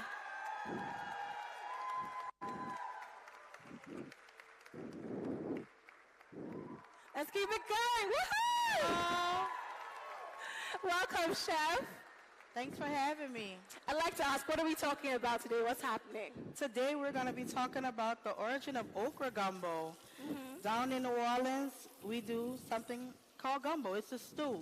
And some people I talk to here aren't really familiar with it, but I'm going to show y'all what we do in New Orleans and what we do with y'all common ingredient, okra. Thank you. Why did you choose this to focus on? Gumbo is one of my favorite dishes to make. Okay. And everyone from my hometown and my home place, they love my gumbo. From the elders to the babies, they love it. It's a warm and comforting dish, and it just brings people together and makes us happy. We eat it all of the seasons, winter, fall, spring, and summer. Even though it is a hot soup or stew, we eat it all the time. Nice. And it's our go-to dish. I want to know, why did you fall in love with cooking? Oh, so I watched my grandmother cook most of my younger life, and I never cooked with her, but we thoroughly enjoyed going to her home every day eating. And she would make these small meals that fed a lot of people. We always ate a lot of stews, a lot of gravies, a lot of soups, a lot of rice. Like you guys love rice here. We love rice back in Louisiana. And she was my first person to help me fall in love with cooking, because she cooked just these amazing meals for the family. Oh, so beautiful. All right, before I let Chef Natasha take things away, I have to gas her a little bit. So during Hurricane Katrina and Hurricane Ida, her and her team will supply people with food and support to displaced families. Now, I know how we talk about how food is love and food brings people together, but I want to know from you, what was that moment like, seeing how your food could heal people and bring families together? So during those catastrophes, like for Hurricane Katrina, I went to Savannah, Georgia, and we had people that poured into us with housing, money, food, all types of things. So I'm a natural giver. I'm a natural nurturer. It was nothing but right for us to go and feed the communities during these times. Like I said, people love our food. They love our spirit. So it just comes natural. And, like I said, I love to serve. I love to feed people. Like, food is love. Are you ready to get some gumbo? Yes, let's hear it for Natasha. Thank you very much. You can take it away. Let's go. What are we starting with? A pan. We're going to start off with our roux. Let's go with the bigger one. And then, thank you. And let me get a whisk and flour. Give me another, All right, while we get started, let me get to know the audience a little bit. So I'd like to hear from some people. Like this. Tell me, what is your favorite thing to cook of all time? And what is something you'd like to learn how to cook? Who'd like to answer? I see you in the front. Always come to you. Do we have microphones, please? Putting you on the spot. Okay, yeah, let's go. Can we get a microphone to the front, please? So let's put the same amount of flour into the same. Thank you very much. You over here in the black. So tell me, what do you love to cook and what would you like to learn how to cook? Don't say Indomie, it's not allowed. My favorite thing to cook is seafood. Seafood, yes. Okay, fancy. And I would probably love to learn how to cook lamb. How to make what? Lamb. Lamb, that's fair enough. All right, can we get somebody else? He's putting you on the spot, it's not me. Let's go in a big pot. So let's hear, what do you love to cook? And what would you like to learn?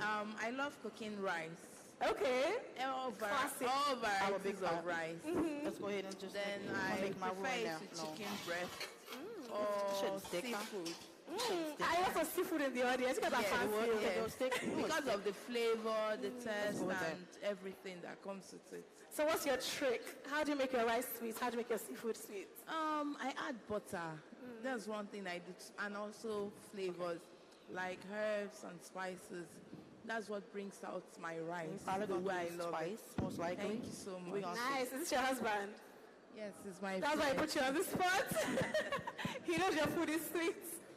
Are you ready to go? What are we doing over here?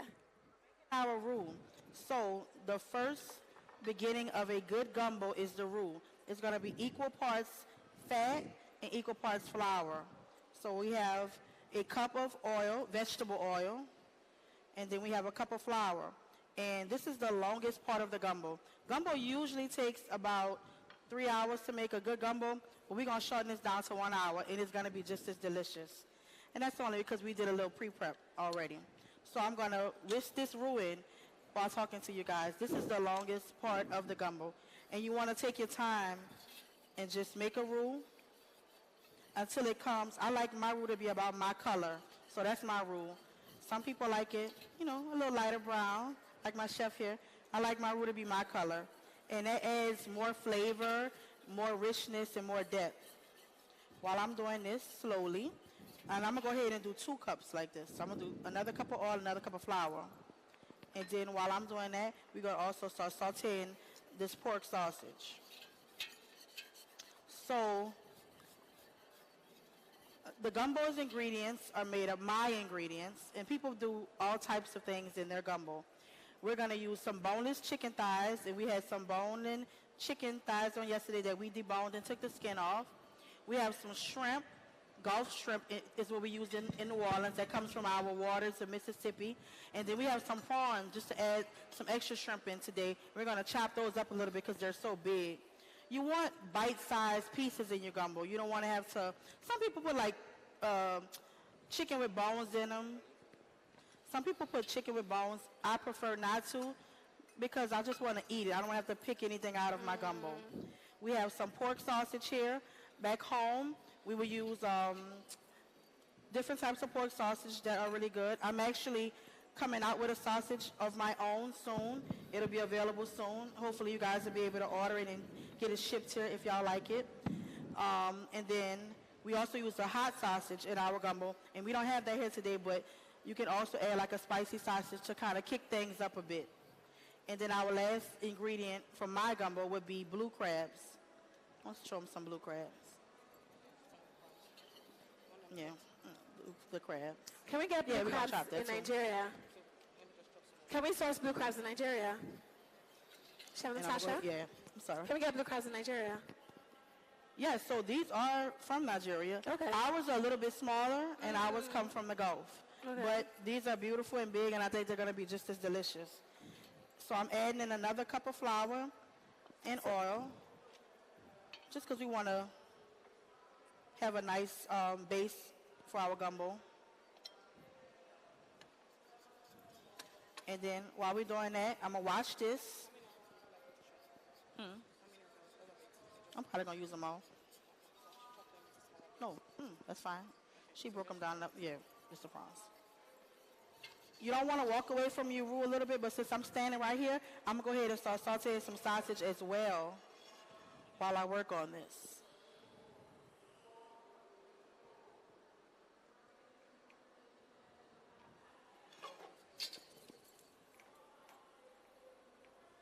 Hold up now.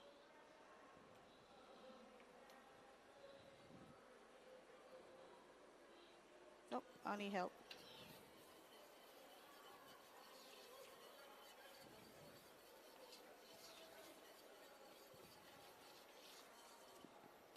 So if somebody wants to learn how to take their cooking to the next level.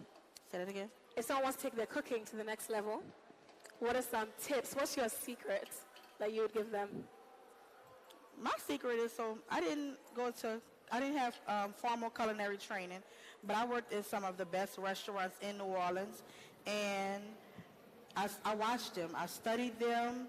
I still read a lot of cookbooks. I eat out a lot. I try different foods. Hands-on experience and then trying different things is the best for me. And that's what I would recommend for anyone trying to take culinary to the next level. All right, love it. While we're doing this, let's get some questions from the audience. Do you have any questions in the audience? Sure. Yeah? We have someone over there. Can we get a mic to her, please? Let us know your name, what you do, and what your question is. Hi. My name is Adeswa. I'm a cybersecurity sales specialist. I have a question for Chef Tasha. My question is, what makes the okra gumbo so special? Like, what in your own words would you say makes the okra gumbo so special? So, we do 3 types of gumbo in Louisiana. The Creole gumbo, you may or may not find tomatoes, and then you also are going to usually have seafood in the Creole gumbo. The Cajun gumbo is going to have your fowl, your chicken, your sausage. But then there's also a combination. Your combination gumbo is going to have a little bit of both. Like we've done a Cajun gumbo adding in okra, and I add the okra for a thickener, and also I'm going to use filet for a thickener. So we have a combination of 3 thickeners today, which is going to be our roux, our okra, and our filet. And for me, the okra is just adding in a vegetable, trying to make it a little bit more healthier. But it's also a good addition. Like I love okra. We like smothering okra. I've never had you guys okra soup yet, but I hope to try some today while I'm here. Do you have any more questions in the audience? If you have a question, you can put your hand up and the mic will come to you. All right. So I'm going to start searing this sausage off while I'm getting my roux rolling. So how long do we do this for? This process, the flour, the oil. The flour, the oil, you just keep stirring. This is the longest process. It's going to take us about 20 minutes to get dark. And if y'all want to peep in, it is getting a little bit darker. But you have to keep watching it because it will burn. Sometimes it takes up to, like at home if I'm making gumbo to sell or for someone, I'm doing about a pot 3 or 4 times this size. So it may take me 1 hour to make the roux. And of course my arm starts hurting and all that type of stuff. But I usually get me a cocktail and stir and sip and I'll be okay. It's looking good though. Yeah, it's going to be delicious. What do you eat gumbo with? Because we would eat our okra with swallow. So pounded yam, things like that. We gumbo with rice, piping hot rice. It's basically like I said, it's a soup, and you're gonna serve it with some rice. In New Orleans, particularly, like growing up in elementary and high school, we got it with a grilled cheese sandwich. Sorry, what? You have it with a sandwich? I want to turn it down some, yeah. You eat gumbo with a grilled cheese sandwich?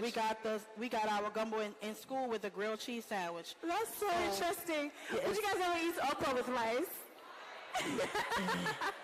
Would you eat okra with bread? That's why gumbo is special. It's different. Yeah, definitely different, but it's so good, y'all. Have you ever tried Nigerian seafood okra? Have you tried Nigerian seafood okra? Just seafood okra gumbo? Yeah, Nigeria's okra. No, not yet. I plan to try some today. I heard it's the bomb. It's the bomb, right? Yeah. Where should she get some seafood okra after this? Where's the best place? Okay. From you. What's your store called? From your house. I mean, from the restaurant. It's not in Lagos. Can we get a mic to have, Can we get the other big pot? the stock in there. I'm going to do the stock in there so I can add it to this warm. Can you get a mic to her? She said she makes the best seafood okra. Let's find out more. Rice in there. Okay, so my business is not in Lagos. Okay. But I make the best seafood okra in Oh, City. shit. Yes. What's your business name? Fill it up. It's much. My business name is JD Culinary. I love it. Can we get up for her, please? We'll hook you up with some okra from her. That's Don't what I worry. need. That's what I need. We'll make sure you get some. Oh, the sausages are sizzling. So y'all want to take a look at this roux again? It's starting to get some color. It's still not my color yet. It's about your color right now. It's about your color right now. Caramel. Get a little bit darker. It's about caramel right now. Get a little bit darker. And So, like I say, y'all, is it there's so just much before it flavor in burns? this. Just before it burns, or how long do you brown it for? Yeah, before it burns. You don't want to have that burnt flavor. That burnt flavor can mess up a whole pot of gumbo. And people have tricks to get it out of there. I've never tried them. I don't want to. I just want it to be done right the first time. So I don't have to start over and you know, it's messed up. Smoky flavor. Do you need some help with the sausages? I can be your assistant. You I can got stir you. if you Don't like worry. to. Let me come over here. You can definitely stir if you'd like to. All right, so we're just stirring, yeah? Yes. And browning it. Ooh, it's looking good already. Can you guys see that? You can't see? Oh, no. Okay, give us a second. We'll test that for you. Don't worry. We'll take my word for it. It looks good. I promise.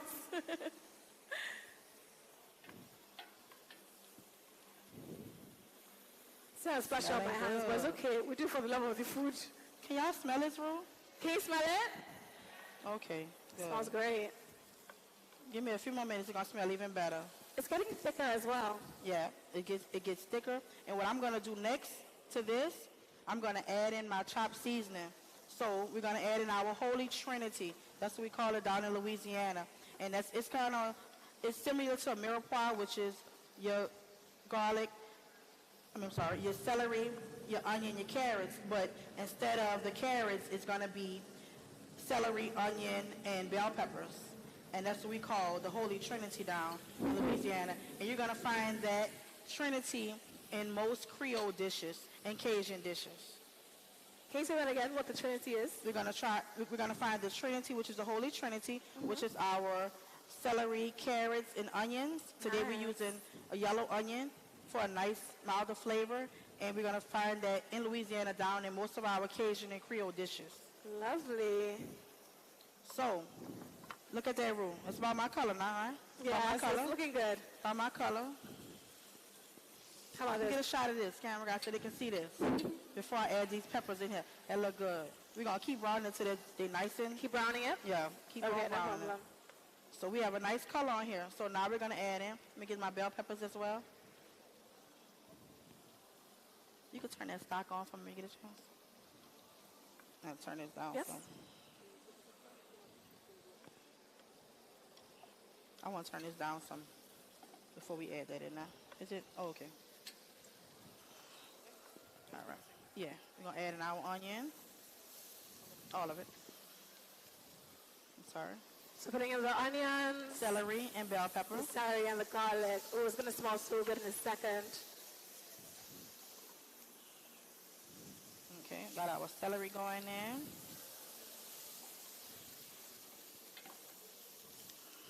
If you have any questions, feel free to raise your hand and we'll get a mic to you. And the bell pepper.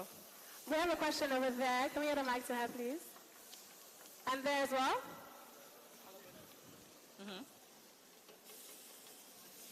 All that red pepper and that green pepper. Yep. Excuse me, please. You know the screen is not on, and I don't even know what you are preparing. Please, and I'm now we're sorry going to come for that. in. So I can't hear you. I don't know what you are preparing because the screen. screen is not on. So I'm sorry. Can we switch on the screen? The We screen just is want not a working. quick warm up. Yeah, we'll sort that out. Oh, yeah, we can move this out the way. This is and just get this ready technicality. for that stock. You said? It's a little technical Right difficulty, here. but we'll sort it out soon. Yes. Okay, you are something, but I want to know, you know, you are preparing something interesting. Then So I can't hear you. Is it Nigerian food or is an I take over. I just want to know. Is it Nigerian? Is it a Nigerian food? So he's asking about the origin of gumbo. Is it Nigerian? Where is it from? How did it start? Yes? Huh? That's your question, yes? Yes, I'm asking the question, is it a Nigerian food or in other country? Because there's a lady from Thailand that came down to this place. She introduced herself, what she's preparing. She showed everything. And I'm sorry for that question. I'm asking you. Okay, thank you very much. So can you explain the origin of gumbo? Obviously in Nigeria we have something very similar, but is this inspired by Nigerian food? Yes, it is inspired by West African food, period. But Interesting. Yes, it is. So gumbo is, they say it comes from the French. It's a little bit West African, the Native Americans. So it's a little bit of everything. And gumbo is one of those rags to riches meals. Like the poor made gumbo because they basically used whatever it was that they had to make something delicious. And now it's become a delicacy in Louisiana because now we're adding so much expensive seafood to it. We add crab, we add shrimp. Some people add oysters and crawfish. I've done it all. This is my basic gumbo, but I've done it all. I've even turned it up a notch. I make a fried chicken gumbo in New Orleans where I'm actually making gumbo with chicken and sausage, and then I'm frying chicken skin and chicken pieces and putting it on top. That's delicious. Sometimes we pair it with potato salad instead of rice. I know it sounds very hearty, but it's delicious. I did for a private dinner, like I'm always trying to mix something up. I did a crawfish and duck gumbo where I had like a nice crawfish ball on top, and then you broke into it, you broke into the soup, and it had that rice in it and your duck, and it just was delicious. Nice. So it's one of those you can do whatever you kind of want with the types of meals, not whatever. Because I don't want to see corn in my gumbo or tomatoes. That's just me. Some people like that. So what you guys can't see right here is a mix. It's now browned. There's celery, there's onions, there's garlic. There's some carrots in there as well, yes? So will we then put the sausages inside this pot? Chef T? Chef T? Yes. So after this pot, do we put the sausages inside? We're going to put the stock first, and then after we put the stock, we're going to start adding all the rest of our meats. Okay, perfect, perfect. Do you have any other questions from the audience? We have one over there. Can you get a mic to her, please? Well, two over there. Tell us your name and what your question is. Your name, what you do, and what your question Cajun is. season. I'm going Good to start seasoning up afternoon. this chicken. My name is Ruth. Hi, Ruth. I want to know for the Holy Trinity, what's the cut size? Like, is it minced or blended or a small dice? I don't know. Yeah, they are. Chef T, that one's to you. For the Holy Trinity, what's the cut size? Is it minced? Is it blended? Does it matter? Is it chopped all the time? I just like a small dice on mine, but it's according to what I'm making. Like if I'm making like some big chicken, I want some nice big slices, and I still use the same thing: celery, onion, and bell pepper. So it's according to the dish. For my gumbo, I do want it smaller because I want some nice bite, smaller pieces, not too bite-sized, not too big. All right, thank you. Secondly, the okra, can we use our Nigerian sauced okra for this dish? A Nigerian sauce? Yes, like our local everyday okra, or is it something else she's using? Is this a special okra, or can we use our regular Nigerian okra for this dish? No, if what I was given was okra, that's the same kind of okra we have back at home. Yeah. Now, when I did some research before I got here, and I saw like really big bulbs of okra, but I didn't see that here. I wasn't given that. I was given this, so. Okay, yours is oval. No, mine is just like that at home. We use that at home. But when I looked online, I saw some bigger, like big bulbs. I was kind of scared. I was like, oh, I hope I don't have to use that. But I did it, so I don't know if you guys have that here or not. Yes? Or yes, no? yes, this is what we use. So you can't use the okra found here. We have another question in the back over there. And then one in front over here. Thank you very much for the Thank opportunity. you. My name is Lillian. Hi, Lillian. Food brand manager for Kikoman and some other sauces. Please, I'd like to know, are we going to get the recipe? Yeah, we can season it. I'm just trying to season All right. So I would like to know the ingredients. At some point, we weren't seeing the screen. Yes. I'd like to know what she used, Chef T, would you be supplying Is the that recipe happen? for your gumbo, for your special gumbo? Yeah, we can get that recipe to y'all. We'll make sure we get that to you. Don't worry. Thank you very much. We'll make sure we get That that is to you. best. We had a question somewhere in front over here. Can we get a mic to her, please? The lady in the black shirt. Just a bone. Hi, my name is Paula. I would like to know what sous chef placed on the For now, fire, put it right the other pot. I don't know. We don't know what is in it, so we'd like to know what it is and what she's using to marinate right I'm now. not going to season that at all. Marinate the. Okay. We can bring this pot back to the front. Chef and T, start we'd adding like to know the what sauce. you're using to marinate the chicken right now. What spices have you put into the chicken marinade? So I'm marinating the chicken now. We just put a little salt and pepper, some paprika, some Cajun seasoning, some fresh thyme, and what else? And cayenne pepper. This is the only part of the meat that I'm actually going to season to add the flavor. The shrimp, I'm not going to add any seasoning today. Certain things you have to season with every layer, but not my seafood. The actual stock is going to, and the stew is going to put all the flavor that we need in there. So we don't need to season our shrimp or our crab. I don't. Some people do. I don't want anything to be over salted. You can always, thank you, you can always add in the salt and the flavor, but you can't take it away. And I hate an over salted dish. Second question was, what are you using to prep? So what did your sous chef prep before you started cooking? So, what did we do to pre-prep? That's the question? Pardon? What did we do to pre-prep? Yes, what did you Okay. pre-prep? What's on the table here? So, here we have our shrimp. Like I said, in Louisiana, we would have Gulf shrimp, but we have some shrimp here, some prawns that are chopped because they were just so big. We don't want them to be too big in the gumbo. We have crab. Now, the crab in Louisiana would be smaller than this. Like, this is a big paw, but it's going to be delicious because it's a big paw. It's actually more fun to me. Can you guys see? And then we have our boneless chicken thighs, and we have our pork sausage. So now we're going to start incorporating all of this into the gumbo pot, because we're trying to get this gumbo made within the next, how long we got left? How long we have left? Oh, it smells good. We have about 20 more minutes. Okay, so we got to get this made in 20 minutes. But watch this. Let's turn this all the way up. Can you turn this up? Did you get that? We're gonna Yeah? pour this Okay, stock in cool. here. Yeah, it's all the way up So high. just some chicken, some crabs, some shrimp, some basil has seasoning, thyme, peppers, okra, of course, for making gumbo. What else will we All of use? it. So what are you pouring in now? Your chicken stock or seafood stock? That's the seafood stock. We're going to add that little bit of Seafood chicken stock. stock in here afterwards as well. Today we're going to rinse that and get some rice on. So how did you prepare the stock before this? Again, I'm sorry. How did you prepare the stock before this?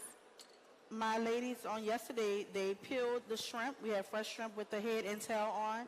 And they peeled the shrimp and made the stock yesterday and fused. And they used the mirepoix. So they used carrot, celery, and onion to add into the stock. And you smell it, right? It smells Yeah, it smells good and really fragrant. The roux in a stock is the key to a good gumbo. Now, I feel like you can't call anything gumbo without having your okra and your filet. We're using both today, the okra and the filet. Kind of like, guys, I'm getting so hungry. Do we have any more questions from the audience? Stock in here out of that. The chicken stock. I know, I think we're good. The screens are back up, though. Hallelujah. Oh, we have two questions over there. Can we get the mics over there, please? Okay. Yes. And what are we adding now? Chicken stock. Chicken stock. So seafood stock, chicken Yeah. stock. And you okay. don't have to use both, but we have both on hand. It's just going to make it even better. Sometimes I only have chicken stock. I'm only able to make chicken stock. Sometimes I'm only able to make seafood stock. So you don't have to have them both, but I mean, it doesn't hurt to have them both. It actually makes it better. So whatever you have in your house, this is all pretty simple to recreate. We're going to stir this up and let this come to A nice simmer. Then we're going to add in all our meats at once. And we're going to season. And then we're just going to let it roll. We're going to let it cook.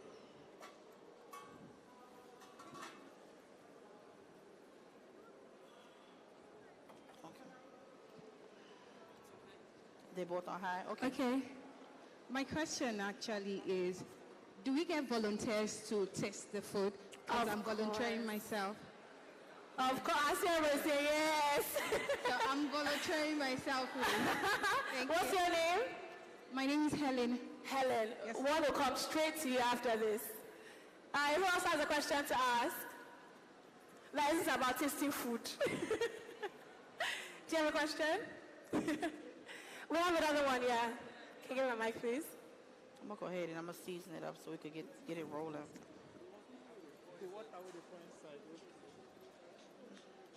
I don't know what hot sauce I'm going to use. When I can. Hi, what's your name? You can give me that fresh stuff down here, too. What's your name? I'm All that Desmond. fresh stuff down Welcome. So my friend wants to know the water that was turned into the pot. What is it? It's colored, so we're confused. Like, what water is that? Is it special water or oil or something? It's stock. Someone was added to the pot. Say it again. Yes. Did you say it was a special water or? The water that was turned into the pot. Yeah. So we're wondering if it's the water from the meat that was parboiled or something, but then we didn't see the meat or something. So we're like asking, is it a special water or oil or some gumbo water?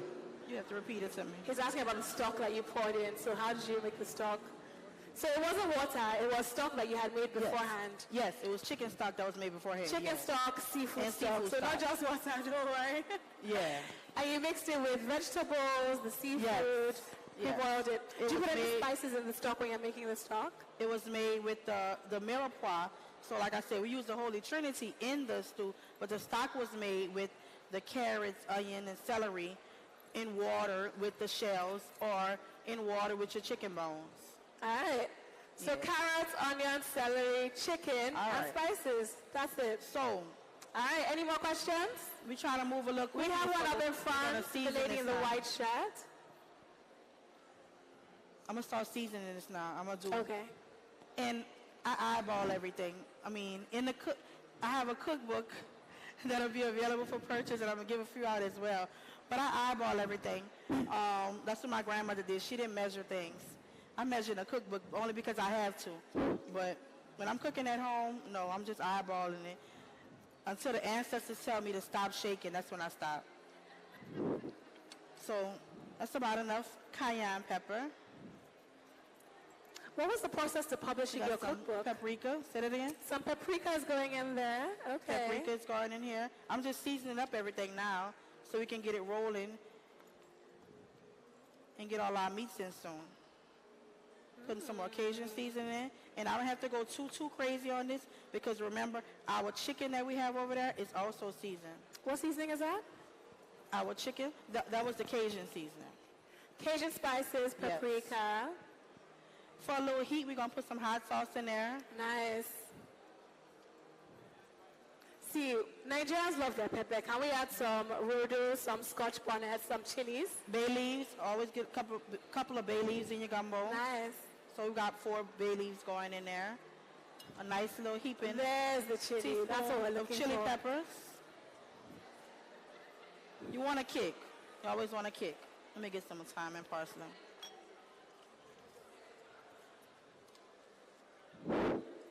Got some fresh We have 2 thyme questions going in the middle over here. Can we get the mic to them, please? Put all that.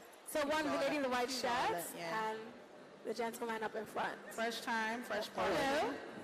My name is Daniel. Hi, I Daniel. report for Global Reports. I want to ask my question.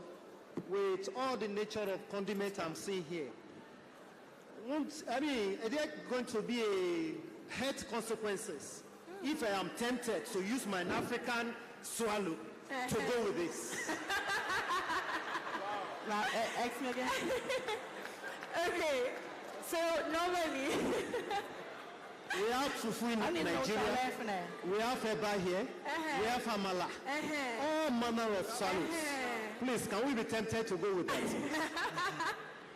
So when we normally eat our okra, the way that we make it, we eat it with a swallow.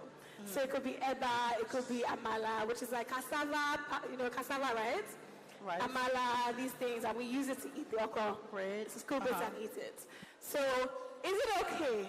Would you be offended if we use our swallow to eat your gumbo? I would not. No, I would not. It sounds delicious. Would there be any health consequences? No, I would not be offended. It sounds delicious. It sounds like it was. It sounds delicious. Go ahead, please. What I found from tasting, the few dishes that I've tasted since I've been here, I tasted beef suya on yesterday. I tasted jollof rice, and I told my business partner and my best friend, I told her that y'all use a lot of seasoning and spices. I travel all over, and what I will say I do enjoy. Now, some things were different for me, but it was still good. Everything is flavorful.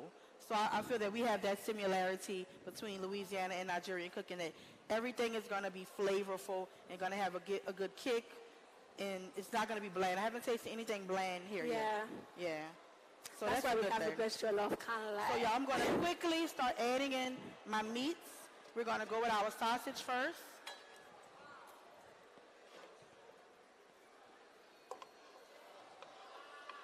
It looks good, doesn't it? All the meats. We're going to go with our chicken next. And there's no okra that yet. chicken. We seasoned that chicken up. Nice.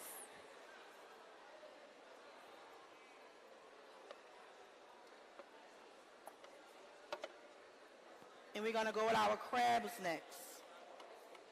We're going to wait on our shrimp. Our shrimp and our okra is going to go right in at the end. Now, y'all know how the okra gets slimy. We don't need the sliminess, so we're going to put that right at the end. Y'all see these big claws going in there?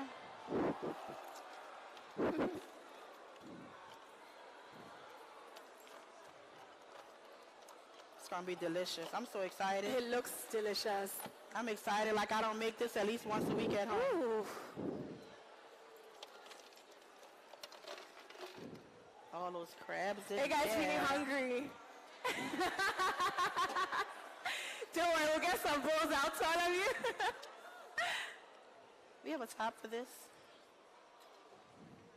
Let's get a top on there so we can cook it a little bit, so we can bump it up a little bit faster. You still have something boiling over here. What's happening in this pot? You still have something boiling over here. Rice. Rice. That's the rice for the okay, gumbo, yeah. perfect. We have a top for that big pot. We had one more question here, yeah? And one at the back. Can we get a mic to her, the lady in the white shirt?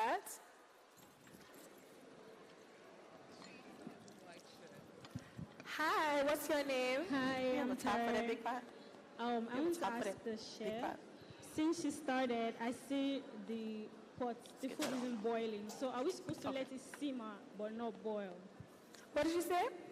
The food, I've not seen it boil.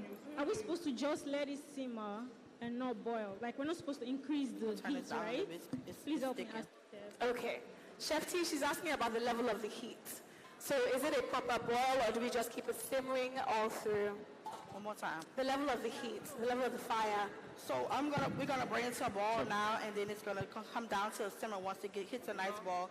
And like I said, usually it'll take a good gumbo with a bigger pot will take me about 3 hours at home. Oh wow! We rushing this one. It's still gonna be good, but the longer it cooks, the more flavor it develops and settles. It's just perfect, y'all. It's perfect. Do you use medium heat? You don't boil it too much? I bring it to a boil and then I bring it down to a medium heat. Yeah. Okay, perfect. We have another question here. Yes. Can we have the mic to her then? Good afternoon. Good afternoon. My name is Emmanuel. Hello, Emmanuel.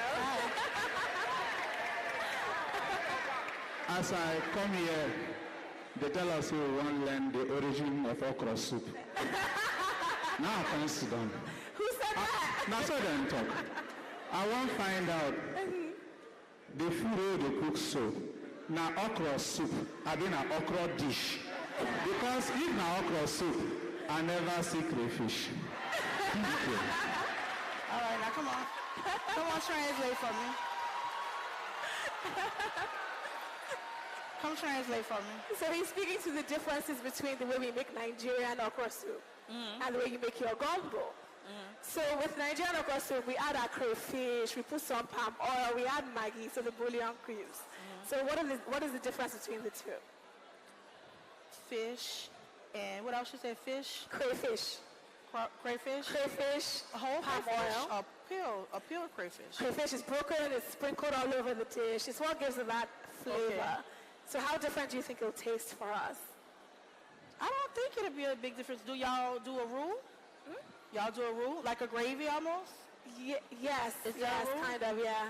So it probably won't be too different. I think the only difference is y'all may add more okra. Yeah. Like I'm just gonna do a sprinkle. Let me see. This is the okra we're putting in at the end, and it's not going to. Now I haven't had you guys soup yet, so I don't know for sure. But this is the okra I'm sprinkling at the end. This is gonna be like a nice sprinkle to add some vegetables to make it healthy, kick it up a notch. But I haven't had you guys soup. I think you guys may cook your okra down more. Yeah. So I think that may be the difference. Is that you guys cook your okra down. So a little Nigerian bit. mango is not okra soup, but it's gumbo. You can enjoy your gumbo, okay? Let's see how this goes. I'm sure it smells amazing, so I'm sure it'll be delicious. I do have I have like 3 books and a couple of aprons if you want to ask some questions and give them the books and the apron. Yeah, let's go. Should we get some people on board? Should we get some people to help us out? It's up to you. Yeah, let's do it. What do you need help with? No, not help. I'm saying if you want to ask them some more questions that I can give those books and those aprons out to. You can give what? If you want. Oh. Come here.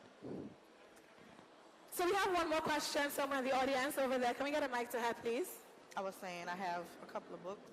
Oh, cool. Good afternoon. And aprons to give away. I wanted to find so out. You want to ask some questions so they can. Okay. The last couple of questions. I wanted to find out if you have, if you add crawfish to the dish, and how long do you cook the crawfish for? So I can't hear you. Put your mic. Do you add crawfish to the dish, and how long do you cook it for? Do you simmer it down, or do you boil it on medium heat? And do you add rice into it, or do you add rice on the side? Okay. So for the heat, she had said that she did a boil, and then she brought it down to a simmer. Do you put the rice inside, or do you put it on the side? The rice is going to go in a bowl, and you're going to ladle the soup on top of it. And then you asked about the crawfish. If I was adding crawfish to this, it would be already boiled crawfish, or crawfish already in a pack. And just as I'm going to add the shrimp to the very end, the crawfish will go in as well at the end, so it wouldn't get rubbery. It'll add just enough flavor, but wouldn't get rubbery. So it's starting to look like something. I need it to come to a boil, and then I'm going to add in a filet, the shrimp, and the okra. And then we should be working with something soon. Lovely. All right, do we have any more questions in the audience? We have one over there. Can we get a mic to him, please? So and these another one, questions- the woman in the red these shirt. questions are for prizes. So the next questions are going to be for a couple of prizes. Make you know best now, stand they talk. Yes? You understand? I've been see the first time you carry leaf they put inside, but I don't know what you put inside. Now I can't see you carry another one. Me I think say that one will carry now. Let me ask this question, make you know verse. Yeah. Oh, so what's your question? What's the last thing you I said? been see one leaf, you just like say na okra, but I can't see okra again what you carry for plate. I don't know which one you want put inside the soup. Make you know. This is gumbo. This is not okra. Don't worry, when you taste it, you understand. Just be patient. We have a question over there, lady in the red shirt.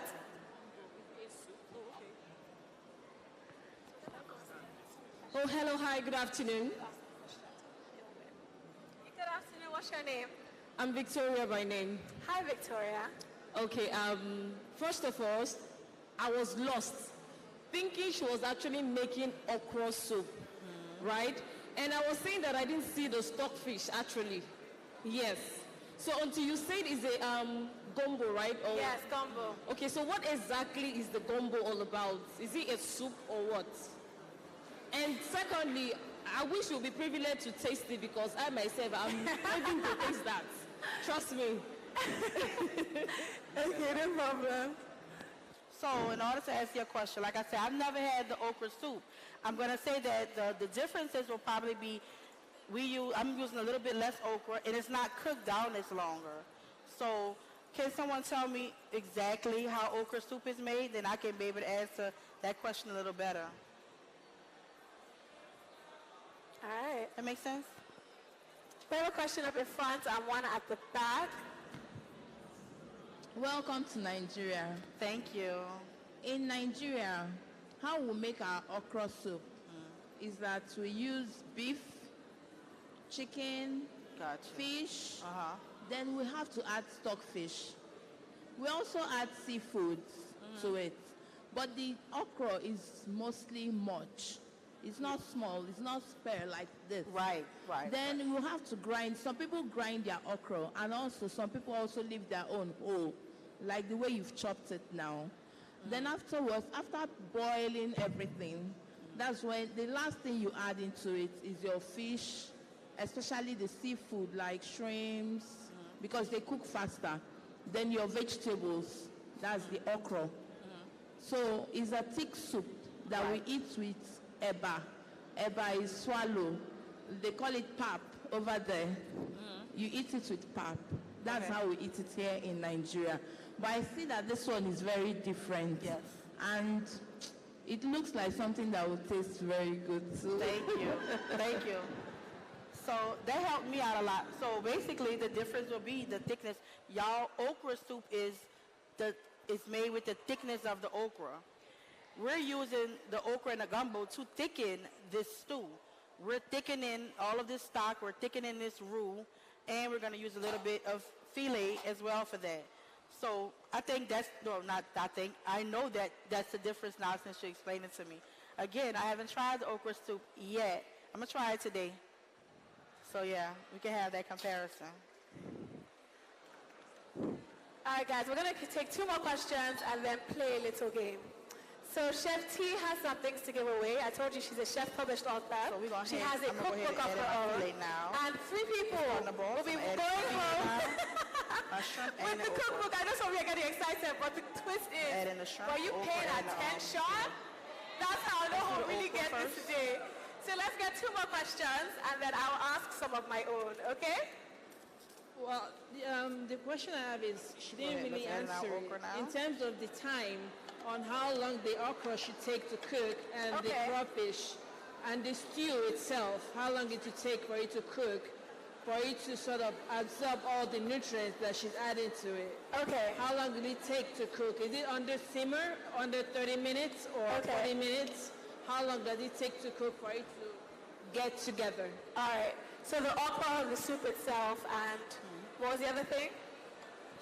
How long does it take? The whole thing? Yeah. So she had mentioned that normally she'll do 3 hours to cook this in a bigger pot, and then you'll really get the flavors. But because we're trying to speed things up, we're doing 1 hour, but that's enough. You'll still get the taste. As for the okra, how long do you want the okra to cook? The okra, so I'll just put it in, so maybe it's probably going to go, since we're wrapping up, about a good 10 to 15 minutes. 10, 15 minutes? Even if I was doing it in a bigger pot, maybe 30 minutes, because it'll be about 4 times this size. At home, my pot is about that big. So I'm doing about 4 times this size. So there's a length of and time again, depending and on it the helps size? it not to get slimy, which I like smothered okra when it's slimy, but not too much in the gumbo. I kind of want to keep that look and that presentation, and you're able to, get a piece of okra and shrimp and sausage and chicken on each spoonful. All right, thank you. So now we're going to add in our shrimp and our diced prawns. We'll be adding some shrimp? It's coming together now. So we're going to have something. Oh, this looks so good. In a little bit. Okay. Let's give it up for Chef T. This looks incredible. Oh, yummy. All right, I know we have some more questions in the crowd, but we're going to play a quick game to see who has been paying attention. So Chef T has promised us 3 of her books. This is your right now. 3 of her books and 3 aprons for 3 different people. So I'm going to ask, put your hand in the air if you know the answer, okay? My first question is, what is in the Holy Trinity?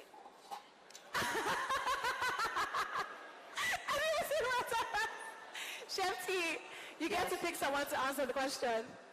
What's the question? What is the Holy Trinity? This is how they get the cookbook. That young lady right there.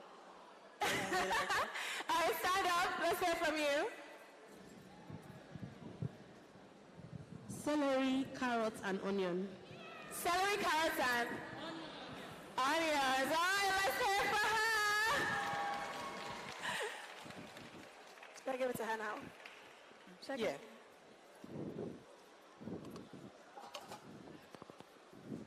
We're going to give her one. Let's have her come up and get a book. I'm going to sign it. What'd you say? Have her come up and get a book. I'm going to sign it. Okay. Sorry, what's your name? Julie. Julie, come round afterwards and we'll give you your apron and your book. Well done. I have more questions. Don't worry, I have 2 more questions. The second one is, what were the first 2 ingredients? I'm going to ask one more time. What were the first 2 ingredients? Your staff now. Who should we get to answer the question? Who do you want to choose to answer the question? What was the first ingredient? Yes, who should answer? That I added to the pot? Yes, yes. Don't tell them. I know what it is. I know what it is. Pick someone to answer.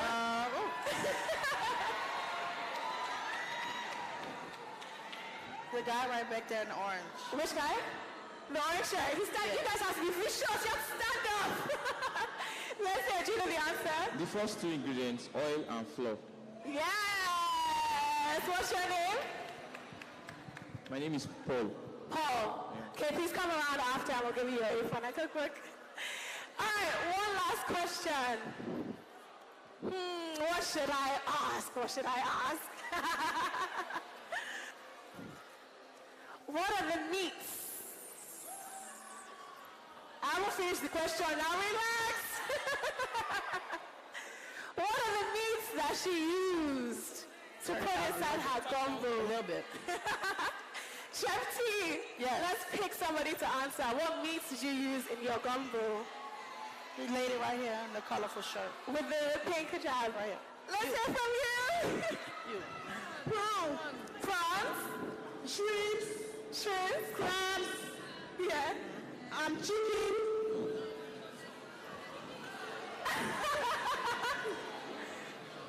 Something is missing.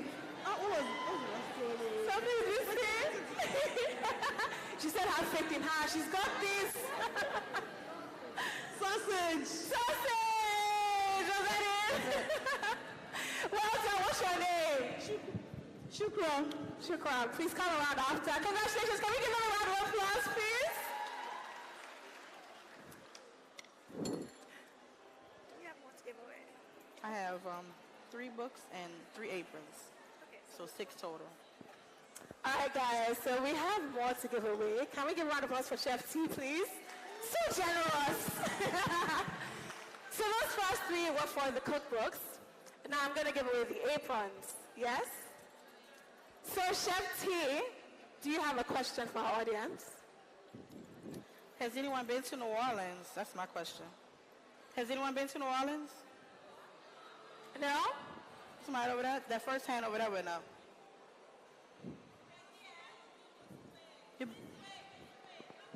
Okay. I'm coming over there. I was born and raised in New Orleans.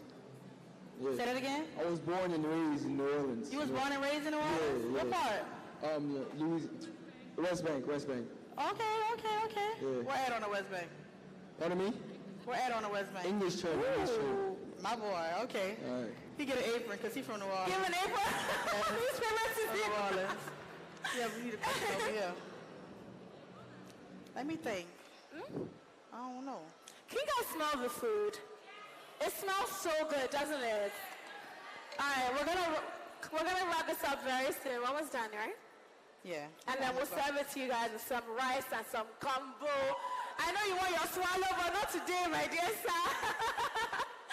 Okay, before we give out some more aprons, get some questions from the audience. Do we have any more questions from the audience? I know we had one over there before. Can we get a mic to her, please? And we have one in front, lady in black, one lady in white over there. That's beautiful. Yeah, over there. And the lady in black over here. Hi, good afternoon. Good afternoon. What's your name? My name is Busola. My question is, do you do training? Do you train, do you have a school that you train, that you teach, like a culinary school that you teach students? Not yet. Oh, One day, not That's yet. just my question. Thank Not you. yet. Can we give someone a chance to come up and taste it? Should we get someone else to come and taste it? All right. We're going to get someone to come and taste the food. I'm going to come over here because I've been neglecting you guys. I'm so sorry. So can we have you, two of you, come up and come and taste the food? Don't worry. We'll still share it afterwards. We're still preparing it. Don't worry. Can we get a mic for both of them, please? Yeah. Can we welcome them on stage? Hello, what are your names? My name is Fatima. Fatima, I came all welcome. the way from Kano. Oh, wow, just for this? Yes. Oh, welcome. Thank you. Say that again. Oh, don't worry, we're still asking more questions. And what's your name? Okay. What's your name? Ketra in Kano State. A caterer, wow, congratulations, well done to you guys. All right, can we get a taste? Let them taste it in this. Okay. It's for the two ladies.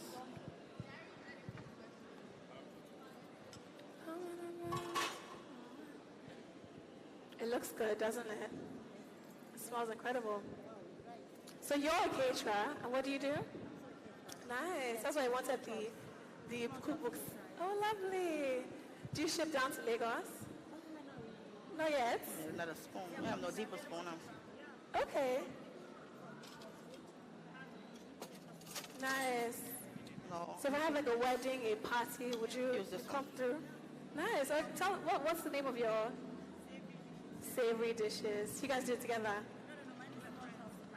Social plaza. Oh, lovely. I love that. Oof. Beautiful. You guys, I can't lie. I don't know which one I like more at this point. So this gumbo is drawing my eye from okra.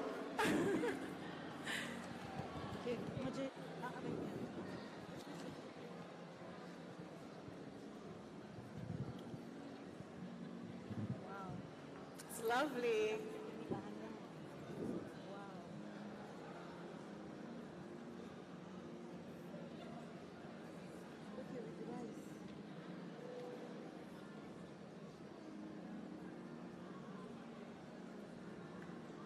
You see how I just have like, you know, a couple of little pieces of okra in there. Not too much. Now, it actually could have cooked a little bit longer, but you know, we're rushing it. But y'all should definitely get some of the flavor in here and let me know what y'all think. All right.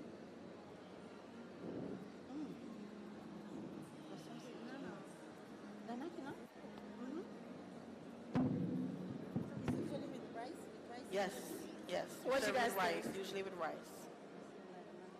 Moment of truth.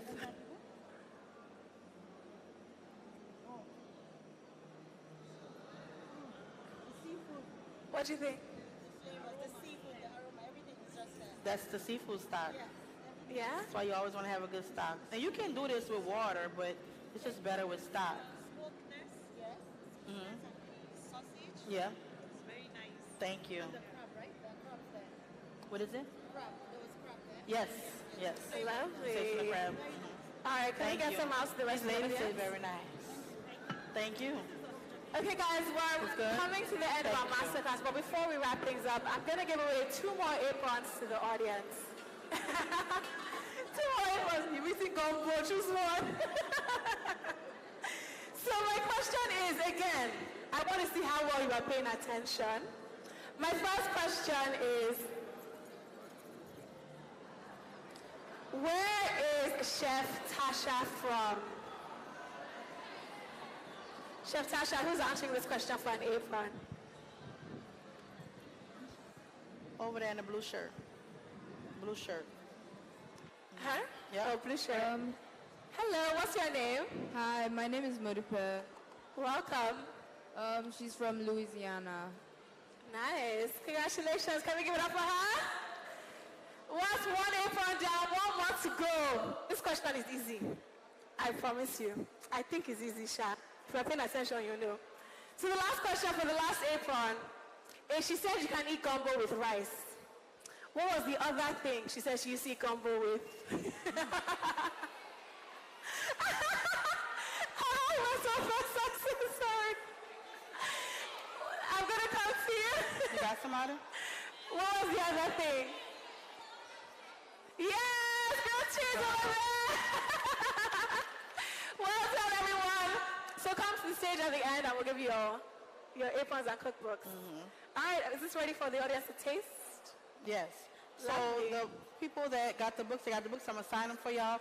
But then if anybody else wanted to purchase a book, I have a scan thing on here where you can scan that link and you can get a book right from Amazon. And my cookbook it's called A Supper Jumpstart in My Culinary Career. It has a lot of New Orleans recipes in it. It's absolutely delicious recipes, very easy to make, and they're A1. You want to taste? Of you course. ready to taste? All right. Get another Moments I've been waiting for. Are you joking?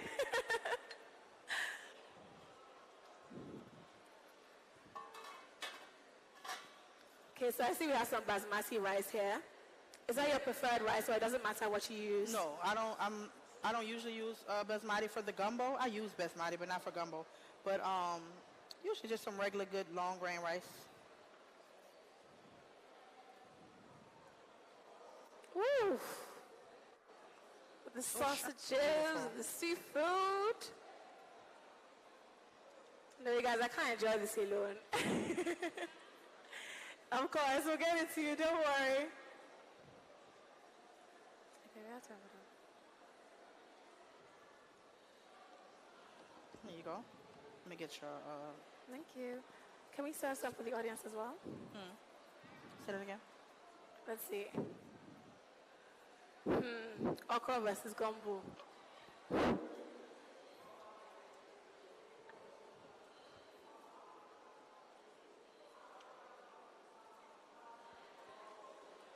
Can I hug you? Yeah. Huh? That tastes so good. Thank you. I'm going to try okra and rice too after this. Let's see how it works. All right, let's start some for the rest of the audience. Can we do that? Can we get some help serving some food for the audience? Who wants to try some gumbo? I know I promised Helen over there, so Helen, can you stand up? We'll get some food to you.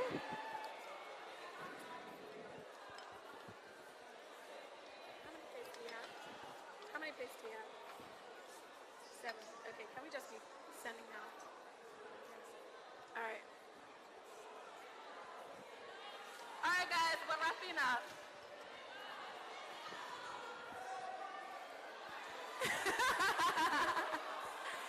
Okay, here's what we're going to do.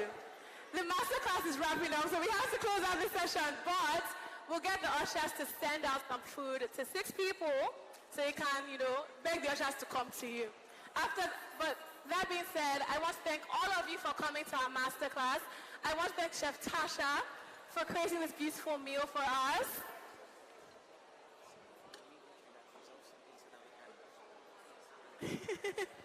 Hi, Helen. Come and taste some. Chef Tasha, can Helen get a taste, please? Okay. And can we get some ushers to take the food to the audience? Thank you guys for coming. If you want an apron or a cookbook, please come to the stage and we'll attend to you. That's fine. Can we get some ushers to give them food? Oh, yes, sure. Yeah. We need a picture of you and her. Okay. What do you think? I'm just about to taste. The grand boss is first. If you got a cookbook or an apron, please come to the front. You want to scan it.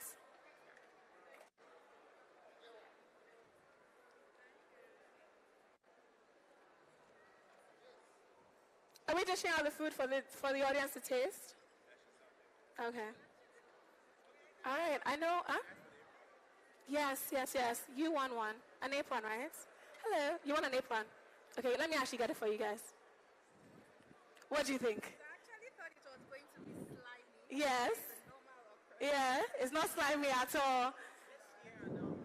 Can we get a mic to her? Can we get a mic, please? Is the usher you harass?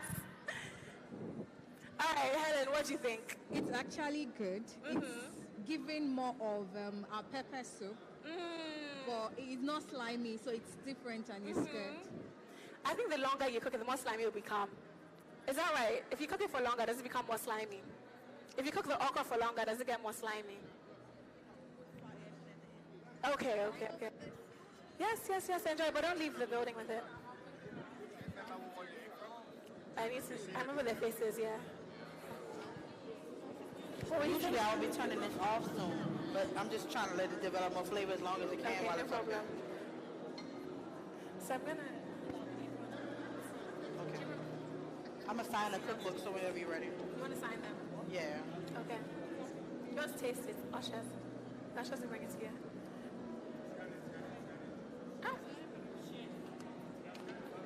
On my towel. I had a towel.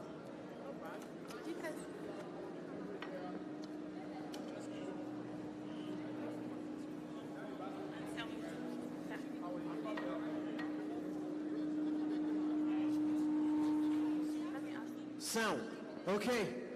Guys, please, we really need to clear because the second masterclass is going to start right away. Sorry, guys. Please. Did he give you? Oh, I'm sorry. The masterclass, another masterclass is going to start soon. You can't taste. You want an apron. You want an apron? Okay, let me be your apron. Can you put your name down with someone, please? Yeah, that way. And here, yes. Thank you. You must have registered though. Excuse me. Please, can we make our way out of this? Please. Huh? Please, let's make our way out. There's a young boy who wants the apron. Where is he? You want an apron, right? Please, you can't wait for the masterclass. Please, can you let him through? You would have to go out and then be granted access in. Who want an apron? Who want a book? Thank you. No one is allowed to stay in the hall. Everybody has to go out and be allowed in for the next masterclass. Okay, I understand. Thank you. So did you win? Yes, you want the apron. Here you go. Okay. Congratulations.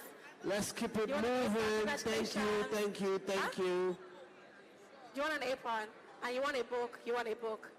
Thank you, everybody. Out. Are you sure? Thank you. You want as well. Thank you. She want a book. You want a book. Ladies and gentlemen, we just finished a masterclass on the origin of okra gumbo announced by Natasha Butler. We're seated next to me right now. How are you feeling, Natasha? I can tell that you're feeling good. So I want to sing a song for you. You're going to dance. Please, can we leave? Are you feeling good today? Please. All right. I must say that your name is very fascinating. I like the name Butler. Please. And I would like to ask, do you come from a Please family of chefs or a family of butlers? I come from a family of chef or butlers. Yes. That's what she just said. Butlers that I knew was my grandfather and my mom. They're both passed. Sorry, come. So I'm the last Okay. person with the name Butler in my family. Come. Oh, And who else want to cook for books? chefs, Come. our family were cooks. Thank We're you. not chefs. My grandmother was a Thank baker. you. Please. Thank My you. mom was and my sister. Thank That's you. why I moved to my cooking farm. Thank you. Amazing. That means it's in the family already. So at what point did you decide, you know what, Thank I'm you. going to be a great cook and I'm going to, start having master classes and training people as well? I've always loved cooking. Please. And Thank it's you. actually a Thank hobby you. first. Everybody. I did social work Out. before I did cooking, and Thank you. just kind of switched over for personal reasons. It was just a little bit too Thank much stress you. on me in the other field. All right. I started cooking and I just took off. Thank you very much. You can It take the says a lot about how excellent you are. I mean, if you're taking off, it means that you're doing something right. Right. Thank you. All right, so before I let you go, I would like to say that this is my very first time seeing someone put sausages inside okra. Please, let's keep it going. I mean, Let's in keep it Nigeria, going. we Thank see you. like seafood okra where people put, like shrimps, crayfish, and all that. Yes, but this sir. is my first Thank time you, sir. seeing, sausages in it. Is there like Thank any you, other sir. uncommon mixtures that, you've tried with okra? With the okra, All right. we put duck in it sometimes. Whoa! Please, guys, we really have to leave now. Except, please, let's make our way out. Please. I totally love that. Is that your signature dish? That is my signature dish. Amazing. From the elders to the babies. Wow. And that is exactly what GTCO Food and Drink is about. You know, from adults to babies, every single person is welcome. And that's it on the origin of okra gumbo with Natasha Butler. Thank you so much for coming. Thank you for having me. All right. Enjoy yourself. Bye. Thank you. Thank you so much. Yeah.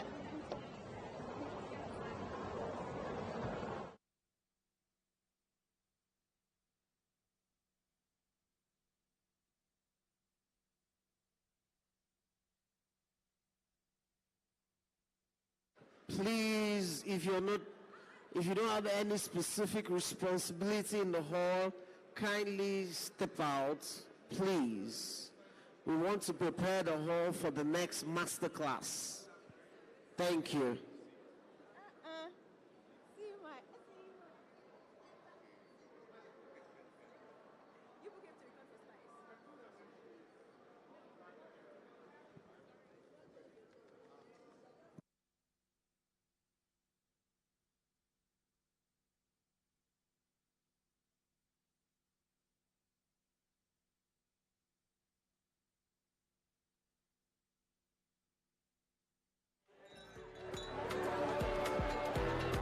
GTCO Food and Drink Festival, a celebration of everything food.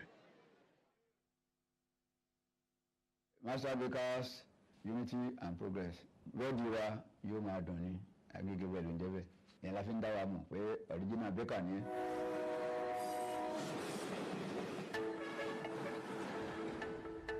We don't shall give them. There are flower. There are you. Láàárín ìjọ ni láti bù sí pocket well condition òun ló ń fún ní UDC torí tí UDC yẹn ò bá sí ń bẹ̀ gbẹ́gbẹ́ máa yàgbé gálà rẹ̀. ìgbà ní àwọn tó ń fún ní ìsìn ẹ̀ lọ́tọ̀ àwa ò ní a ní máṣíìnì tẹlẹbẹ̀tì oní pípé máṣíìnì yẹn fún.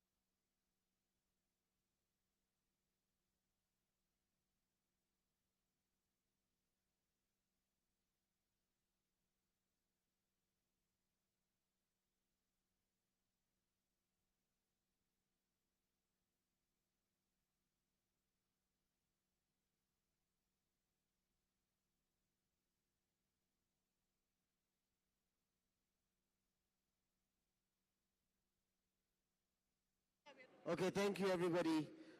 Press, thank you. We need to keep it moving. Thank you very much. Yeah. Thank you very much. Let me go find a book. Please, we...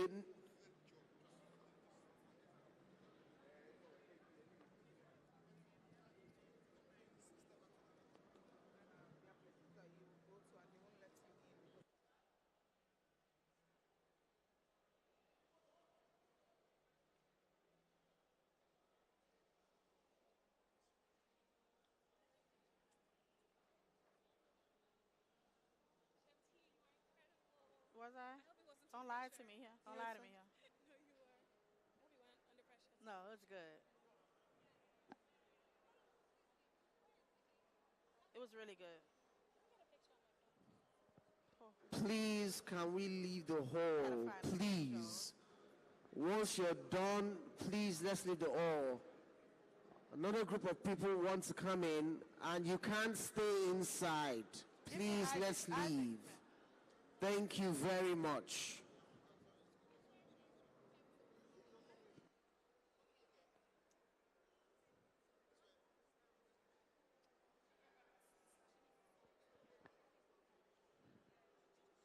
Would you please, the one you're supposed to film, you will not film. No, you. Thank you. Did I? I did good. I did good. Thank you.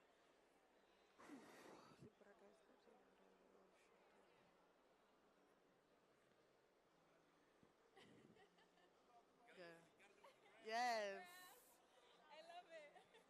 What are books? Oh, here we go. So maybe you just want to use that as a base. All right. Okay, it's going to steal my face. I don't need to sit down. Who they for? Who they for? They're over there. All right. Excuse me.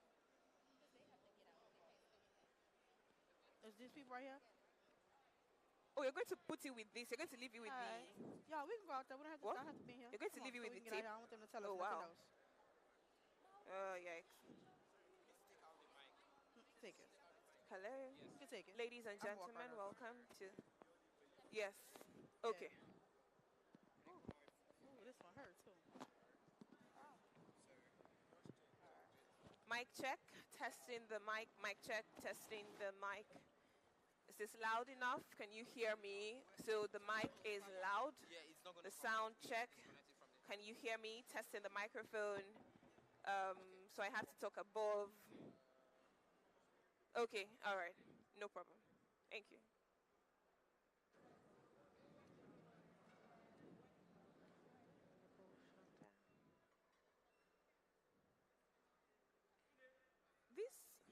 This tip they have put here does not. What?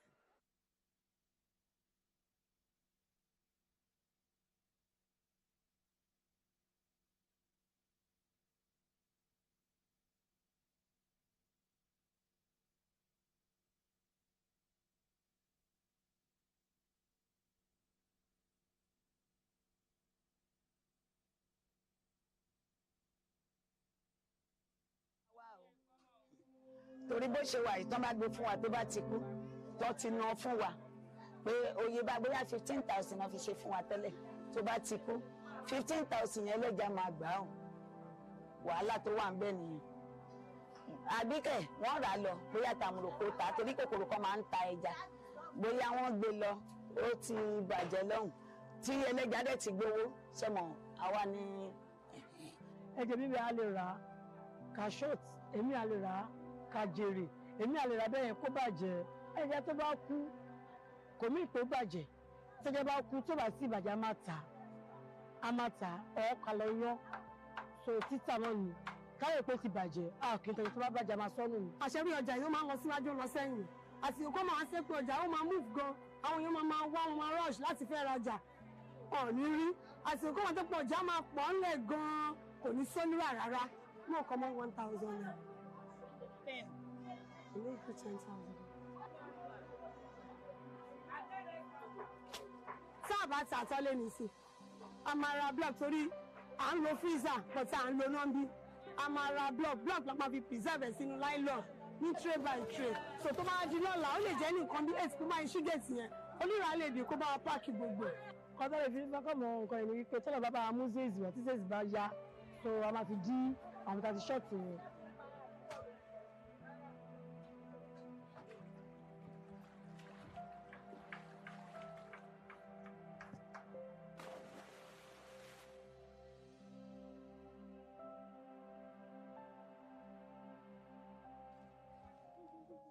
tàbá ti lọ ságbà mi a máa dẹṣọ́ sí mi báyìí láti lè ń dẹ tẹ́jà bá mu a máa ka báyìí òun la máa fi mẹ́ja yẹn a máa jù sí sọ́kọ̀ bàtà máa bẹ̀rẹ̀ náà láti orí dájú wa ni àwọn dájú wa náà ló máa mú wa lọ sí àgbà mi táwọn máa kọ́ abáyẹn ìgbà ń dẹ ọdẹ àná fi wá expert yẹn bàtà mo bẹ̀rẹ̀ kọ́ bí ọmọ ọdún mẹ́wàá ọdún train a máa mú bíi ọ̀fọ́n gọ́gán ọ̀wẹ̀rẹ̀ ìpìyà. oríṣiríṣi ẹja la ní bí o ọjà bá òde nìyàn lára ìrọ̀rùn ló bá dé o láti Èkó sí Ẹ̀pẹ́ kò jìnnà o láti Ìbàdàn sẹ́kọ̀ọ́.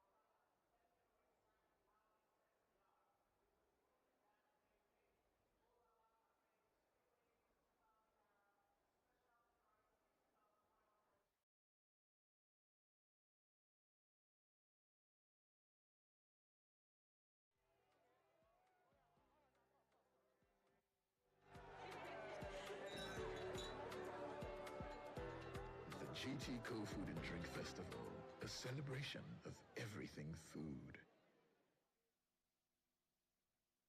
Masterclass, unity and progress. Bẹ́ẹ̀ni wa yóò máa dùn ní agége bẹ́ẹ̀ ló ń jẹ́ bẹ́ẹ̀. Ìyẹn la fi ń dá wa mọ̀ pé original baker ni ẹ́.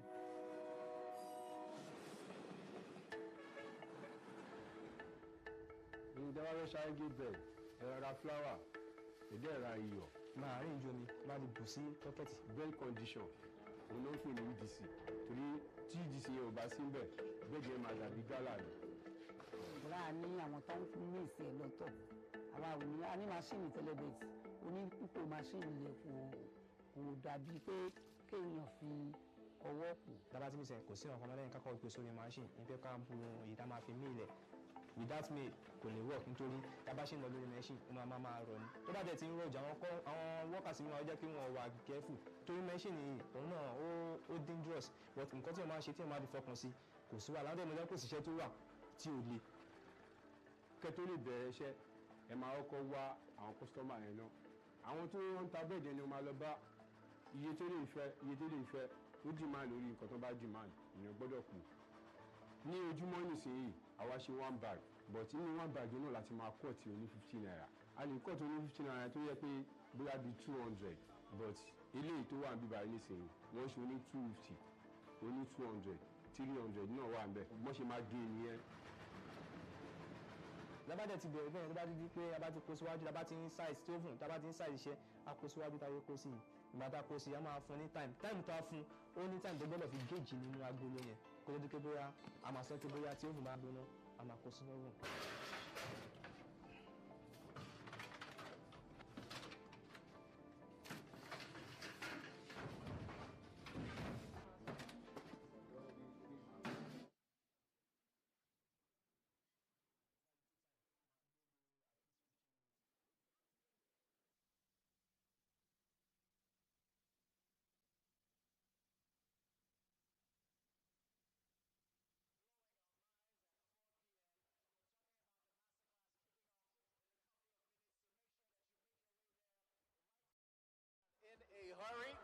because before you know it, not only will you not find good sitting positions, also you probably would not be able to find your way into the venue. Is the Masterclass at 4 with Isaac Toups. Throwing it to DJ Cool J for your GTCO food and drink.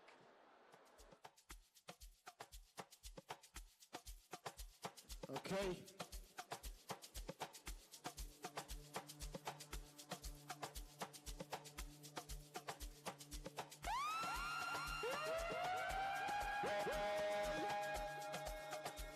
DJ Cool J.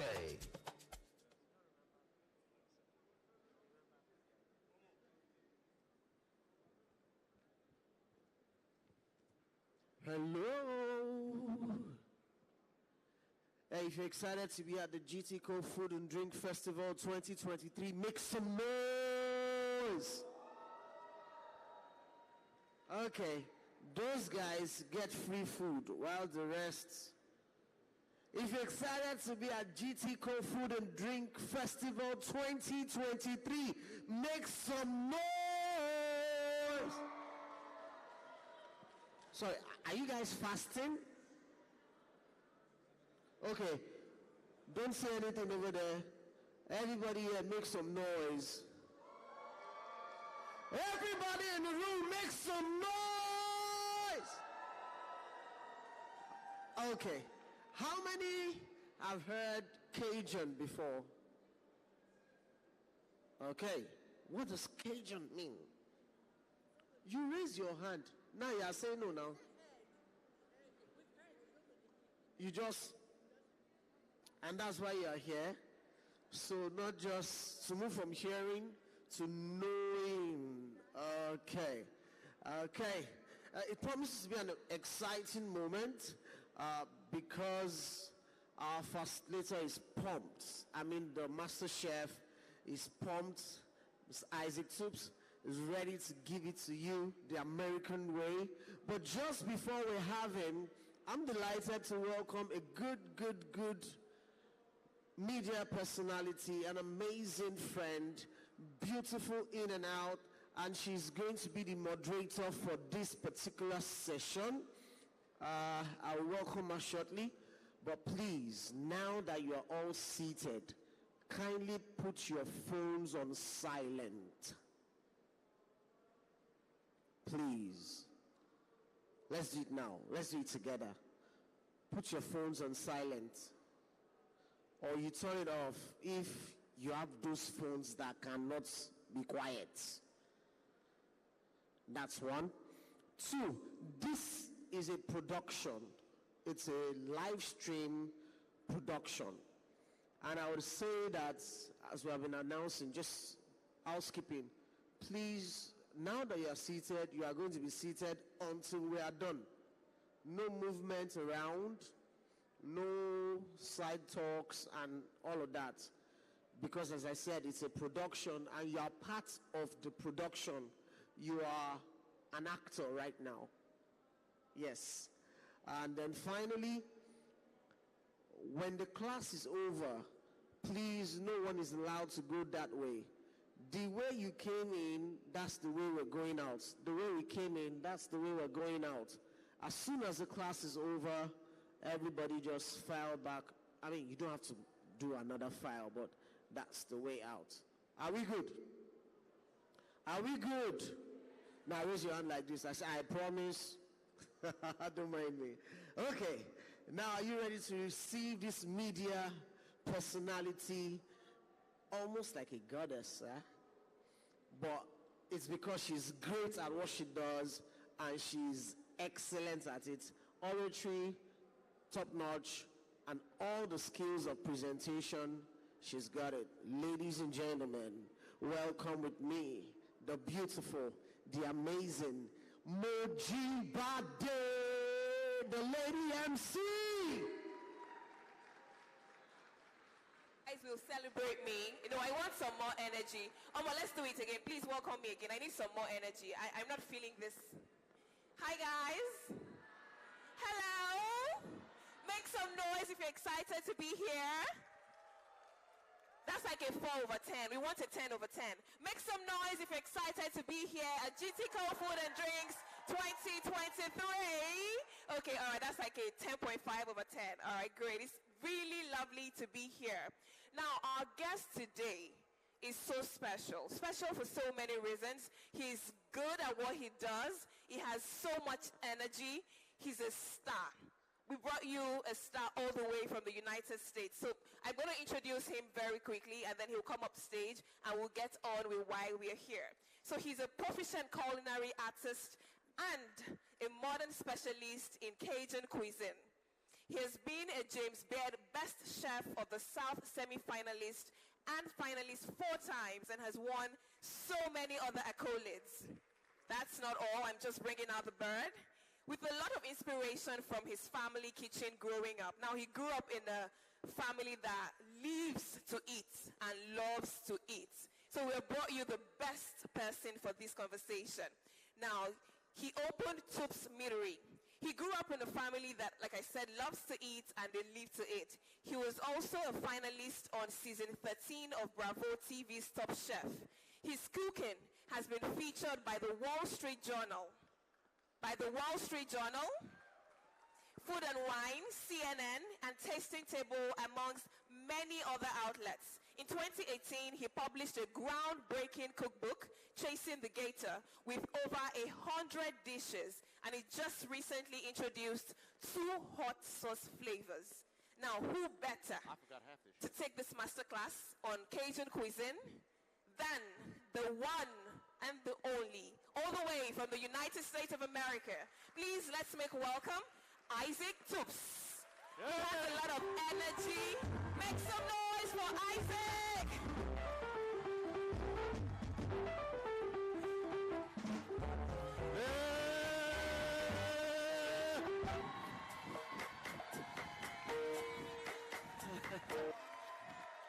You see, one thing I also didn't say whilst introducing him is that he has a lot of energy. He's a bubble ball, a lot of fun. So we're in for a good time. Are you excited? Ladies and gentlemen, I now present to you our master chef today. Make some noise for Isaac Toups. Thank you. Thank you very much. Hi, how are you? How are you feeling? I'm feeling amazing. Lagos, you welcome me with open arms. I've had such an amazing time. I've had some of the best food I've ever had, some of the best hospitality. You guys rock. Give a round of yourselves. Woo! Is this your first time in Nigeria? First time in Nigeria. Woo! First time in Africa. Wow, so we're so lucky to have him today. Please make some noise. Give him a Nigerian welcome. The Lagos style. Thank you. You guys are amazing. I love you guys already. All right, so I have a lot of questions for you, but we'll get to the cooking very soon. But let me just ask you a few things. What is Cajun cuisine? Cajun cuisine is an amalgamation. It's a combination of many different cuisines. It starts in France, where the original Acadians or the Cajuns, they said, we want religious freedom. They're not letting us express our religious views. So they moved. They got in their boats and they went to Nova Scotia. Okay. And once they landed in Nova Scotia, the British were like, oh, no, you don't. You get out of here. They wanted to fight the Cajuns. The Cajuns were peaceful, loving people. And so they left Nova Scotia. They left Canada. If you've ever been to Canada, you know that they are the nicest people on the planet. So I always like to tell you, how bad do you have to be to get kicked out of Canada? You gotta be a Cajun. So we moved down to South Louisiana, where we set up roots. And the area we set up roots in was called Acadiana, in the Acadiana region in South Louisiana. So over time, Acadiana became Cajun, and that's why we call ourselves Cajuns. Okay, interesting. Thank you very much. But why is it called Cajun? I'm sorry? Why is it called Cajun? It's called Cajun because it's short for Acadian, a Cajun. Okay. And it was essentially just abbreviated over the period of time. And during that time in South Louisiana, we cooked what we found using our French background. So we used the roux and the stews and the gravies and the sauces from our French backgrounds. But we didn't have all the ingredients we had in France. But what did we have? Pigs roaming around. We had sugar cane. We had rice. We had corn. We had all the vegetables. Louisiana was a bounty. In fact, the Native Americans who were already there, they weren't growers. They were just gatherers. The land was so plentiful and nature was so abundant that they could just go out and grab vegetables and produce and animals and bring it back and cook them. And we found those ingredients and we loved them. People say all the time, Chef, why do you like to cook crawfish? Chef, why do you like to roast pigs? I'm like, it's in my backyard.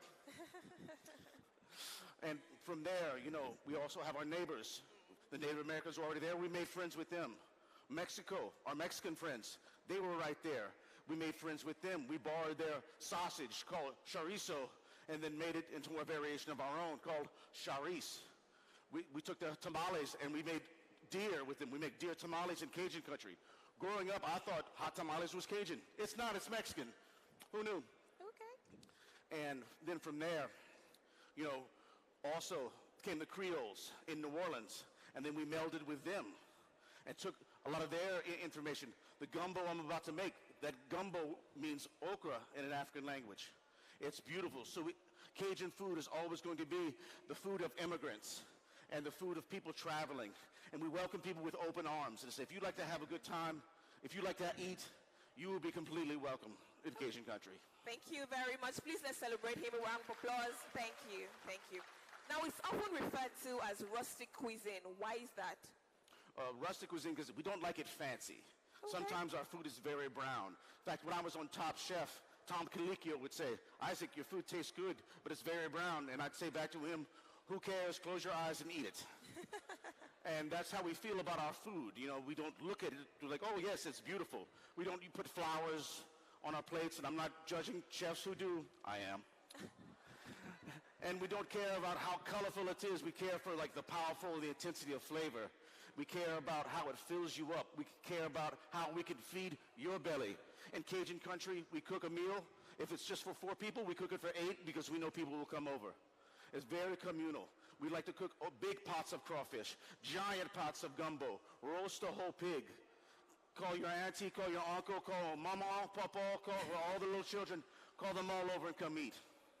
Thank you very much. I see that you're very passionate about this. Now, one final thing before we get on to the business of the day. If you were not a chef, what would you be doing? I have no earthly... stand-up comedian. I've always wanted to make people laugh. Okay. I'm glad I'm cooking. But you just made them laugh. It's okay. All right, so ladies and gentlemen, my name is Mojibadi, and our guest today is Isaac Toups. One more round of applause for him, and let's get on with the cooking. So, growing up in Cajun cooking, I didn't know better. I thought that everybody cooked because all my family cooks.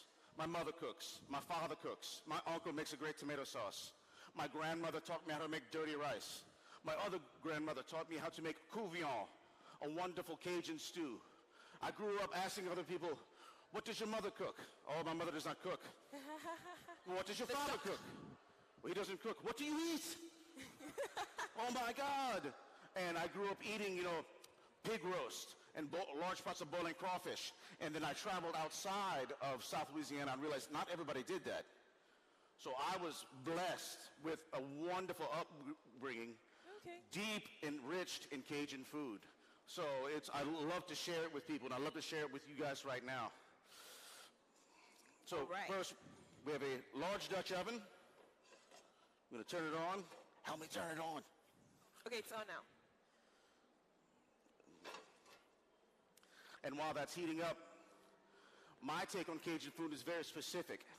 So growing up with the wonderful Cajun upbringing, I wanted to take my professional cooking to the next level. I had always been cooking. I've been cooking since I was right here. And my mom said, Isaac, are you hungry? I said, yes. She said, cook yourself something then. And I remember this one memory. I'm this tall.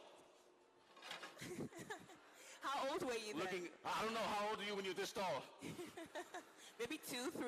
And I remember I'm cooking eggs in a pan, and I remember like that was my first cooking memory.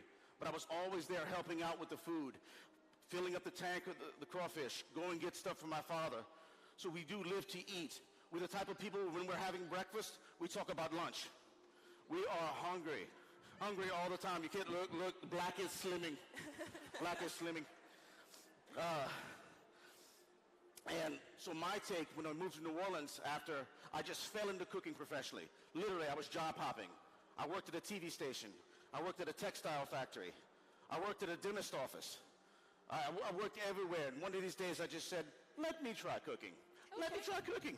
Let me see how that works out. And within a week I was hooked. Like, this is what I want to do. This is great. I'm going to do this for the rest of my life. And my wife, who was from New Orleans, said, well, you should move to New Orleans, one of the culinary hubs of the world, where you really take your cooking to the next level. And I said, that's great. So I was tired of my small town. And not tired of my family, but tired of the small town. Can you help me turn the back one on? That one? Oh, perfect. Where was I? Small town, moved to New Orleans. Moved to New Orleans, and, you know, I was green. I didn't know anyone in New Orleans. I didn't know what I was getting myself into. I'm literally walking, like, to different restaurants and just like, hey, will you please hire me? I have no experience. Wow. I walk into Chef Emeril Lagasse's restaurant, one of the most famous chefs in all of the world. And one of his chefs took a gamble on me. He rolled the dice. He said, look, I need someone to work the fryer. I know you don't have any experience, but you were very excited. I was probably shaking. I was so excited. And he gave me a job. And I spent the next 10 years there. I spent a decade with Chef Emeril. At first, I didn't know him at all. And slowly, he would learn my name. Later, he would learn my wife's name.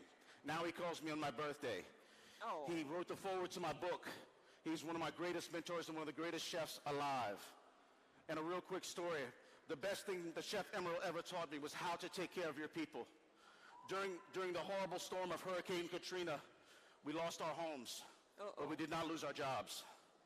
He moved all of us to Florida and all of us to other different restaurants. I never missed a paycheck.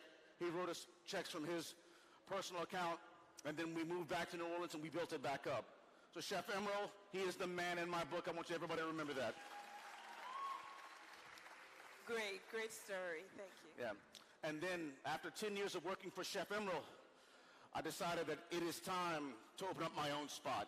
So I did a couple of private gigs with some very unprofessional business owners. I won't name names because I'm a nice guy. But then me and my wife got together and we opened up Toups Meadery. We celebrate 11 years this year. Wow. I'm going to clap myself for that too, because if you own a restaurant, you know that's about 100 years in restaurant years. And there we take my take on the new Cajun cuisine. So I take all those Cajun ideals, but I take new ingredients. Pork belly, lamb neck, chicken hearts, pig feet, dove, duck, deer, elk. If it swims, flies, or walks, watch out, because I've got it in a pot. Speaking of pot, we got our large Dutch oven here. We're going to add some oil to it. Now, I break from tradition. A lot of people use butter or use peanut oil, regular oil. I use grapeseed oil for a very good reason. It has extremely high smoke point. That means it does not burn easy. So when you're making a dark roux, your oil will not turn rancid. So just before you start, Isaac, what is the most important must-do or must-have when you're talking about Cajun cuisine? The most important thing you can have in Cajun cuisine is our Holy Trinity, which we have right here. Okay. Our Holy Trinity would be onions, peppers, and celery. We call them, and I grew up religious, we call them the Father, the Son, and the Holy Spirit of cooking. So we take those peppers, and we take those onions, and we take the celery, and then we mix them together. Okay, make some noise, superstar. I can't believe I pulled that off. But you cannot forget the Pope, and the Pope is just as important. The Pope is garlic. So when I say the Cajun Trinity, it means three. There's actually four. And we borrow that from the French mirepoix. So mirepoix wouldn't have the bell peppers. They would have the carrots. But the carrots don't grow well in South Louisiana. The peppers do. So while my oil is nice and smoking, and this is also something non-traditional, a lot of people will start with a cold oil and make their roux. Camera. I'm going to start with hot oil and make my roux in a couple of minutes. Okay. And those of you who can smell this, and those of you who ever had Cajun cuisine will recognize this smell. This is what my grandmother's house smells like. This is what my mother's house smells like. And if you can see on the camera that I'm already went from the white color to this beige color, and then I'm going to take it to a really good, nice, dark chocolate, I would say, color. I'm kind of colorblind, so I'm going to rely on y'all to tell me the color. Doing this method is a little, I wouldn't say dangerous, but you have a good chance of burning your roux if you have to walk away from it. So don't walk away from it. Have all of your mise en place ready to go. Now, while that's darkening, we're going to saute off a little sausage. I got some pork sausage right here. And some chicken. Now, chef, I don't eat pork. Is that okay? Absolutely. You can use a beef sausage. You can use a turkey sausage. You can use a chicken sausage. You can use alligator sausage if you can get some. Okay. More importantly, make sure that it is smoked and has a lot of flavor. So if you don't do pork, no big deal. In fact, a lot of Cajun food is surrounded by many things that are not pork. But what about chef? Chef, but I don't eat meat at all. No problem. You can use seafood, shrimp, crab, oysters, crawfish. However, in Cajun food, and this is where Cajun food can differ from Creole food, we do not mix our land and sea. So if you're going to make a shrimp gumbo, put no pork, no chicken. And if you're going to make a chicken and sausage gumbo like we are, then no shellfish and no fish. Because we don't want the flavors to mix. I don't make the rules, I just go by them. All right, what color would you say this is? Okay. Go on. What color would you say this is? This is now brown. Brown, Yes. okay. Now we're going to add our onion. The Trinity. The Trinity. It's so nice to have helpers. And we're going to saute it up. We're not going to add the garlic just yet. If you know cooking, you know that garlic burns very easily. So we're going to add our garlic right afterwards. So we'll cool it down.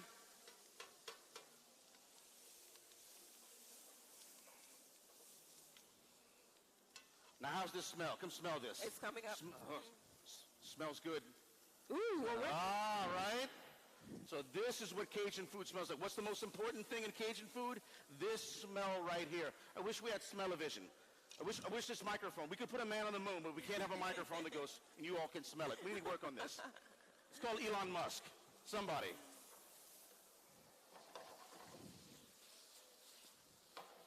Let that brown. Now, this roux is going to be hotter than your normal oil. So normally you would let your vegetables sweat for a couple of minutes. But as you can tell, they're already starting to get translucent. And they're already starting to cook.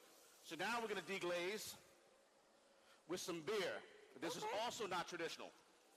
Now, what's the most important thing in cooking? What's the most important thing in cooking? Taste your food. What's the most important thing in cooking? We see what you did there, Isaac. It's okay. We see what you did there. Now, chef, I don't drink alcohol. You can skip this part.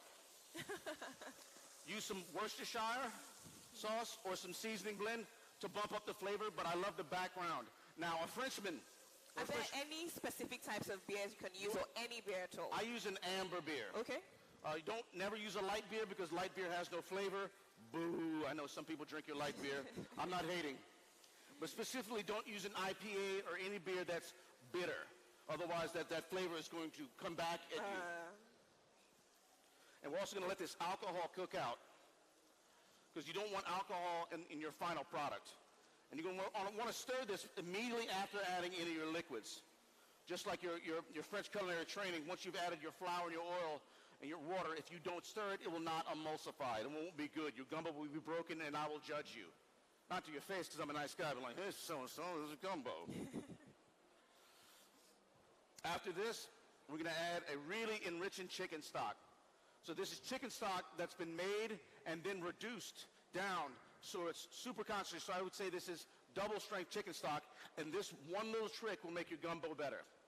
How did you reduce it? Simply after you make it, you skim all the fat off of it, and you just reduce it in the pot by half. Okay.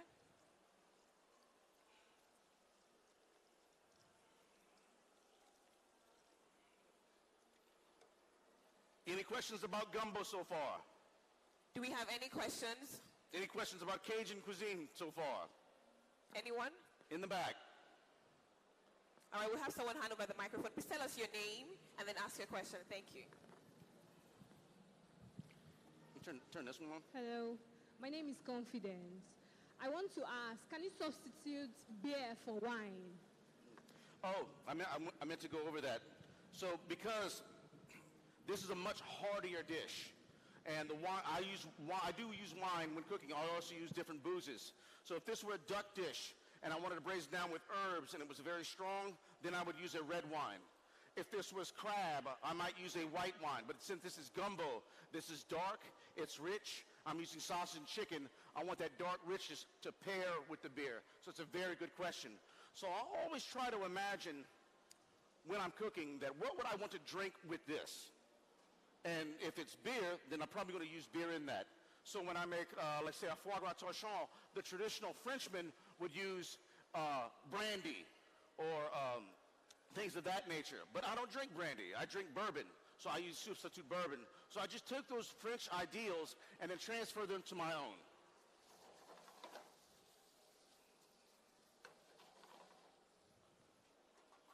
Oh, this one's on. What you need? Okay. Here, let's turn it down just a little bit. That one?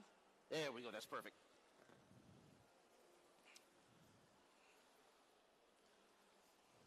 All right. At this point, we're going to add our... Do we have more questions? We'll take yes. them. Okay. Can we have him? The man in glasses. Thank you. Hello. I didn't hear the very first thing you started with, the one that we waited till it turned chocolate. I didn't hear the name. So we call that a dark roux. And a dark roux would be the color of chocolate. So again, we used our grapeseed oil, which you can get really hot. If you were to use butter, the butter would burn before the roux would get that dark color. And so that's an essential part of getting that roux dark. Now, the classical French people, they never really took it this dark. There's no classical example of French using a dark roux that we know of. There may be. And we think that what happened was sometime someone had a roux going in South Louisiana and accidentally burnt it a little bit.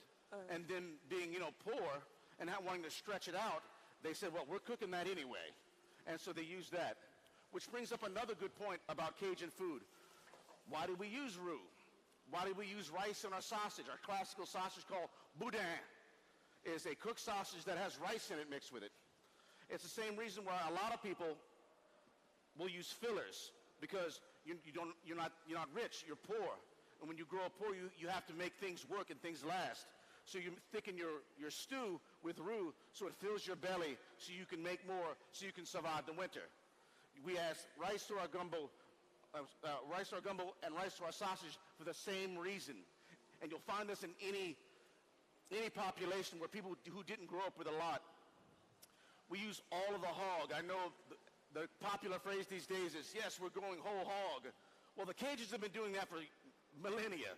Millennia, that's the wrong word. Centuries. Let's go with centuries. I got it. I think I got it. You got it. Okay, so you're regulating it now because why are you regulating it? I'm sorry. Why are you regulating it? I don't need to roll it super hard. Right now, I just want to kind of simmer it while our proteins are cooking. Okay. So the whole hog process, we did a special event. So right during harvest season, everyone would gather, all the families get together, gather all their pigs, and we would have what's called a boucherie. Boucherie was a magical event that we used to have back in the day, where everybody would bring all their pigs in, and each family would take a job. One family would butcher the pigs. One family would scald the pigs. One family would make sausage. One family would make hams. One family would make crackling, because it's a lot easier for a whole bunch of people to do one job instead of one family doing all the jobs. And they would get together, and they would have music, and they would have dancing, and there would be beer, and there would be lies told and gossip had. And these events kind of died away with the invention of the modern butchering techniques. Also, refrigeration came into play. So beforehand, my father used to tell me that before the invention of coolers, they would take sausages and they would pour boiling fat over them to confit them. if you will. So we would confit things to cure them, and then they would sit underneath the house, and you go get a piece of sausage.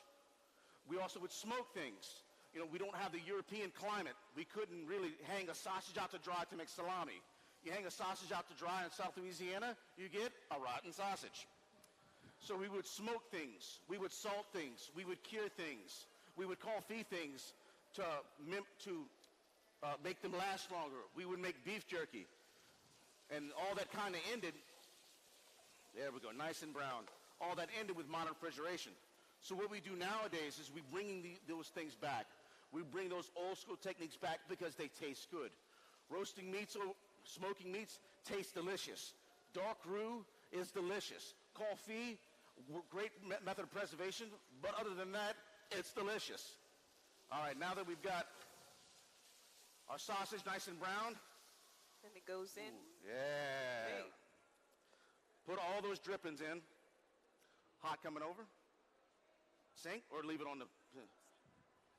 If I burn this sink, it's your problem. Do we have any more questions? Anyone wants to find out anything so far? Okay, great. We have two people right here in front. Can I have the microphone? Thank you. Two ladies here, so you can...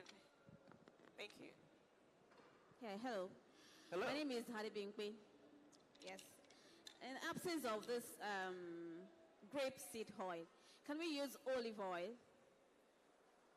Can you use olive oil in the absence of grapeseed oil? And secondly, I like your shoe. You like my what?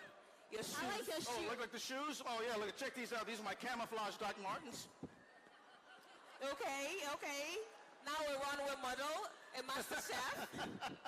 We're adding that to your profile. My wife bought me these because she said, you've got to look good on camera.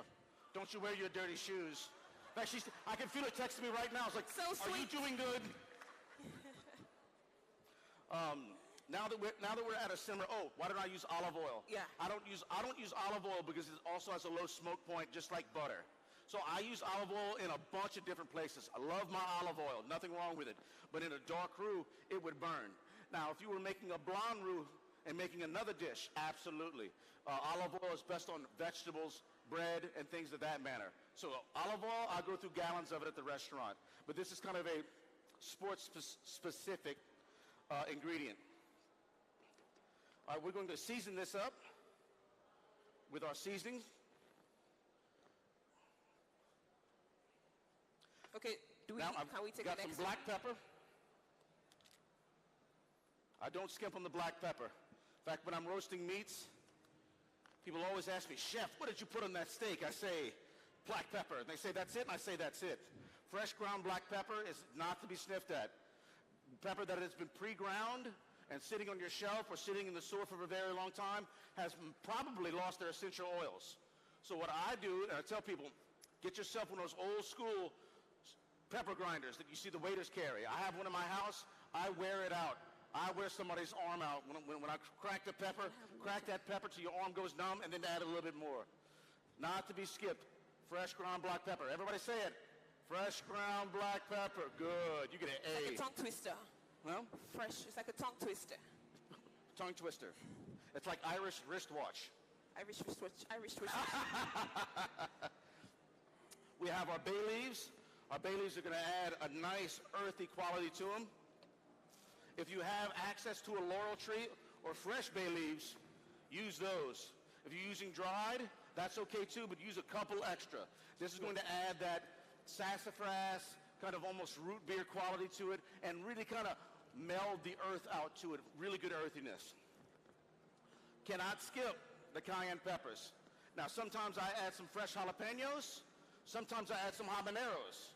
Pick your favorite pepper. Pick your favorite pepper in the whole wide world. Mine happens to be cayenne. Born and raised in the stuff. And I like it spicy. And what I've noticed here in Lagos, Nigeria, y'all like it spicy too. We do. And I love you guys for that. Love that spicy.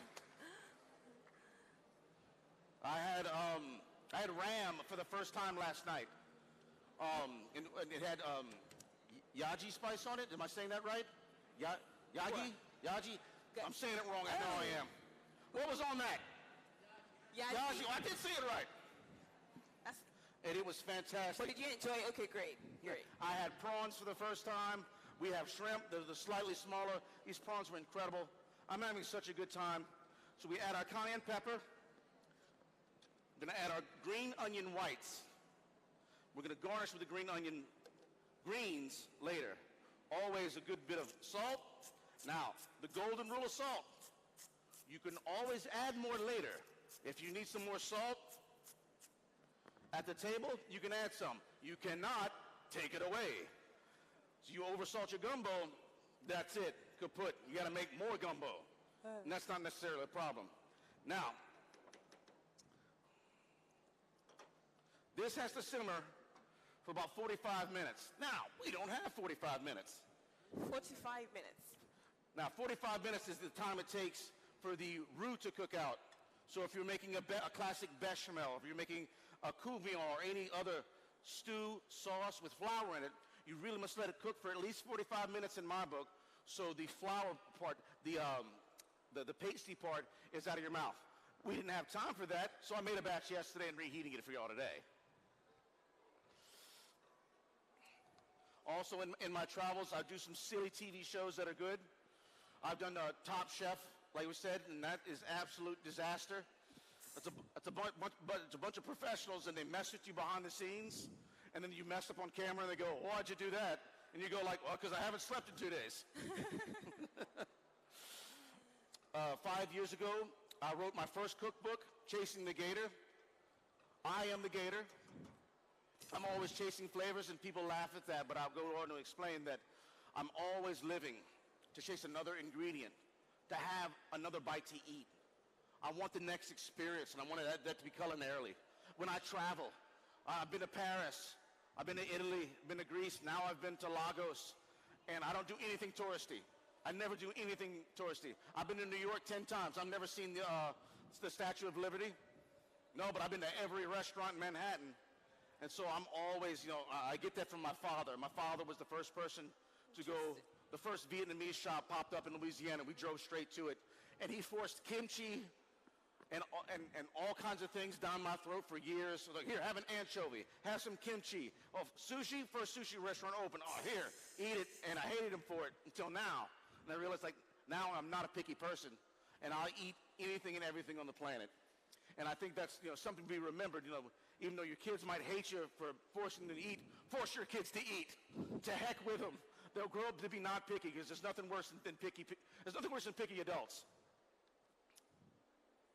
Okay, so I have a question for you. I hear what you have said, right?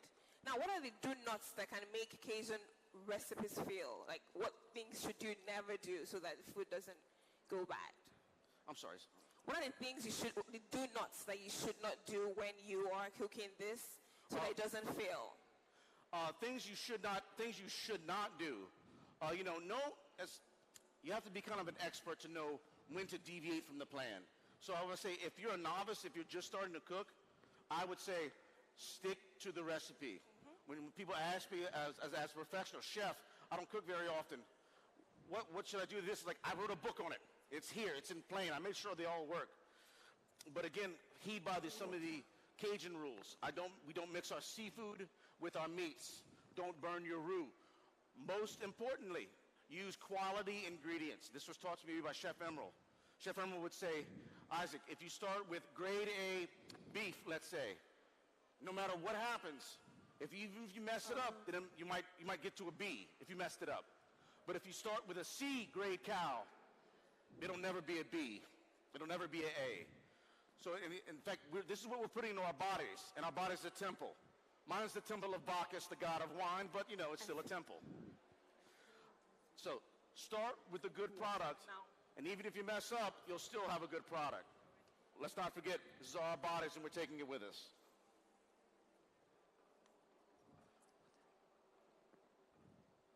Do we have any questions in the audience? Anyone? Okay, wait, great. We have so many. Can we have the microphone, please? Thank you. Thank you. My name is Esther. So my question is... I'm not sure we can hear you.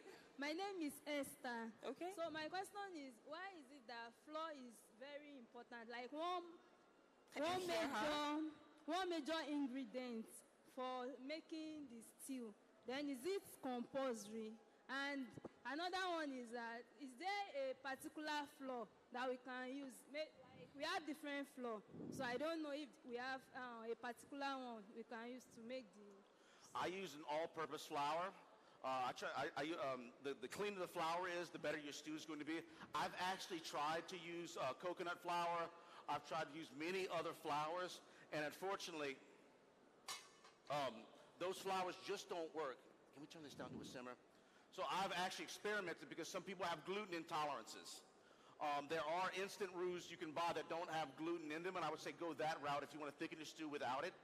Now, there's other ways to thicken stews with powdered cassava, cornstarch. There's plenty of ways to thicken a stew, but to get a dark roux, so far, I have not figured out a way to make a dark roux without all-purpose flour. Does that answer you? Okay, great. We have the lady black and white. Thank you. Hello, Joseph Benedict, a guy and not a lady, I'm sorry. So my question is, for this very recipe you've prepared right now, what are the measurements of your ingredients? I'm sorry, I can't hear you. The measurements of your ingredients of this very recipe for this the measurements of ingredients. So that was a cup of flour and a cup, so equal parts. This is all you got to remember. Equal parts flour and oil, equal parts. And then after that, you're going to probably do 4 or 5 parts of that to liquid. The vegetables really don't matter that much. I probably put in all of my stews 1 onion, 2 celery, and 1 bell pepper. I actually have this, if you look online, I have a wonderful video on YouTube right now with instructions to make the gumbo. So if you can get on YouTube, I have a wonderful video. It explains all out with all the recipes. Or you could buy my book. Sample marketing. Okay, we sorry, will get the one more question, please. Yes. The spices with the measurements, the cayenne pepper, the black pepper, and the salts. Right. The measurements, how do you measure them for this very recipe? Is it for a teaspoon or 2 teaspoons? And one more thing, can I substitute paprika for cayenne pepper?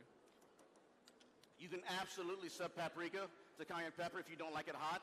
Like I said, you can use any kind of pepper you want. It doesn't have to, you can even use white pepper for black pepper. The black pepper, I probably put 2 teaspoons in, the same with the cayenne pepper. But again, if you like it hotter, use more. Salt is based on how salty you like it. I probably use about a tablespoon. But then again, maybe you like salt. Maybe you don't like salt. Maybe you have high blood pressure, and I'm sorry if you have high blood pressure, because I do too. So those things wouldn't matter so much. You have to remember the equal parts flour and the equal parts oil, and then you'll see that the thickness of your gumbo will dictate if you made more. Remember what I said about salt? You can always add more. You cannot take it away. So taste it. You taste your food. Oh, it needs a little more salt. Boom, boom, boom, boom. I forgot Are you satisfied? I forgot my hot sauce, so we're gonna imagine I put hot sauce in this. Now the reason I add hot sauce is a very good reason. This is a very rich stew, and this is something to remember about all ingredients. If you have something that's really rich, has extra fat in it, you're going to need some acidity, something to balance out those flavors. Now, if I was making like buttery crab, I would use lemon. If I was cooking a fish, I would use white wine. But this is gumbo, so I would use hot sauce that has a vinegar base to keep those flavors. It's the same with the beer. Think about what flavors I'm melding with what? Sausage, beer, hot sauce. You wouldn't say sausage, beer, lemon, per se.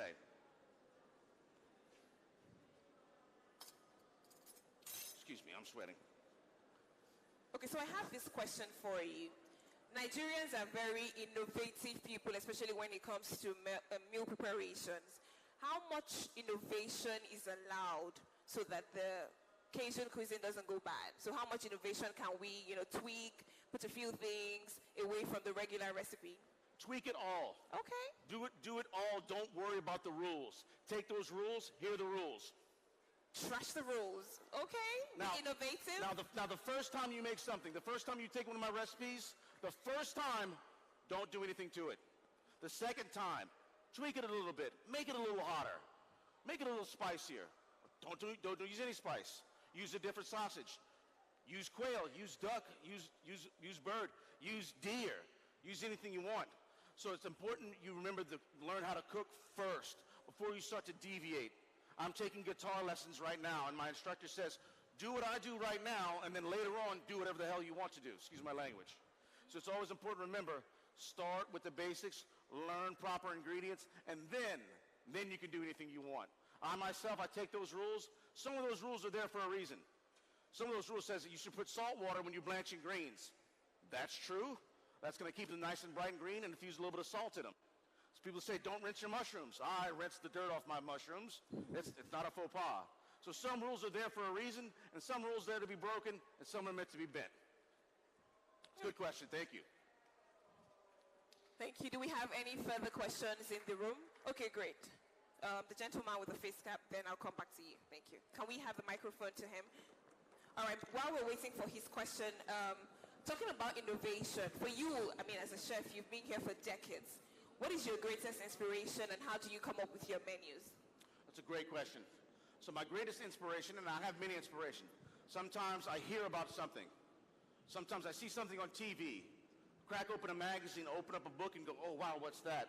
But the number one inspiration is something I've already talked about, traveling, going to eat in my friends' restaurants, going to Paris, coming here to Lagos. I'm gonna go back to home and like, man, I ate this, this, and this, and I want to cook that. So you want to be a better chef, you want to be a better cook, get outside your comfort zone. If you think you don't like something, maybe you didn't have it right the first time. I remember the first time I had uni, I must have had bad sea urchin, and I didn't like it for years. And then I'm on camera one day, and somebody offers me sea urchin, and I'm like, oh, God, I got to eat this. And I ate it, and it was delicious. So maybe something you had in your childhood wasn't very good at all. Try it again. You got a cuisine, you got a restaurant across town. Like, I don't know if I'm gonna like that. Go try it. If you don't like it, fine. Get out there. Do some traveling if you can. Go eat. Be adventurous. Order some stuff online. Order a weird cookbook. Cook yourself a weird dinner. Throw it away. I've done that. Back when I was young, I was so experimental. I was experimental to a fault. I was so experimental that several times I would call my wife over to eat. We would have a couple bites, throw it away, and order a pizza. It happens, but it made me a better cook these days. Okay, thank you. Can we take your question now? We'll come back to you. Thank you, sir. Okay. My question is... What's your name, sir? Levi. So I'm asking, what other dense oil can we use aside grapeseed oil? You said butter will burn. You said regular vegetable oil will burn. So what other dense oil can we use aside grapeseed oil? Good question. Any oil, I'm not even sure what oils you have available to you here. Any oil you would deep fry in is a good oil. So peanut oil, canola oil, vegetable oil, anything you would deep fry is going to be just fine for this. I wouldn't use anything like anything that has not been refined. Anything refined is going to have all the particulates cooked out of it. I would not use butter, and I would not use olive oil for the low smoke points. So simply look for something with a high smoke point. Okay, thank you. We'll come, you, sir. Thank you. Come, no, him. Yeah, thank you. Thank you. My name is Hishai. You said something about the deer. So I don't know, is it must that you are going to use deer or use different type of beef too? You said something about a deer. Deer? Yes, that's what you just said. So. Deer is a wonderful meat to cook with. Yeah. I love cooking with deer. The only thing, the problem with deer is it doesn't have a lot of fat. So whenever we kill deer, we take the good parts up and we cook them like steak or cook them like a roast. The other parts we cook and we grind and we mix with beef fat or pork fat to enrich in them. So if I had deer in here, I would make sure I would have another animal, maybe like some fatty brisket or some fatty pork to complement that, because deer is excellent. Elk is delicious, but it has no fat. So you have to remember to infuse it with some other fat. So I want to ask you, is deer differences from the other beef? Yeah, typically anything that's farm raised is going to have a little more fat in it because of what they feed them, and anything wild is going to have less fat because of the natural habitats. Thank you very much. You're very welcome. Good, great question. The lady in yellow at the back, please. Thank you.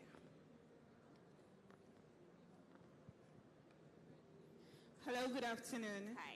My name is Zainab. My question is, just like you have a bad hair day, have you ever had a time that you are cooking and it went wrong, totally wrong? How did you salvage the situation and how were you able to satisfy your clients? Thank you for that. Have you had a bad cooking day? Oh, yes. And how did you resolve and satisfy the client? Well, a bad cooking day in the restaurant. Well, sometimes, no matter how, and I'm very on top of my cooks. But something happens every once in a while, sure. So if a customer says something is wrong with the food, then I will go back to the kitchen and I will analyze if it was actually bad. Because sometimes, no matter how good you try, and as a chef, no matter how good you try, somebody did something wrong. Somebody oversalted something. Or sometimes customers would just say things to be mean or they don't know what they're talking about. And I've done both. So first thing I do is I go back to the kitchen and I taste, if I can, what the customer tasted. And if I think it's fine, it's the way I put it out, I will say that. It's like, sorry, ma'am or sir, this is how I want it to be. You don't like it, that's on you. Now, when it does, it is our fault.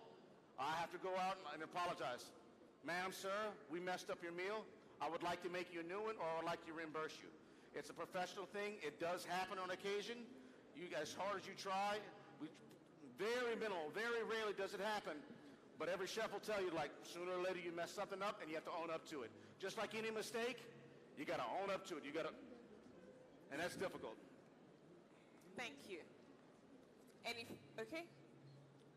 The gentleman with the frames, yes. Hi, Chef. Hi, everyone. My name is Robert. I saw while you were cooking, you never tested your food. Apart from the beer? Apart from the beer. So, because here in Nigeria or Africa as a whole, we do test our food while we cook. So, what's the trick behind that? There's no trick, because remember I said it has to cook for 45 minutes before I know it will taste good, and that's when I adjust my salt. However, this one I tasted 15 times yesterday when I made it. So I'm not looking like I've tasted. This has been tasted and I know it tastes good. This one I haven't tasted, but before I would serve it, I would taste it and adjust the pepper, and I would adjust the salt.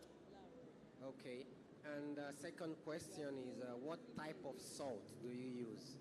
I like to use kosher salt, but because of the granules, it's easy to feel. But I also, in my seasoning blends, I will use popcorn salt because it blends easy with the other spices and doesn't fall to the bottom.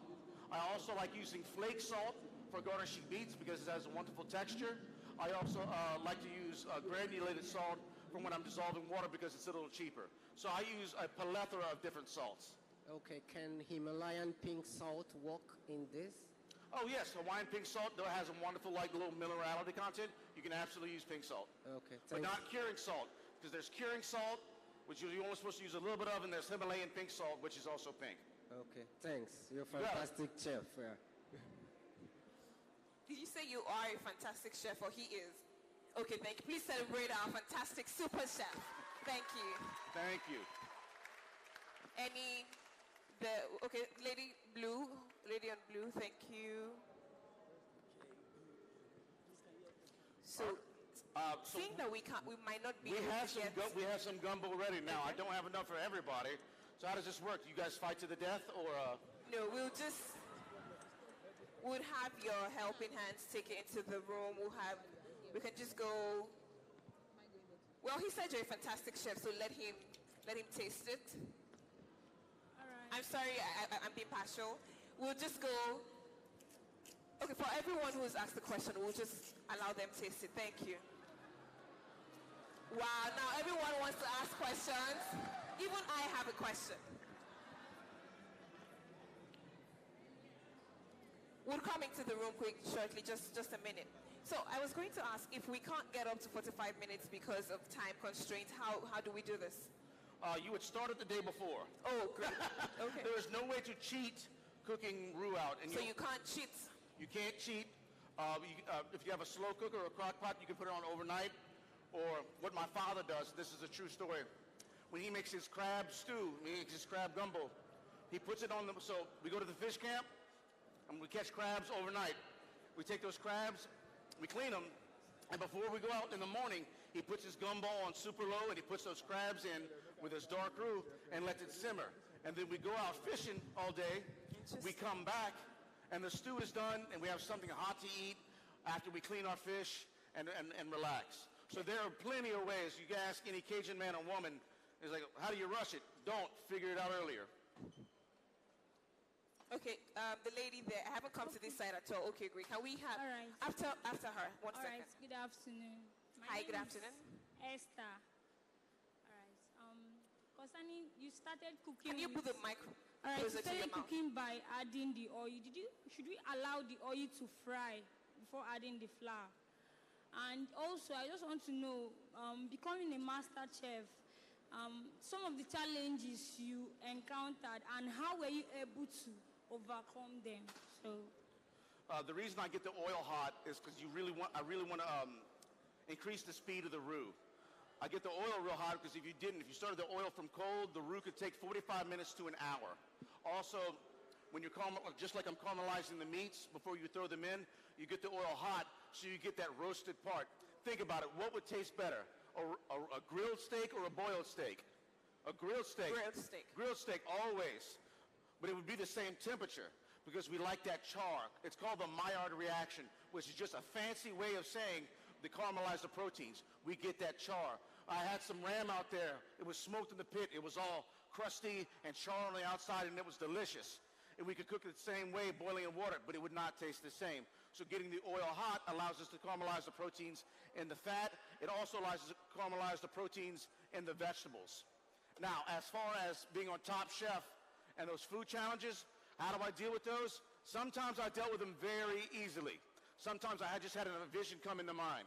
I was cooking for MC Hammer one time, and I had scallops.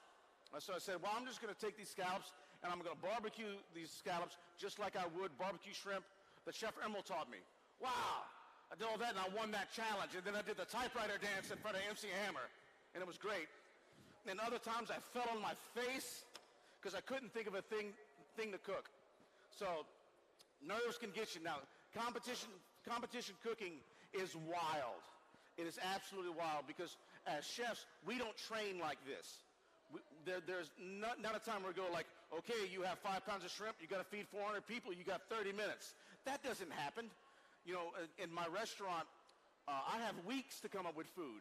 And if I don't get it right, I don't serve it.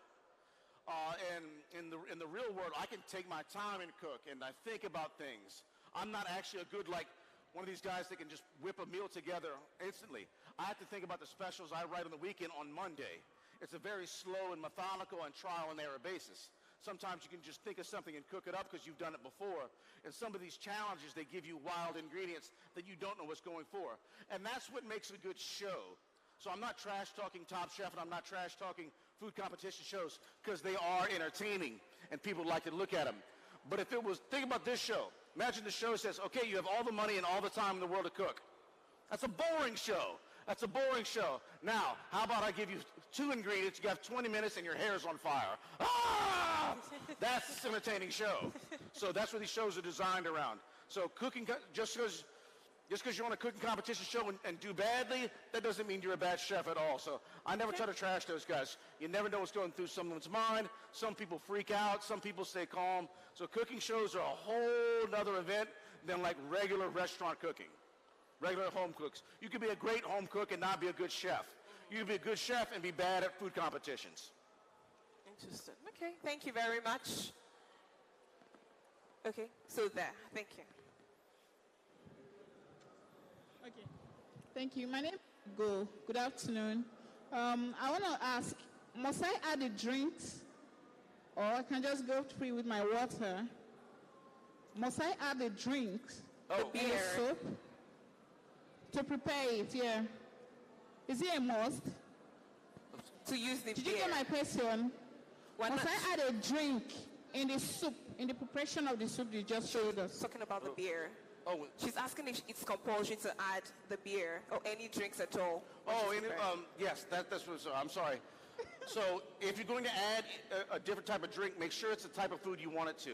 Yeah. So it all depends on what you would want to cook and what you would want to drink with it. I try to imagine these pairs in my mind. So if I was cooking something light and refreshing, then maybe I want a white wine. But maybe I'm cooking some deer, like he said earlier. Deer is very hardy, and it's very rustic, and it's very rough. So I would use a red wine. Let's say I'm cooking boar, wild boar, and it's rough. Dark beer, sure. You know, if I'm using like maybe a very light crab and maybe a little bit of champagne. So you got to kind of think what you would pair with it. And sometimes you get it right, sometimes you get it wrong. But that's the great thing about cooking. You can always experiment and do different things. So yes, experiment with any kind of drink you like. Just make sure it will be something that you want. Those flavors will always concentrate. So if you have a flavor, that's why I never cook with IPA or any alcohol that's bitter, because it's gonna come over in your gumbo or it's gonna come over in your stew. That answer your question? I have a second question. Okay, please keep it short. We're running out of time and we can't take any further questions. I'm sorry. I'm sorry. Yeah, my second question is, can it get thicker than this? Can it get thicker? Can it get thicker than this? Can we have any thickener for it? Oh no, it's not gonna make it any thicker. Just like that, yeah. Yeah. Okay, all right. Thank you. Thank you very much. So we can have some people in the audience try it. Yes, once let's you're have ready. the audience try it. Yes. Who's up? How do we do this? No, you can't come forward. Please stay on your seats. Oh, wow. Is it like bingo? B1, B1. I'd allow you choose. Yeah, who complimented my shoes? You're up. Do we have So please hold on. We have cups and whatnot? And I almost forgot, we always serve gumbo with white rice. I was going to ask, so what things go with this sauce? So traditionally, white rice, but people also use potato salad. Can you use yam? I mean, why Nigeria? Why not? Okay. Why not? But you want something, a little bit of starch. Okay. Even bread, rice, potato salad, sweet potatoes, crackers even. Something would you want to suck up all the juice. That's what's important. Now, some people like it without anything. My mother actually likes to put boiled eggs in hers to really supplement the protein. She was feeding a lot of young boys growing up, and we needed the protein growing up. But anything that you like that will suck up the good stuff, because you're always going to have some gravy at the bottom, and you just swipe it in there and get in there. Thank you very much. On that note, we will officially serve and we'll close this segment. Thank you very much for joining us. If you do believe that Isaac Toups is a fantastic chef, give him a Nigerian applause, a Lagos applause. Celebrate our superstar international master chef. Thank you very much. You can't come to the front, please. Our helpers here will come into the audience to serve you. You have been a fantastic audience. Thank you so much. My name is Mojibadi Shosoye. Thank you very much. No problem. Thank you, Chef Isaac. You have been great. You have been great, and the first bowl is to you. Thank you. Thank you, everybody. Thank you, Lagos. Thank you, Nigeria. Make some noise. Make some noise. Yeah, you're right. Thank you very much, Isaac. Thank you. Okay. Isaac, can we have a... There we go. You got it. Chef Isaac, can we have a quick picture? Okay, sure. Okay. Thank you for coming to participate in the Cajun Cooking Masterclass. Not to forget, please go out the way you came in. Please kindly use the exit door you used to come into the hall. Thank you very much.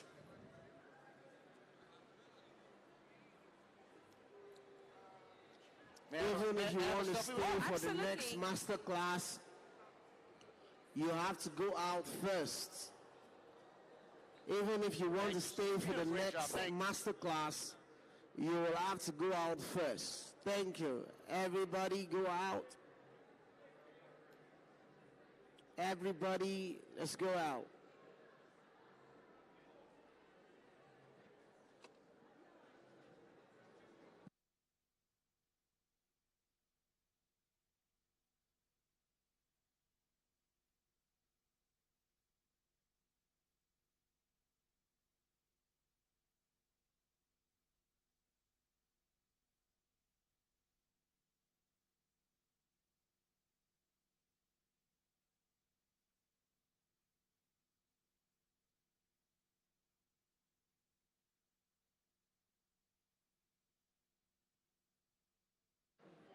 Once again, please let us all step out.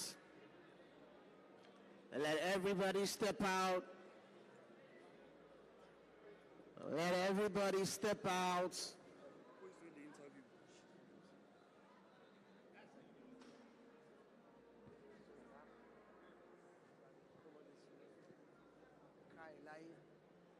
Thank you, thank you, thank you.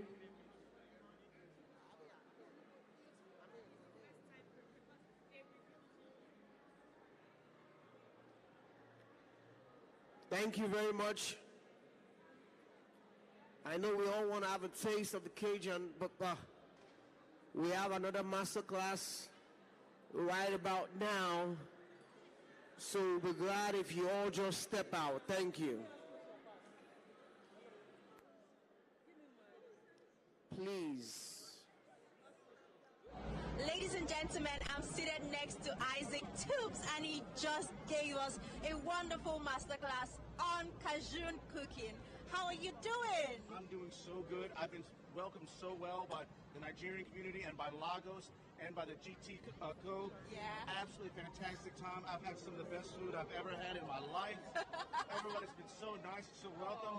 I cannot wait to Thank come you, back. thank you. Wow, Okay, we cannot thank you. wait It's to okay. see you come back. And guess what? I totally loved your energy.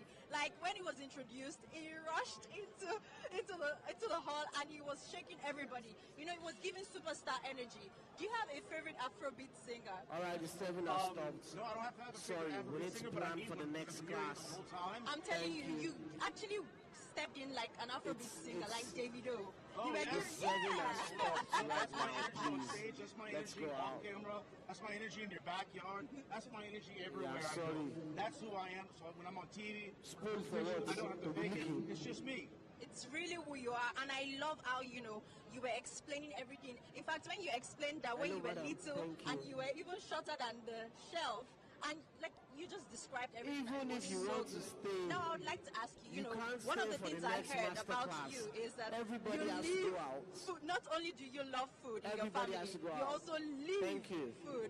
Now, for people who come from backgrounds Thank you, like that, thank you. it means that you definitely have like some cooking philosophies. So what would What you say Cajun your cannot do. cooking philosophy is? We're just hungry. Thank you We very like to much. eat different foods. It's not too complicated or anything like that. You say people eat to live. We live to eat. So we talk about when we're eating lunch, we talk about dinner. When we're eating fresh food, we're talking about eating Italian food. And you know, my parents really try to into me. It's always about cooking and eating and chasing the flavors. My book is called Chasing the Gator. I am the gator, and I'm always chasing Please flavors. let us I step love to out, eat different please. things. Amazing. Now, Thank speaking you. about your book, You can go where can out, we, you know, purchase your eat book? I would love what to you've read been your book. served. So where Thank can we you. purchase Hello. your book, or where can we read it? Is it Three like an ladies, ebook? Where can yellow, we, you know, black, have access Arumeta. to it? Yeah. You can find it on Amazon.com, Chasing the Gator. And if you ask nicely, I'll sign it and send you one. Thank you. Please, I'm Yes. asking nicely. Please, you're signing and definitely sending me one, Thank right? you. Thank you. Thank you very much. All right, thank Let's you go, so much. let's It's been go. an absolute pleasure, you know, speaking to you and of course enjoying your masterclass. Ladies and gentlemen, need to it's been plan great for the speaking to next Isaac class, Toups. I will see you please. next time. It's the final Thank class you. for the day. I will need to run. Thank you very much. Thank you. That was got it. great. That was great. Thank you. We should take a Love picture. your hair. Thank you. I don't get to style them on as well. All right.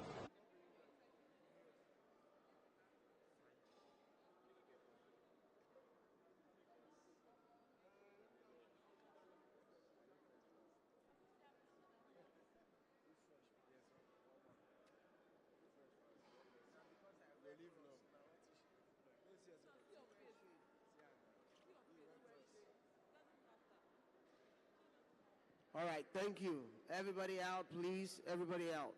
Thank you.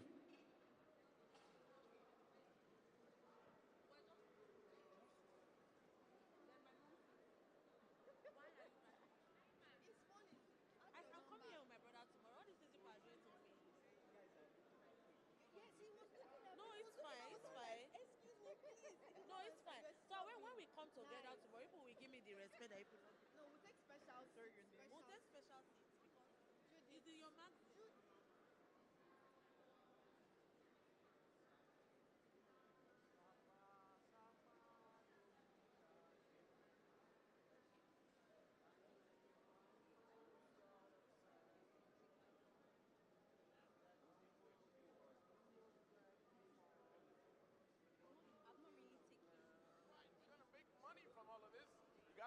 with the Ire Hassan Masterclass, The Business of Food. Exactly. So if you didn't make it to any masterclass so far today on day one, please make it, the goal to finish GT Food & Co. today by attending the very last masterclass happening in 25 minutes. Yes, indeed, the countdown is on, so please come in. Remember, it is first come, first serve to go into the free masterclass with Ire Hassan Odukale coming in 25 minutes. You can find the masterclass session happening inside. Please, if you're not the press man, you're not the facilitator, or you're not part of the team getting the hall ready for the next class, please kindly step out. 5 minutes. Please. Thank you. Please learn something new.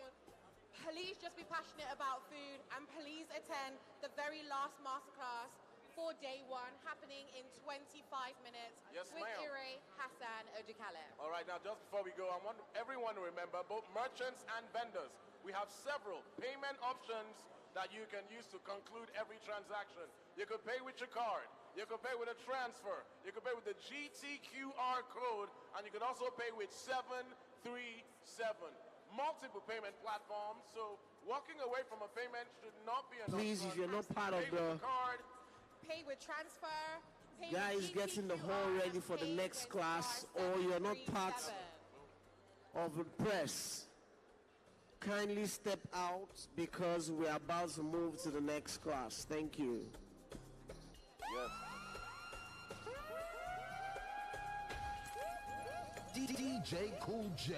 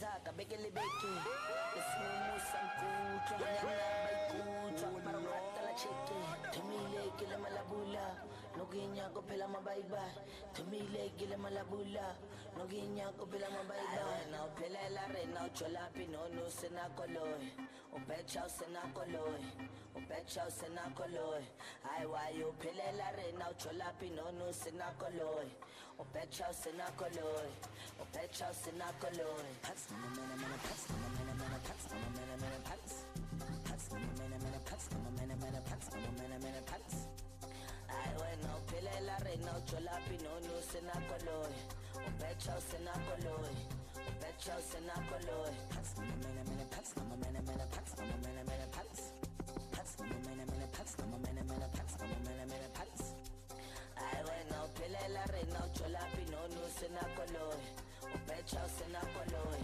Opecha sena koloi Tumile kila malabula Noginya ko pila mabaiba Tumile kila malabula Noginya ko pila mabaiba Zigi tekeleke Saka bekele beke Esmumu sankuto Nanyana baikuto Marong rakala chelu Zigi tekeleke Saka bekele beke Esmumu sankuto Nanyana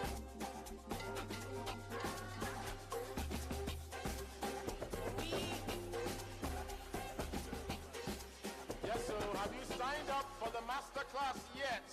That's right. Don't be on a long thing, ladies and gentlemen. You it's don't the want last that. one of the day. And sometimes I think we save the best till last. Yes, indeed. Yes, right? indeed. The but best. they're all equally great. Yes, they are. So But you know, if you want a cherry on top of the icing for day one I like of the cherries. GTCO Food Yes, and ma'am. Drink 2023, then you will be wrong. Wow, that got loud. You would be silly. Yes, you indeed. it would be a mistake to miss Ire Hassan Odukale Yes, indeed. talking in about 23 minutes. About the business of food.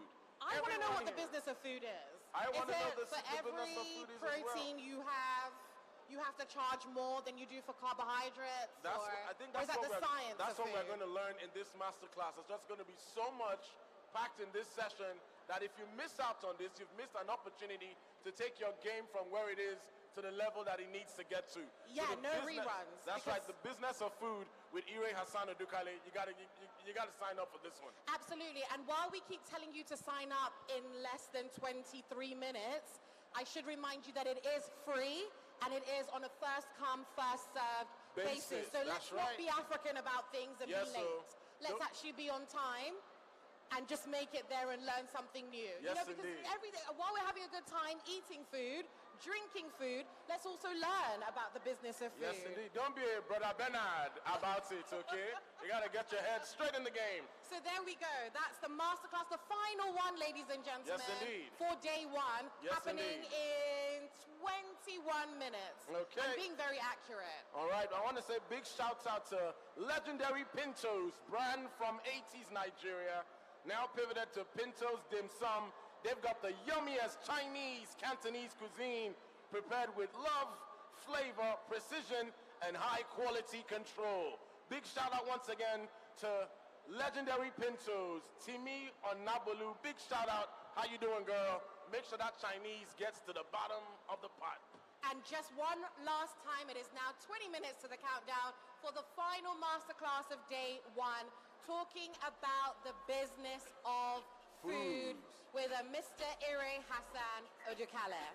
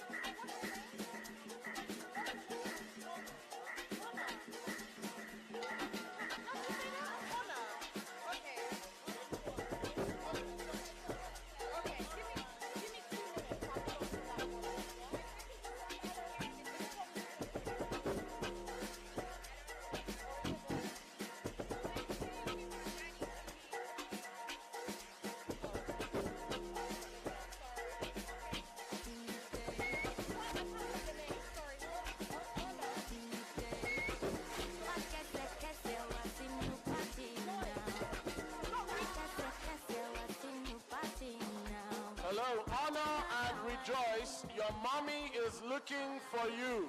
Honor and rejoice, please. If you hear my voice, your mom is looking for you. She's very worried. Please come to the radio booth. Honor and rejoice, okay? Honor and rejoice, Unabuagu. Your mommy is looking for you. Please come to the radio booth so your mommy can get you, okay? Honor and rejoice. Come to the radio booth. Your mama needs you. All right, guys, we are now 15 minutes away from the final masterclass Yes, happening indeed. today at 5:30. 15 minutes away. for you to sit down with Mr. Ire Hassan Odukale while he has a masterclass special discussing the business of food happening That's at right. 5:30. That's right. The business of food with Ire Hassan. You gotta sign up for this class. You don't want to miss any part of it. And just in case you'd like to know a little bit more about him, he is the co-founder and managing director of Ikoyi, which is a fine dining restaurant that serves global interpretations of West African cuisine in the center of London. Indeed. That is correct. So if you would like to know more about him, then why don't you go to his masterclass happening in 15 minutes? Yes, indeed. It just makes sense. And never miss out on this great opportunity to learn about the business of food. And speaking about missing out on opportunities, never miss out on another payment opportunity right here. We have several payment options. You can pay with your card, pay with your transfers, pay with the GTQR, and of course, you can pay with 737. Absolutely. And still speaking about money, or in the realm of money, we want to talk to you briefly about GT pensions. Now, I do understand that you are all enjoying the amazing food flavors and whatnot, but it's also an important time to eat, drink, be merry, and plan towards your future. If you would like to do that and know more about the GT pensions, please go over to the Experience Center and let GT Pensions help you see pensions.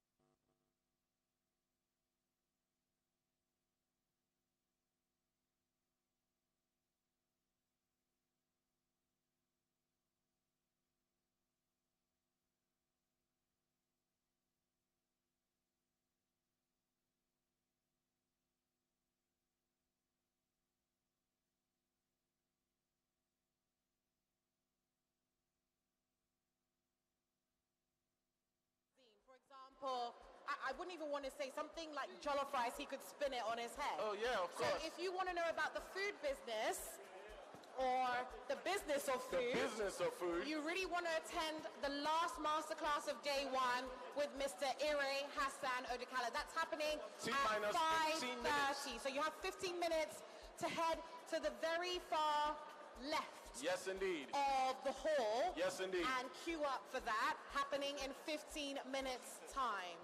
So please do not miss that, because we're not repeating our masterclass guests. Unfortunately, no, we will not be repeating that. You miss one, you lose one. But what we can be repeating is the sharing of these vouchers. The squad vouchers are available. All you need to do is to stop over at the squad center, get your vouchers, and do some amazing things with it. The squad voucher.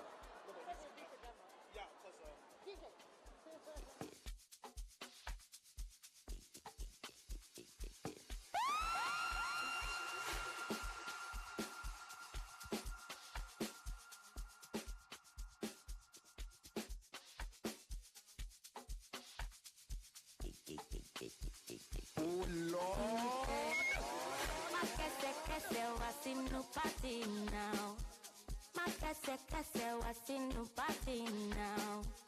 Tori wasa wale ilekun atiri. All eyes on me when I enter the party.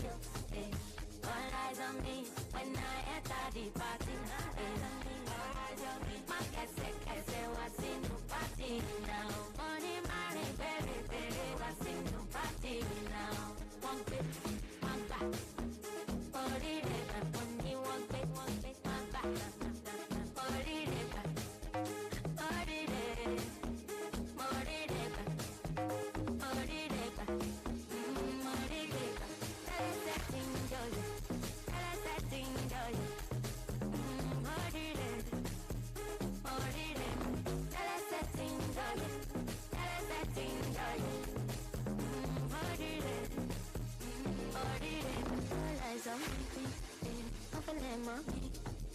They never seen this kind of press where I got it. They never seen this. What you like, golden, what you like, short. What you play, pop artist. I don't change money to stranger. I'm the life of the party. All eyes on me when I enter the party. Hey. All eyes on me when I enter the party. Hey. All eyes on me. My kese, what's in the party now? Money, money, belly, belly, what's in the party now? One clip, one pack. Money, money, one clip, one pack. Money,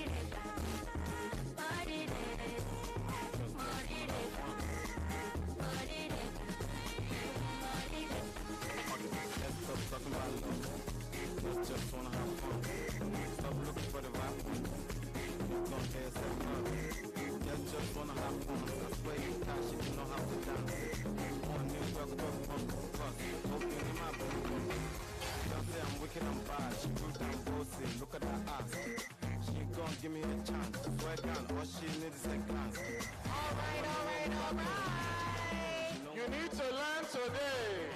You are really going to learn today, like Arthur said, because I want to see less faces in front of the photo booth and more queuing up for the masterclass happening in 10 minutes. Oh, 10 minutes from now. The countdown is on. That's right. Absolutely on. 10 minutes from now, Ire Hassan Odukale will be leading a masterclass in the business of food. Sign up for this masterclass. Don't be a brother Bernard about it. We want to get the hall filled up with everybody who wants to grasp the business of food. Absolutely, guys. You've got literally 10 minutes. Let's not be African about it. Let us not be late because these things start on time. And one of our favorite words here in the city of Lagos is free. Yes, sir. Which is exactly what this masterclass is. It is absolutely free. Free 99. First come, first serve, we always have to say. So let's try and be not on African time and be out there in the next 9 minutes, which is when the final masterclass of day one of the GT Food & Co. will be happening. That's 5:30. Guys, all the vendors will still be here after the masterclass. So you're not losing out. Please attend this final masterclass with Ire Hassan Odukale talking about the business of food. You really don't want to miss it because we're not repeating guests. No, we were not.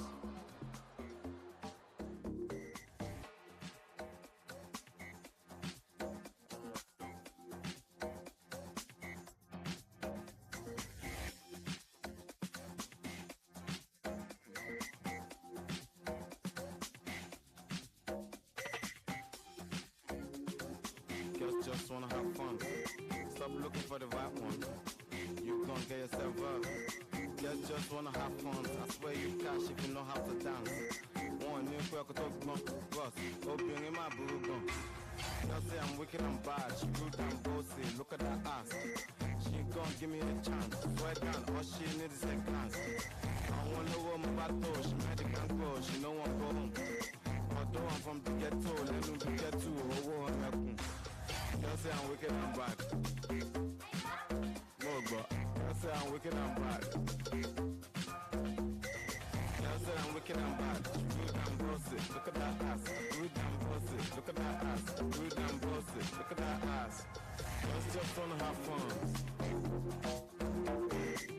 Just wanna have fun. Just wanna have fun. Just wanna have fun. Just wanna have fun. Just wanna have fun. Okay, let's stop talking about love. Just wanna have fun. Stop looking for the right one. You gon' get yourself up. Just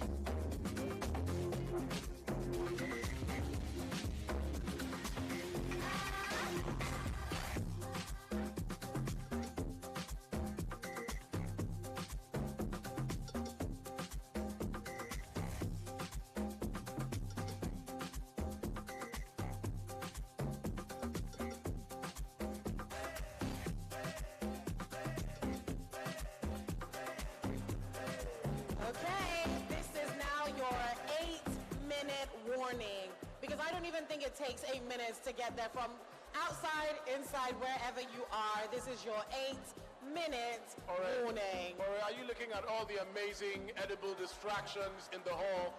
I am, but I'm also aware that they will still be here after the masterclass, the final masterclass. Yes, indeed, So I feel like you can leave wherever you are, be it in the queue, be it whatever you're doing, and come back and say, sorry, I'll be back shortly. I just have to go to the last masterclass of day one with Ire Hassan Odukale. It is that important that I attend, and then I'll come back and make all my purchases. But for now, I must, and I have, and I will make it to the final masterclass talking about the business of food with Ire Hassan Odukale. That's right. You do not want to miss the last masterclass for today.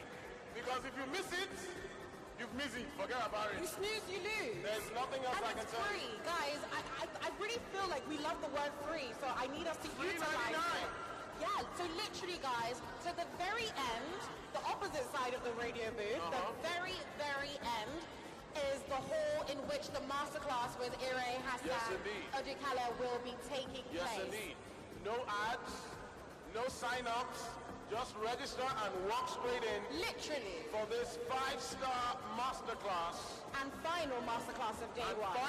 Because we don't want anybody coming back to the booth saying, oh, when is the next masterclass? Well, we're talking about the masterclass happening in 7 minutes. So that's the pertinent one that we need you all to attend. Remember, it is first come, first serve, and it is just, you need to register, queue up, and put your bum on seats. Yes, indeed. Yes, indeed. $3.99. No sign-up fee. No ads. No nothing. No hidden charges. Walk in for this masterclass and pick up some valuable skill points on the business of food. Coming at you at 5:30 p.m. Now, just while you're walking there, being ready to attend this final masterclass, I'll tell you a little bit about Ire Hassan Odukale. Now, his kitchen serves guests an interpretation of produce in its optimal state.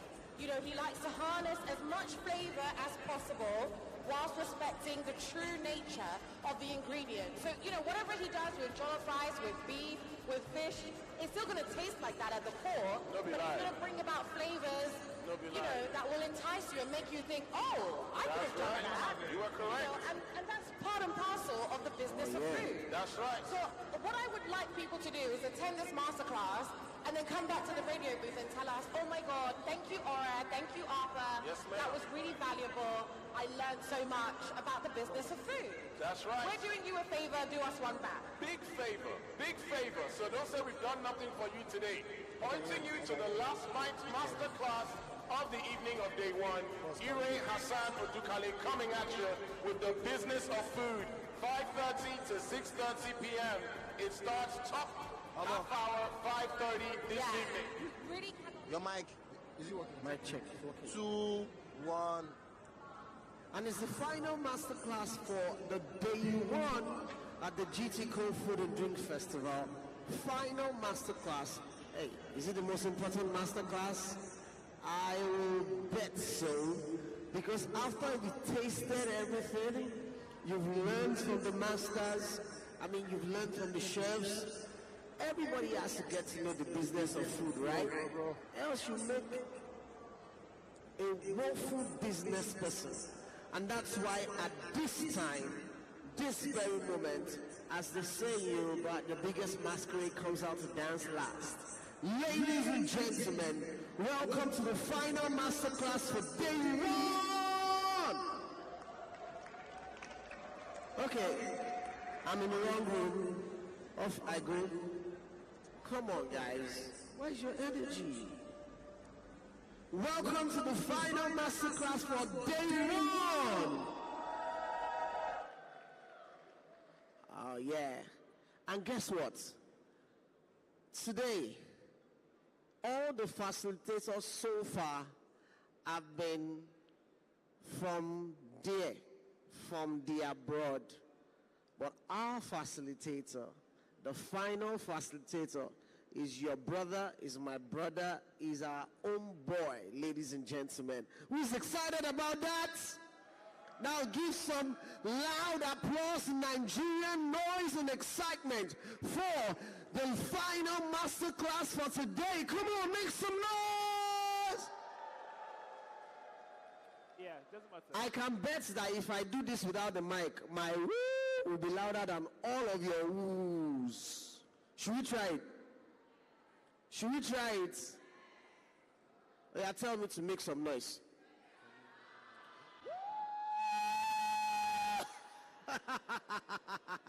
all right. Okay, quick housekeeping. This is a production. This is being streamed online, and we need everybody to be part of the crew. And in fact, no, we don't need. You're already part of the cast and crew. It's like when they say stirring, or Motala Jalade Kende, Ramsey Noah, Jim Ike, yeah, that kind of thing. So this masterclass is stirring, put your name. So you are part of our actors or actress so that we have a great masterclass. And what do you need to do to be a great actor or actress in this class? Simple, easy. Number one, put your phones on silent mode. Now, please kindly put your phones on silent mode now. Please kindly put your phones on silent mode now. Number two, once the masterclass starts, once, our facilitator is here teaching and giving you those powerful nuggets and slides, there is no room for movement. You're not allowed to move about. Just stay glued to where you are and enjoy the ride. It is going to be worth your while. I have an assurance that after this very class, many of the people seated here will have stalls and booths at the next year's GTCO Food and Drink Festival. Amen? Sorry, I just went to church. All right. To take us further, we have a moderator. She's beautiful, she's elegant, she's up to the task, and she's an excellent communicator. Please welcome with me Tolu Aribisala.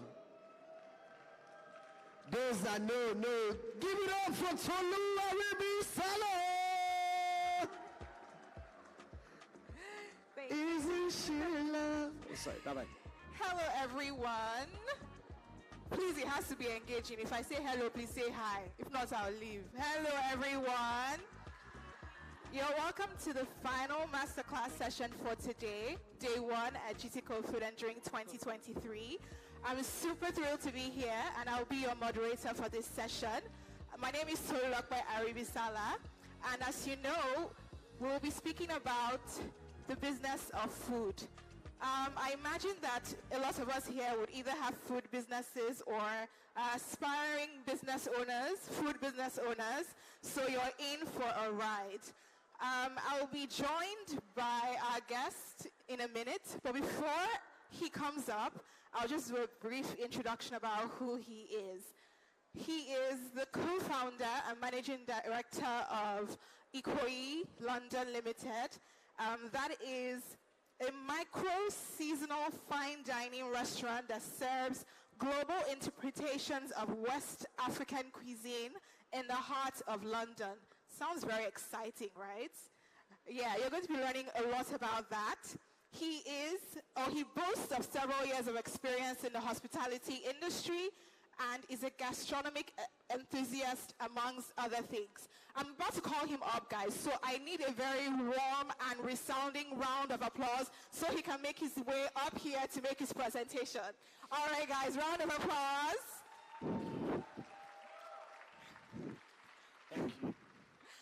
Welcome, Iri. Thank you. All right. Hi, Iri. Can we stand this way? What? Can we stand behind the table? Sure. Thank you.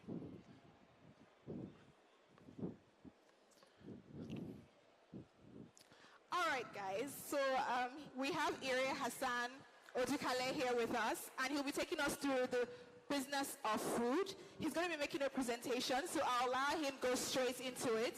Make sure you make all your questions ready so that you can ask him as much as possible, so he can take a lot of things away. Okay.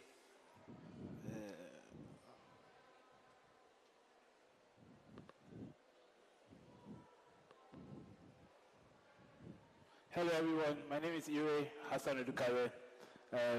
I am co-founder and managing director of Ikoyi Restaurants in London.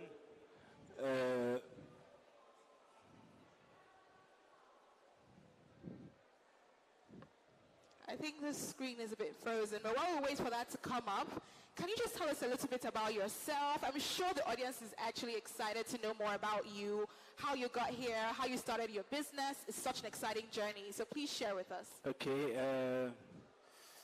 I used to work in insurance. We opened Ikoyi 6 years ago. It was an idea initially mine, and I brought Jeremy in. Jeremy is a chef. I brought Jeremy in to write me a menu, and from there he started to work on the project together, and here we are, 6 years after. That's exciting. And Ikoyi, that's a very interesting name. Taking Ikoyi to London. Was there a part of your childhood in Ikoyi that inspired you to name your restaurant that? No, I was so the name Ikoyi came, it was actually the name of a different concept, not the one we have now. Oh. The name Ikoyi, the concept I had in mind initially was a restaurant that was allowing Westerners to experience Nigerian food and culture in probably the safest place in Lagos. So the idea is that Ikoyi is quite a safe representation of Lagos. Yeah. And I was allowing them to experience it at that kind of space. Do you understand what I mean? Yeah, that's an interesting way to put it. Okay, well, so learning about Ikoyi, is the screen up now? No.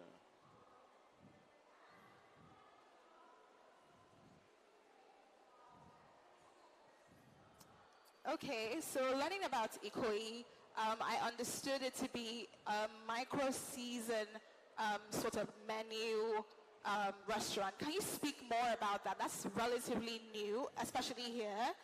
So if you can just touch about that a little bit before. I'm sure you have something about that in your presentation, but...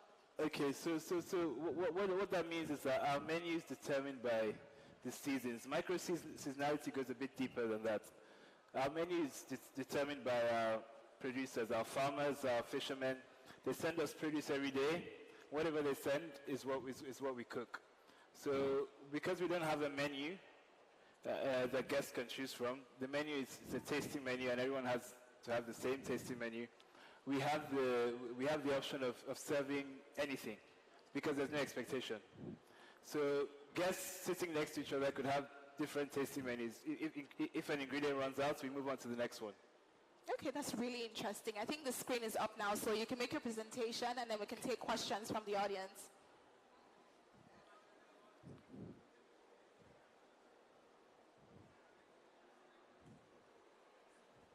Okay, I'll start anyway.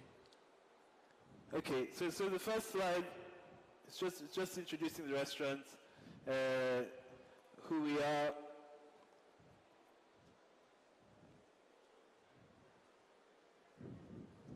Okay, the first slide is introducing the restaurant, who we are. So Ikoyi, fortunately, we're awarded two Michelin stars, and we're listed as one of the world's 50 best restaurants. You probably want to know how do we get here? So I mean, I'll probably go through the story and our history and how we started, and that will probably highlight different points in terms of what's made us successful from a business perspective. That's our structure. And if you have any questions along the way, please stop me. So the opportunity, we saw that there was a gap in the market for an African-inspired concept, which in central London, there was nobody doing anything with African ingredients, and which is strange because there's so many Africans spending money in central London. but there was nothing that even loosely represented that part of the world in terms of food. Also at the time, West African culture was probably having a moment in terms of fashion, art, film. These things were becoming more open. So the Western world was embracing them more. But food was the only part of culture that hadn't really been explored. So I thought, okay, this is probably going to be a thing because everything else is moving towards that direction. So we decided an African concept will probably work, and it will probably set us apart from the other offerings in Central London. Also at the time, there was a restaurant boom in London. So what does that mean is that the restaurant industry was booming, and there was a lot of investment in it, and it's probably a good time to enter the market. Okay, just a question. Yep. Talking about entering the market at that time, what were some of the challenges, would I say, trying to introduce something that is local to, would I say, a foreign market like that? So my next slide is actually challenges. Perfect. Being a pioneer comes with its own set of challenges. What that means that we were, every time we went for a meeting to see a landlord, it took us 2 years to find a space. Oh, wow. In Central London, just because when we went into meetings, they saw me and they saw Jeremy, who's half Chinese, and we didn't look like any restaurant owners in the area, and they just didn't take us seriously. It took. We probably got rejected by 30 different. We offered up to 30 different sites, and we got rejected each time. The site that we finally got was the one we applied for the first time. So as soon as we started working on this, we applied for a site thinking we have a concept, we have everything, it should be fine, we'll get the site. They said no, obviously. But the site was still available after 2 years. So we'd gone around different landlords, and they've all said no. We came back and that site was still there, so we went for it again. And the second time, obviously, we were more ready because we had time to work as a team. We had time to build some experience. We had done some pop-ups, some residencies. We have cooked for different people. And the second time, they said yes. And they actually said yes because the space they gave us was the smallest space in the development. And they were treating us as their wild card because they had sold everything else. And this was the last small space that no one else wanted. So they gave it to us, just saying, yeah, even if they fail, it's fine because we have other restaurants, which turned up being a different story because we ended up being the stars of the development. Amazing.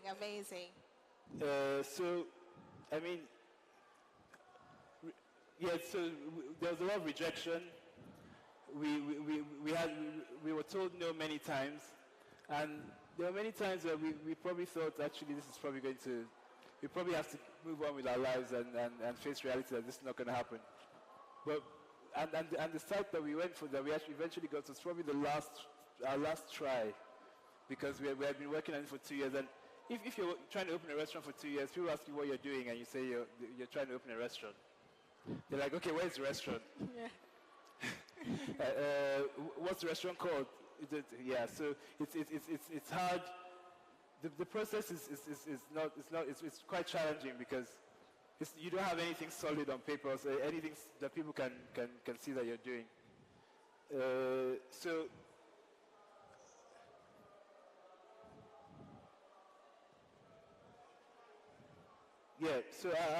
I'll go on to speak about the concept.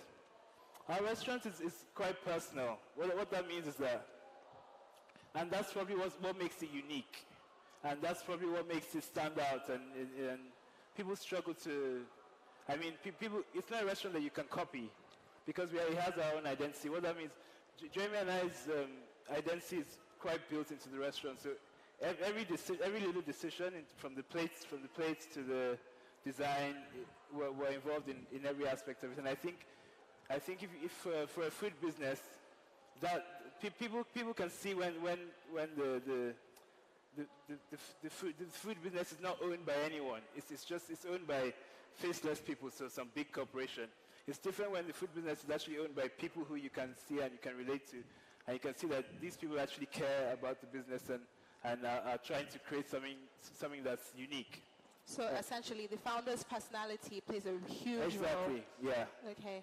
Which has only been a benefit for us, because I mean it's hampered our growth because in one sense, because we can't open too many other restaurants because we can't be in more than one place at the same time. But we've managed to overcome that, which I'll speak about a bit later. Okay. I mean, the only problem with being unique is that it's quite difficult to put us in a box or a category. We've struggled with that because people come into the restaurant when we first open. They open the door and say, "What kind of restaurant is this?" And they want one word. They want to say French or Italian or Spanish or Nigerian, and we don't have a one-word answer because our restaurant is not really one word. Yeah. By the time you start explaining, they get bored and then they move on. So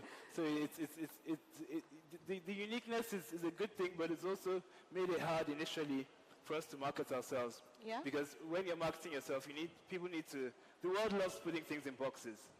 We even struggled with Facebook, for instance, because Facebook insisted on putting us in one of their categories as a business. So it's either you're an African restaurant and we didn't really fall under any of the categories. But they insisted that they wanted to call us what they wanted to call us.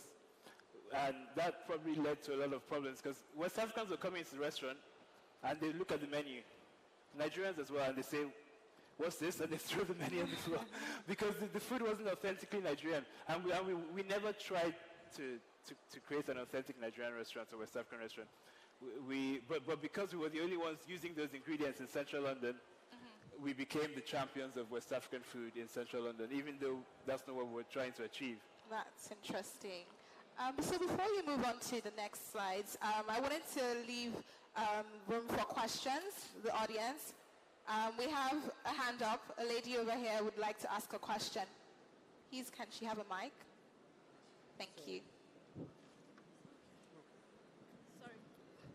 Thank you. My name is Kemi. Something caught my attention. You said you don't have a menu. No. So because when you walk into a restaurant, most of these Oyinbo, let me use that word, restaurant, you have a menu, but you're there and how do you do it? So we do have a menu, but the menu is given to the guests after dinner. So after the service, after you've eaten, we give you the menu after. We serve a tasting menu. So everyone has the same thing. Before you dine, you tell us your allergies, what you can't eat, what you don't like, your preferences, and we consider that when creating your menu. So it could be a menu of 10 dishes. And you sit down and you trust that we will give you the best that we have. And you normally don't know what dish is coming. In fact, you just come with an open mind. The menu is served blind. And as long as we know what you don't like and what you're allergic to, it should be fine. Unless some people come in and they like to be in control of everything, and then they lose out on the experience, because this is an experience where you sit down and we do everything for you. Okay. We have another hand up.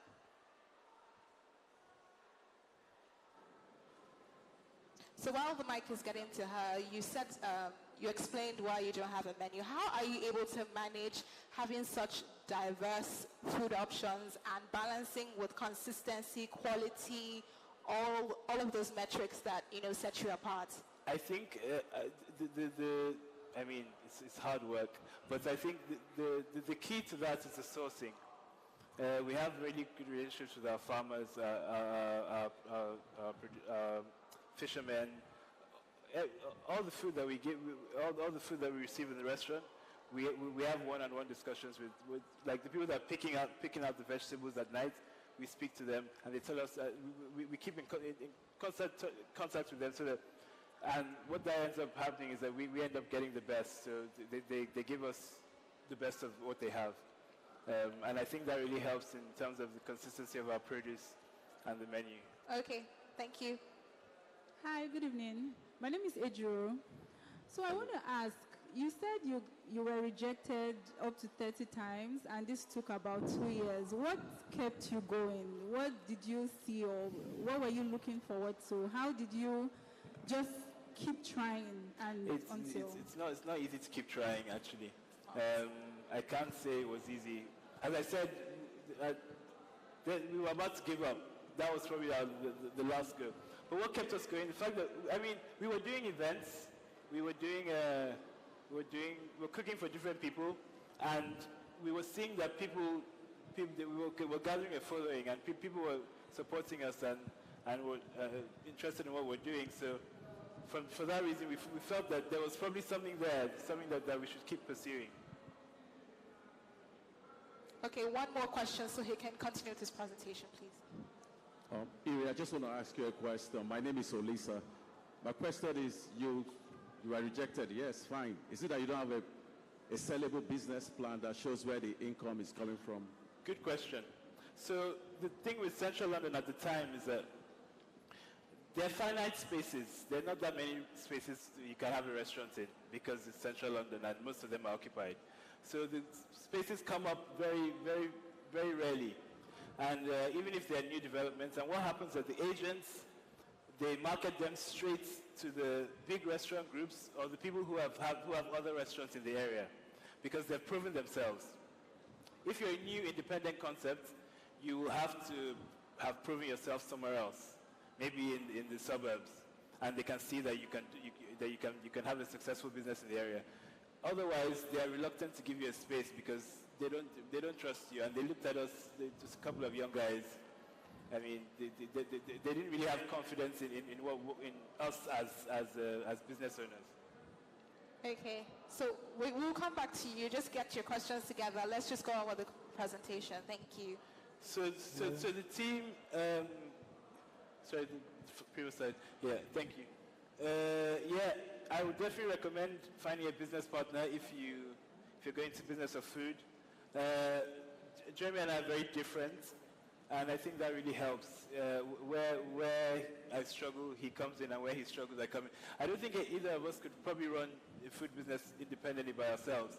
We'll both struggle, just because we have different strengths, and that really helps. Also, it means that you always have someone. You can have someone at the business most of the time.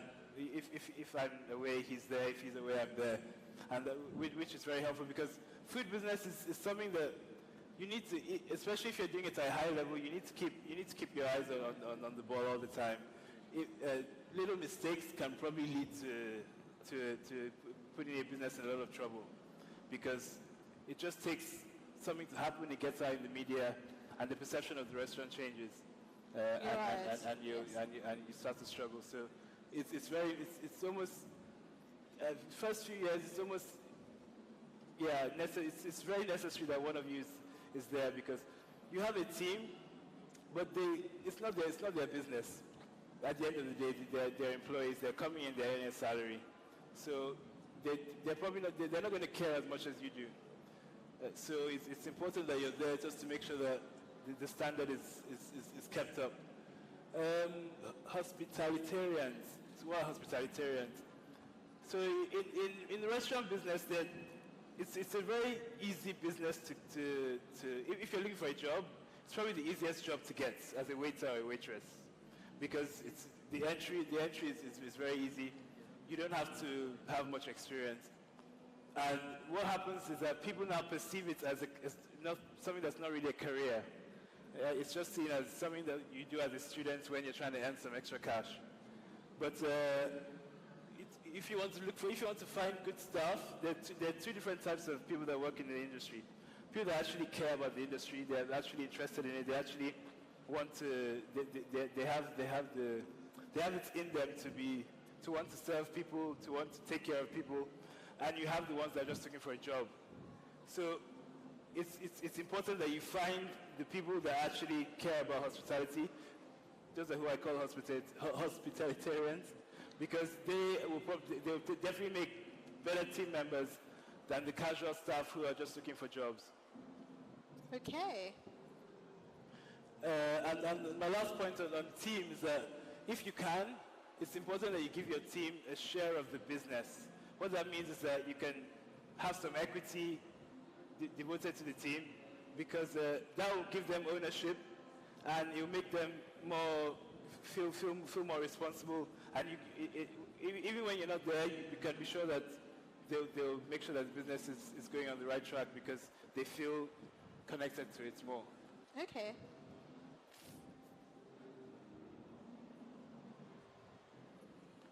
So should I continue? Yes, sure. Okay, cool. Branding. When we opened, we probably tried to be everything to everyone.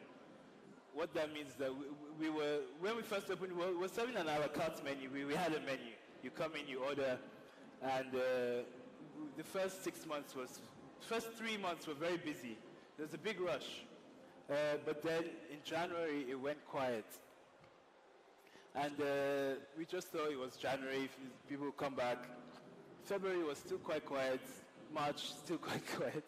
And it got quieter, but however, we had some peaks. So every time there was a review in the newspaper, we'll get a big rush of people that are reading the review.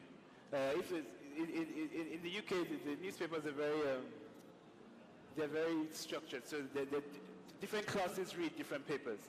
So for instance, we got a review in the Times, and our clientele for the next 3 weeks were people reading the Times. And there were certain kind of people. And they'll come and they'll order exactly what's in the review. Yeah. Anyway, they didn't last as customers, because they just come in, and then after a few weeks when they've all tasted it, they don't come back. So we kept having different rushes of different demographics of people.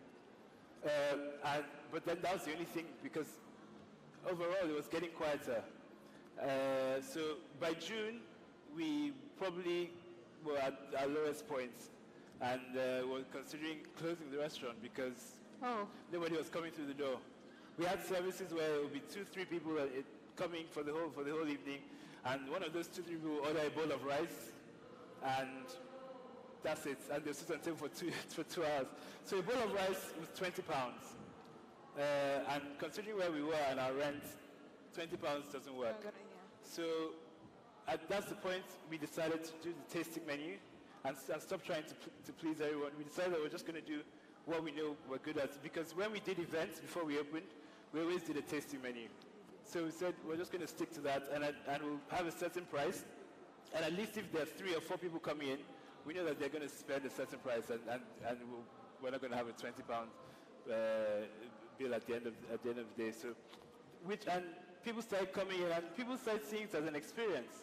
So actually, what we thought was going to be the final nail on the coffin actually started bringing people in, because they started seeing us as somewhere you go. Because I mean, the tasting menu was served blind. You didn't know what was coming. You sat down, and the food started coming, and people started getting interested in that concept. So, and that led to the first Michelin star a few months after, and that completely changed the business. So from one day we were not busy to the next day we were. I mean, the phone won't stop ringing, and it was a bit crazy. We didn't actually have the team to support the rush that came after the first Michelin star. But yeah, I think when we decided that we're going to do what we wanted to do, and we're going to stop trying to please every little market, that's when the business actually started to take off. Yeah, so, no, sorry. No, go ahead. What I got from what you just said is being able to carve a niche for yourself. Exactly. And just basically sticking to what you're so good at and just really running with it. So for small food business owners, trying to apply the same school of thought here, how do you reckon that they think about that thing that would make them stand out and stick to it? I think they just stick to what they're good at. So even if it's one dish, even if it's you're very good at making plantain or puff-puff, do that very well. And people will buy into it, and then when you grow, you can introduce something else.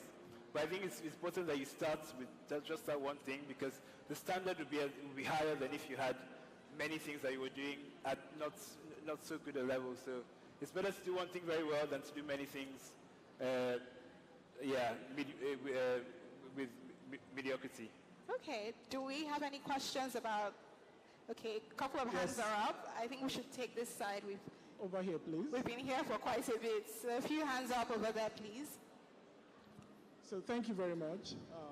My name is Andre, the country director for Strip Condom. I have a very important question for you, sir. And I must begin by commending what you've done in the aspect of the rejection that you're talking about. You said you handled rejection very much Sorry, well. we can barely hear you. If you can just speak louder.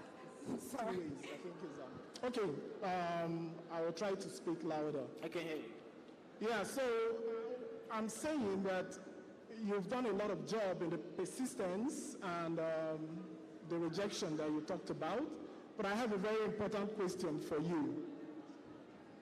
What is your business doing about the concept of food as medicine? Do you understand what I'm asking? No. Food as medicine. You have a very good branding.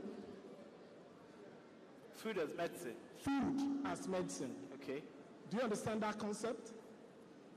So it's a concept where leading food, the giants in the industry, right? What they are doing is that they're trying to make food as part of medicine. Okay. Yeah, medicine. The calories, whatever that goes in there, and the rest of them. What are you doing? Because I can see what you're doing is really nice. What are you doing in that particular sphere? Actually, we don't. Thank you. We actually try and stay away from that. Because people come to the restaurant to have an experience. They come to have a good time. They come to share moments with their friends, with their family. We don't want to bore them with medicine. And it's not what we set up to do. We're there to enhance whatever they're doing, whether they're celebrating, as opposed to focusing on calories.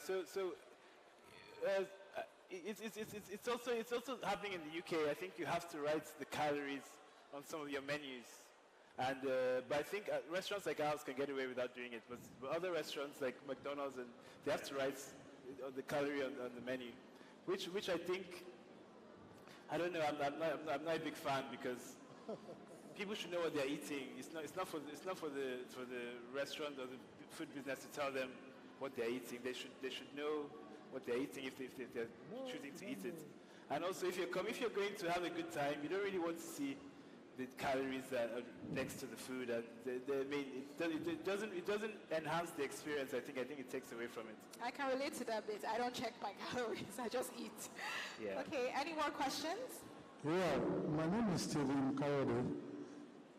I run a restaurant on the Highland there. But you know, the concept from what you described initially when you brought abroad was to create a niche for yourself in the industry, and know your foundation being from this part of Lagos really helped drive the concept there. But you know, most people that are patronizing an ideal restaurant goes there because they want to feed their tummy, not minding anyhow. But you know, it's only few people in this part of Lagos or just this area that will be able to say they are concerned about class or uniqueness. You are talking about not being like everybody else. If you have a major one, you focus on it and develop it. Over time, you add more to it. Yeah. But the challenge, which I've seen around us here, is that over time now, due to the economy, people are no longer focusing on that class again. People just want to feed their tummy. Won't that one make one try to be like jack of all trades so that one can survive the economic crunch? I think so. I think you can survive it better. I still insist on surviving it better doing what you're good at. Because if you're doing cake, for example, and you're doing the best cake in Lagos, you're probably going to be better off doing the best cake in Lagos, and everybody will start to know your name, your brand, because, oh, have you had that person's cake? The cake is really good, and people start talking about it. If you're doing cake, meat pie, donuts, chin-chin, and you're doing them okay, I don't think, there probably won't be that word of mouth about your cake, your chin-chin, and your donuts, and your meat pie, because people, it probably won't stand out so much that people have any reason to talk about it. But I think if you're focusing on something and you're doing it well and it's your passion, I think that will sell better in the long run. Okay, so we can move on to the rest of the presentation.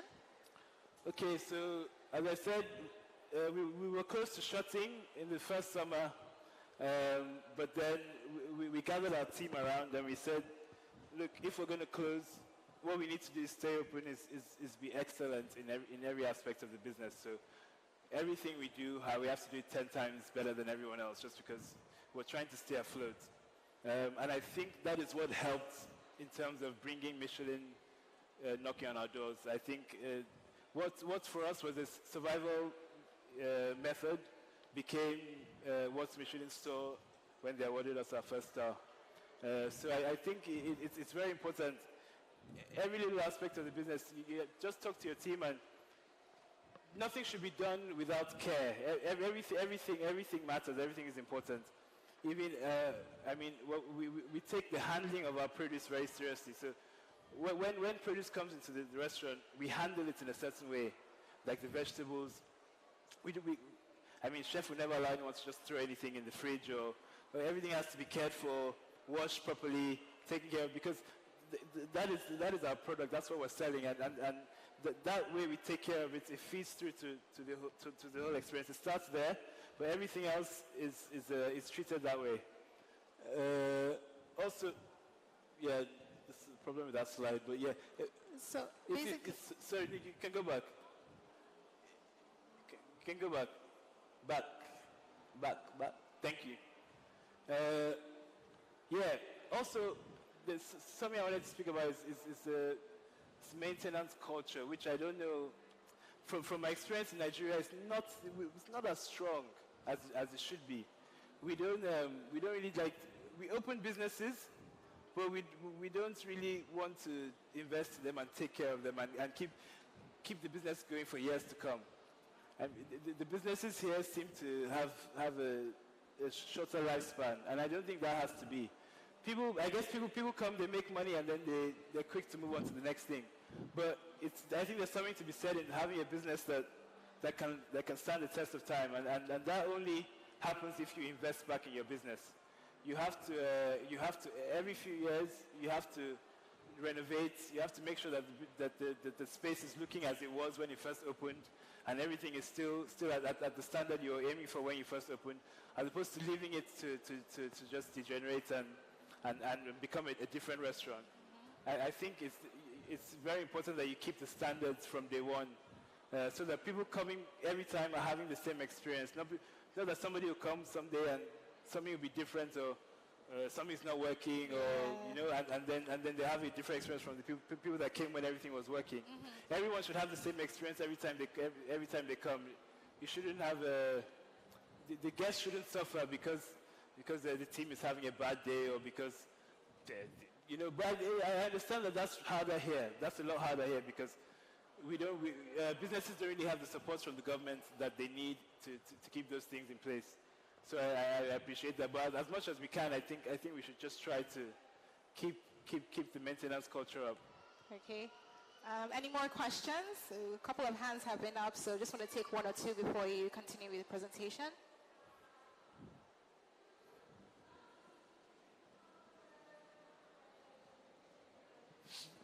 Sorry, good evening. My name is Latifa. Sorry. Good evening. My name is Latifa. So I wanted to ask, in a place where the economy is falling, like the way Nigeria is, and we are facing this economic crash, how do you maintain your business? How will you maintain everything and still not come out at a loss? Sorry, say that again. In a place where the economy is crashing, so like we all hear about the economy around the world. I understand. So how do you maintain your business? You want to keep your business top notch, everything is perfect and all. And how do you make sure you don't run at a loss at the end of the day? Yeah, okay.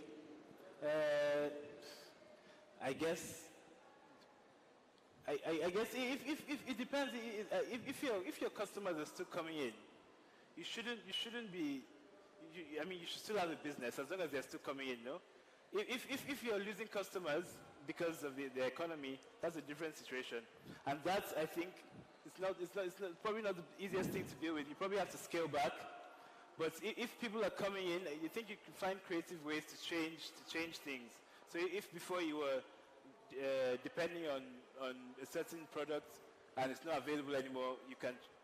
But I think with that, you just have to make decisions quite quickly, and make changes to the business based on what's happening in the country. We're lucky because both of us, we're able to make decisions ourselves, and at least one of us is always at the business at the time, so we can see things happening and see things changing, and we can change things very, very quickly and very, very easily. There's no red tape. There's no high level of authority that you have to go to. Even our staff, if they have any suggestions, they can come and talk to us, and we can enforce it the same day. So I think being quick in your adapting to the changes is probably going to help.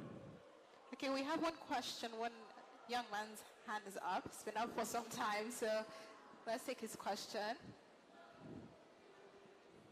Yeah, good evening, everyone. It's not a question, it's a comment. He said something about, my name is Olu Okikiola, sorry. He said something about not having a menu, which I find quite fascinating. You know, I feel that we have democratized everything, you know, across the globe except food. So, I find that very, very interesting. It makes us not have something boring. For me, personally, I don't know if I have people like that in the audience as well. Menu is, for me, list of things I do not want to eat, you know, rather than what I want. You know, so I love that very, very well. So I think we can emulate that. It gives us diverse options. I have visited several continents just from Nigeria because of the kind of taste I have. You know, if we can have more of that in food business, that would be very great. Then secondly, I like the fact that you say that the guests should not suffer because, you know, the team is not having a good day. Please and please, a lot of you business, food business personnel should please take care of that. I find it personal. I'm a brand strategist, so these are the things I look out for. I would not visit your restaurant or your vendor again if I am being attended to like I am offering your brandy help. No, it's the other way around. Sorry, you're not offering me help. It's the other way around. Yeah. Thank you. Thank you very much. Before we take your question, I wanted to also ask something based on what you had just said about maintaining standard, right? That's really important. In your experience, or will I say from your perspective, how would a small business manage keeping their standards or improving their standards and still being profitable? It's very important. I think it's something. I think it's about. It comes down to the culture. It comes down to building that culture in the staff from day one. So if you have some principles that you make sure that the business is going by and everyone has to fall into that and do the same, it becomes part of the business. It becomes part of everything that you do. But it's very important at the beginning when you're training your staff, your team, because it's only your team that can enforce this. It's only your team that can see this through. So they need to know what those principles are. You can't assume anything with people. Right. It's impossible because. Once I told someone a new waiter to lay the table, and what he did blew my mind because where he put the fork and the spoon but that's how he knows how to do it from home because that's how he was taught. It doesn't mean that there's anything wrong with him. It's just that I can't assume that he's going to do it in the way I want him to do it or the way I think is normal because you can't assume anything is normal. With people, you have to make sure that everything is explained and everything is discussed. And those assumptions will get us in trouble. I think, especially when you're training people, the training has to be in detail and it has to be in depth, and you have to go over every single thing, even things that you think are obvious. You still go through them because that's how you inbuild the culture you're trying to create in your team. Thank you very much. One last question, and then we can go on with the rest of the presentation. Just because of time, we'll make this as quick as possible. The lady over there. Oh, there are two. Okay, we can just take them really quickly. Good evening, everyone. My name is Joy. Thank you, Mr. Hassan, for the insight so far. So my question is this. What do you as a person, because on your slide, it was stated that you should give your team some equity to ensure consistency. So aside wages, that you give to your staff. So what do you as a person give to your team that has ensured consistency? Or what would you advise a restaurant owner or a business owner to give to his or her team? Thank you. Yeah. So what I meant by equity is that you actually give them shares in the business if you can. So they will own, even if it's 1% share of the business that you give them, it's something they still feel that they will see from the profits that the business is making. How we invest in our team, otherwise, is through training. We have training once a week, every week, on different parts of hospitality. Sometimes wine training, sometimes it's food. Because our dishes are quite unique, the team has to be trained on the food because they have to explain to the guests because there's no menu. So the more they feel connected to the business, the more involved they are, I think the more you get out of them. So training is one thing that we're very strong on. We send our team on courses. So if there's anything they're interested in, if one of them is interested in wine, for instance, we'll pay for them to do their wine qualifications. And we also pay for any external training that anyone's interested in and they want to do that's going to benefit the business, but also benefit them. Because when we employ people, we're not just looking to get what we can out of them. We're looking for them to get the best out of the experience as well. So they need to make sure that they're doing what they want to do to build their careers and to improve themselves. So it's a two-way thing. It's not just your staff are working for you. You also have to make sure that they're okay and they're achieving their goals. We set targets for the senior staff, and we attach those to bonuses, which also helps to incentivize them. Thank you. Just because of time, when we wrap up the presentation, we can take as many more questions as possible. Thank you. So growth, I touched on this earlier. You don't only have to. So after we got the space, then all the agents were now showing us other spaces after we already had one. They now started opening up to us and showing us ways. But because when you open one restaurant and it's marginally successful, people think it's time to open the second and the third and the fourth. But we decided that we weren't going to rush into opening a second restaurant because, I mean, it's the obvious way to grow by opening different sites. But we thought, actually, we probably are going to try and grow the business vertically instead of horizontally. So what that means is that we're going to invest all that we can back into this one restaurant and grow it to the best into the best restaurant that it can possibly be. So instead of opening 3 or 4 ecois in London, we decided to just have one. Also because we can't be in 2 places at the same time. And as a business is quite, as I said, it's quite personal and it's quite linked to us. It was important that we were there and, I mean, we're involved in the whole process. So opening another one would have, we felt that every time we open another one, the concept would have been watered down a bit. It probably won't be the same experience because I do believe that every time you open another version of the same, and also our restaurant has an identity in where it is. Carrying it and putting it somewhere else, it's probably not going to be the same restaurant. I mean, the area is different, the people are different, so we thought that it was important that we built this one as far as, so how did we do that? We built a brand and we started finding other ways to make money from what we had built other than creating other restaurants. And what that means is that we started doing catering, we started doing events. We did a lot of events for Prada, we did events for fashion, for Relief. We're actually doing a residency for Louis Vuitton at the moment in Seoul. So we spread our wings in different ways, and we found other ways to grow the business other than having other sites. Yeah, can I just say that's such an interesting perspective, really different, rather than growing multiple outlets, you focus on one and then do several things with it that can sort of grow your income. Yeah, that's an exciting perspective.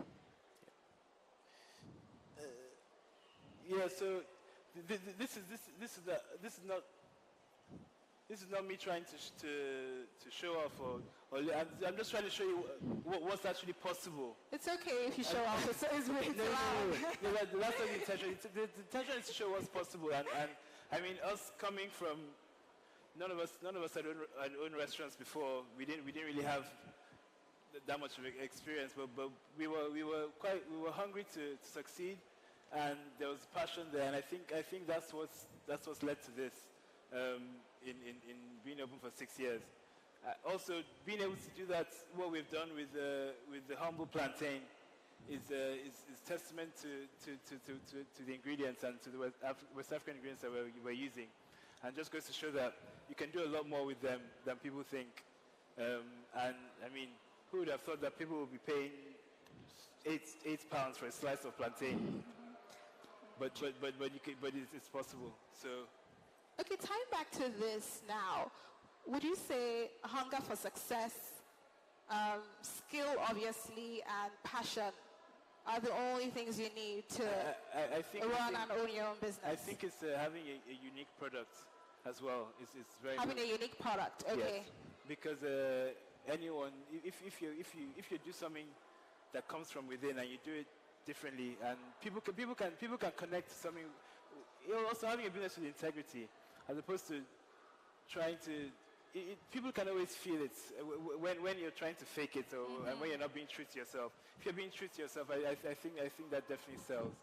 Okay. And people so buy authenticity, having a unique product of your own. Exactly. So don't try and do something that you're doing just because you want to make a bit of money, because that might work for a bit, but it's not going to work in the long run. It has to be something that comes from within, and something that is true to you, because I think that will lead to probably a longer living a business, as opposed to something that just is big for a few years and then it dies away. Okay. In terms of presentation, that's all I have. Thank you. Thank you. So we can take a few questions. I know you all have a lot of questions. And don't rush off, because there's a bit of a giveaway waiting for you guys, so just hold on a bit. Let's take questions and then we can do our giveaway. The lady over there, yes, I promise I'll come back to you. Thank you very much. I have a couple of questions. Okay. And my number one question is, my name is Paula. Okay, so my number one question is, how do you determine your business partner's shares? Because you have shares. You said you get business partners, you have shares. How do you calculate their shares? Oh, okay. There's no formula for that. That really comes down to you and what you decide with your partners. There's no rules for shares and equity. You can pretty much decide that. You can base it on how much if they're investing in the business. If they're not investing any money in the business, then it will be there's something called sweat equity. So how much they put into the development, and how much of their input goes into how much they sweat into the business, basically, and you can use that to determine how much capital to give them, how much share capital to give them. Okay, so the next one is, how do you manage loss? Like in business, how do you manage your loss? Manage loss? Do you mean making a loss? Yeah, when you make a loss, it affects your business and even affects your profits. How do you manage those losses? I mean, if you're making a loss consistently, then you're doing something wrong. Something's not working, and you have to look at what exactly is not working and change that. But I mean, if you're making a loss consistently, then there's a problem. If you make one loss because of maybe something like COVID, for instance, you have something like that. You probably have to find a way to call yourself back. Cutting your spendings, trying to make sure that the business is operating at a profitable level, so you're not spending more than you're earning. I think I'll use this as my last question. So, in terms of bringing in clients, some people are really skilled, they have the pictures, especially those doing online sales, they have the pictures. How do you drive in, bring in clients, and how do you keep them? So, I guess marketing, and marketing. Once again, there's no formula for marketing. I think every business has a different approach to it, and you have to choose the approach that works for you. I remember when we first opened, we had influencers coming into the restaurant or emailing me saying, if you don't know, this is how it works. We come, we eat for free, and we post. But I went back to them saying, you come, you pay, and you like, you post. If you don't like, you don't post. Because I knew that our customers aren't going to be that affected by influencers. Our customers don't spend all day on Instagram looking at what influencers are doing. So for me, that sort of marketing didn't really make sense. So the marketing has to be, you can't just do marketing for the sake of marketing. It has to be targeted and it has to work for your business. That's right. So we'll take 2 more questions so we can wrap up. Okay. Okay, good afternoon. Good evening. My name is Sandra. So well done for the presentation. You seem like you're a shy person because half of the time you were speaking to her. But we understand. So first question, if we want to get more information from you, how do we contact you? Like if we have questions? Email. Okay, so you can share. Okay, secondly, if someone has passion for food, you want to start a restaurant business, but you don't have the capital, how do you go about it? How do you start if you don't have the capital to start? Small. You start small. You start by, even if it means you can either cater, go the catering route. Because before we opened, we used to cater events where Jeremy will go and cook. I will do the dishes. We'll drive everything. We'll probably stay up all night cooking. We'll drive the things to the place, to the venue. We set up. He cooks. I clean. We pack up and we go. And we had everything. Everything was fitting in the car. So, I mean, you have to start somewhere. You have to start small to start getting your name out there, your brand out there. There's no one starts a business from 100. You start from 0, and you build your way up. But people don't really see they don't see the backstory. They don't see the struggle. They only see the business when everything looks good. Okay, one last question. I'll take the young man over there with the red hat. Yeah, good evening, everyone. My name is Samuel Izuchukwu. I have like 2 questions, and I'll ask them in less than 1 minute. Okay.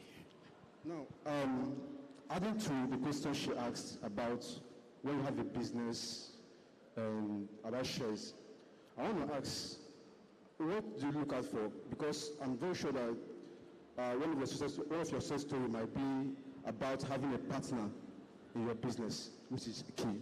So what do you look out for in a person before choosing him or her as your You have to be able to trust. Trust is the main thing. Trust is big because you have to trust them with everything. Because if you don't trust them, it's not going to work. You're only going to get into problems. Also, I mean, I'll say Jeremy and I were friends before, and we're still friends now. But having a business with a friend it's tricky. It will test your friendship. So maybe I'm not saying it has to be a friend because maybe it doesn't have to be a friend, but someone that you can rely on, someone that you can trust, and someone that has skills that you are lacking. So if you're good at one thing and you're not good at something else, make sure you pick someone that's good at what you're not good at, so they can balance each other out. Okay. Okay. Secondly, please, can you tell us just 1, 2, 3 keys that helped you? You told us that you struggled a lot and you are rejected. I didn't hear it, sorry. You told us when you were starting that you were rejected and you struggled. Okay, some of us, especially in this part of the country, Nigeria and Africa at large, it's hard for you to see those that will sponsor your business when you are still starting and all that. So it's mostly a woman business. And so can you tell us 1, 2, 3 things that helped you out in terms of where you started from and where you are right now? The distance factors. Okay. So I think, as I said, persistence, not giving up. You keep going, even if you're blocked by all sorts of problems or things that are going to slow you down. You just keep going. You just have to find the strength, I guess, to continue to try. Because if you give up after the first no, you're never going to get there. Everybody has no, or everybody has rejections when they start. So don't see it as a setback, see it as part of your growth. All right, thank you. Finally, please, the final one. We're all out of time. Okay, Thank you, just it's very important. Very In this one, development of, sorry, just a minute, a second. There's a wave that is already here. And I'm not into food, but I love eating. But there's a wave that that's coming across, like in terms of tech, some tech, and it's AI. I don't know. So it's coming to disrupt a lot of things, and it come across your own field also, which is food. Do you think it's bringing advantage, or should some entrepreneurs start backing out from food? I think what we offer is a human experience, and I think there will always be a market for those human experiences. I think that the AI or the tech is going to impact probably lower level markets, probably more casual dining. Dining that is fast food or doesn't really involve any contact with people. So you can go to McDonald's without talking to anyone. You can order, there's a machine that you order on, and someone, your food is delivered to you. You don't have any interaction with people. But our concepts can actually survive without interactions with people. So I think there will always be room for those kind of, people always want to have a nice dinner, I think, no matter what happens with technology. Okay, perfect. Thank you.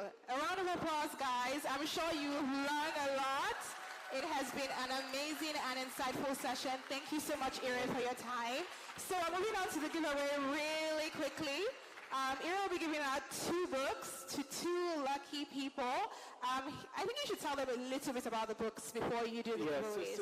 So this is our first, Jeremy's first cookbook. It also, apart from being a cookbook, it has recipes in it, but it's a lot of storytelling. So it goes through most of what I've spoken about today. It goes through the struggle and the process of building the business. There's a lot in there about friendship, about relationships, about it has a bit of everything, as well as having the recipes for all our dishes from the first restaurant. Amazing. So do you want to ask the questions to pick 2 winners? Let's see who has been listening, because this is where we'll catch everyone. Okay, go ahead. I'm trying to think of what question to ask. No, that's too easy. The easier the better. Can anyone tell me where our restaurant is in London, the address, what parts of London? Because we've actually recently just moved. We've just moved. We have a hand so here in front, if you can tell me where we are in London at the moment, you can get a book. Strand. Yeah. Did someone tell you that? Okay, so... Can I have one? Okay, would you like us to... Congratulations. You're welcome. Welcome. So one more question. The second question is, when did... Make it a little bit harder. Okay. When was the month and the year Ikoyi was awarded the 2nd Michelin star? Okay, that's too hard. That's too hard. The year? The year? This one has the year? Michelin star, 2nd. Okay, there's a lady over there raising her hand. It's 2017. 2nd, that was the first. Actually, 2018 was the first. 2018 was the first. No, so you have to ask something else then. So another question. 2020. No. Another question as well. Yeah. 2022. Sorry? 2022. Yeah. Okay.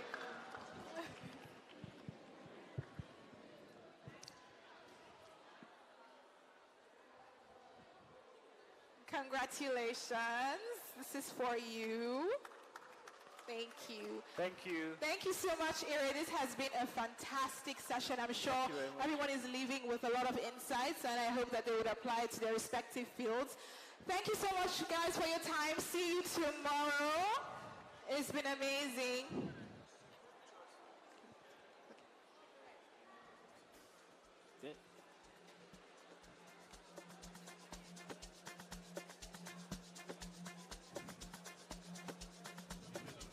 Sorry? Okay.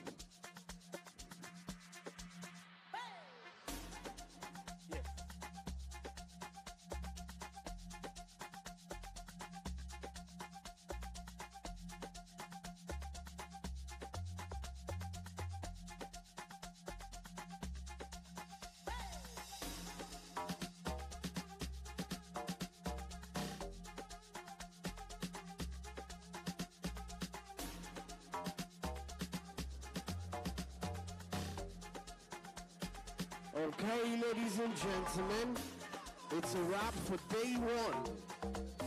Thank you, thank you, thank you for being here. Thank you for taking our time to be here.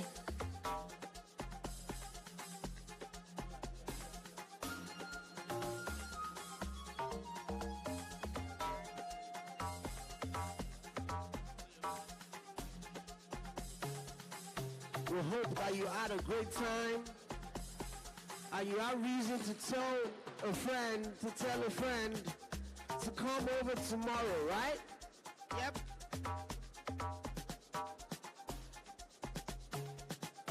So, how will you invite a friend tomorrow?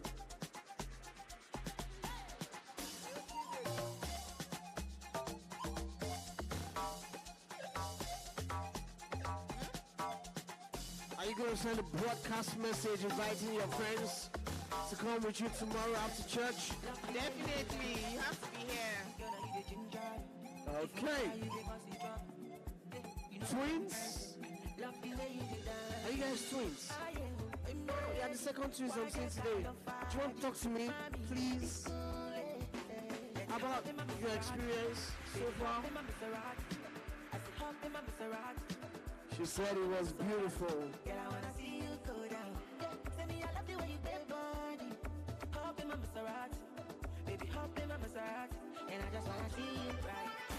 Please kindly allow the facilitator have his interview, his press interview.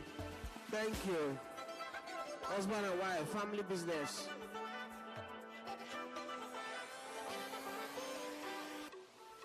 Okay, thank you everybody. See you tomorrow. We're sure it was worth your while. See you tomorrow. No more masterclass for today. More masterclasses.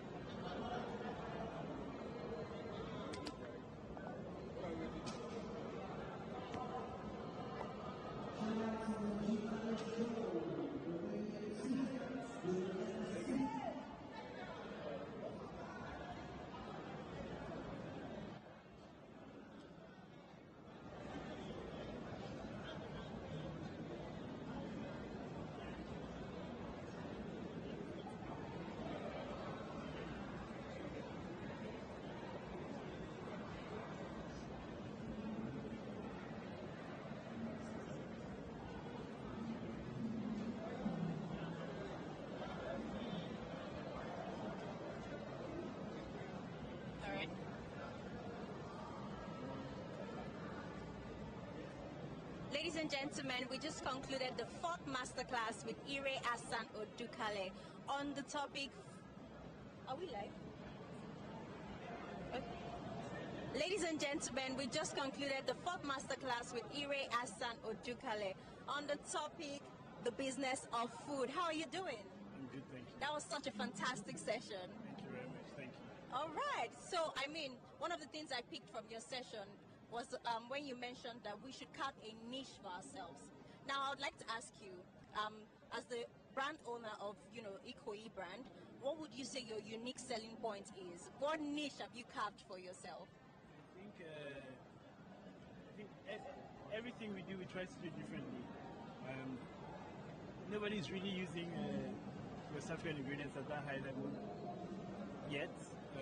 Obviously, there's some new restaurants that are coming up since we've opened, and we support them because there's room for everybody in the market.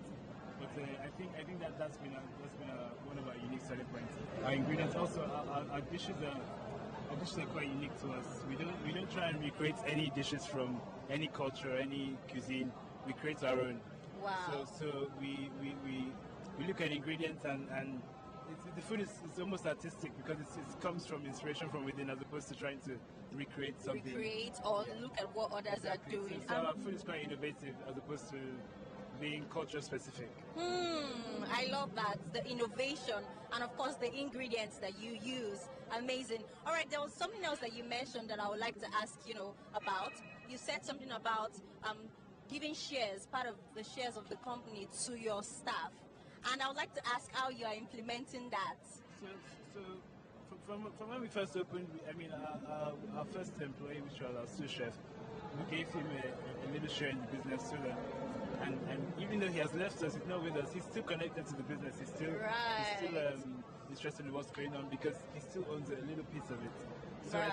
I think that giving your staff that even if it's 0.7%, it still means that when there's a profit and when you're giving dividends, they still share in that. So they want the business to succeed. It's more than just a job. It comes back to them. They feel like they're part of it. Exactly.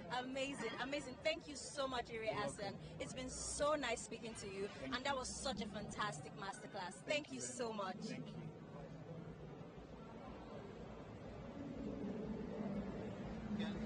All right, thank you. Please, let's take a picture. All right.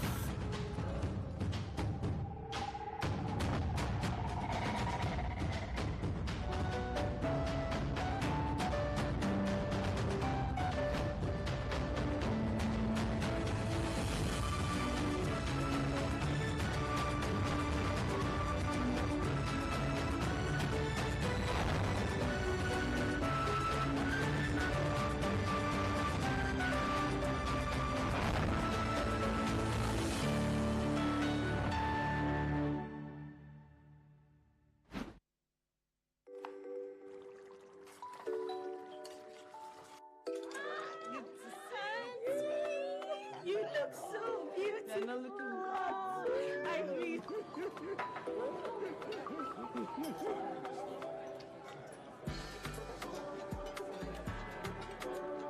Take it easy.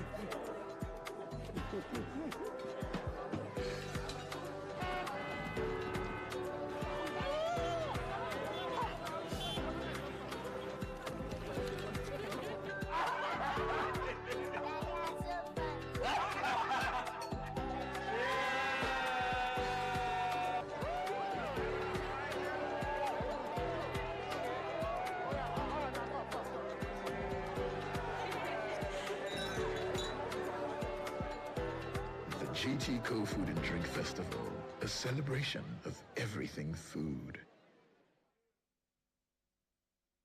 Masterclass, Unity and Progress. Radio you ma doni agege bread njebe. Yen la fin da wa mo pé original baker ni e.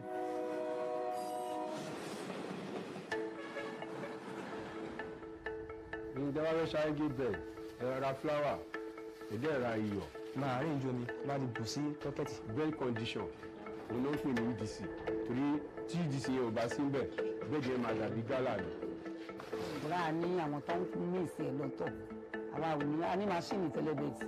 Oní púpọ̀ máṣíìnì yẹn kò dàbí pé kéèyàn fi ọwọ́ kù. Dábàá tí mi sẹ̀ kò sí ọ̀kan mọ́lẹ́yìn kákọ́ ìpè sórí máṣíìnì ní pé ká bu èyí tá máa fi mí ilẹ̀.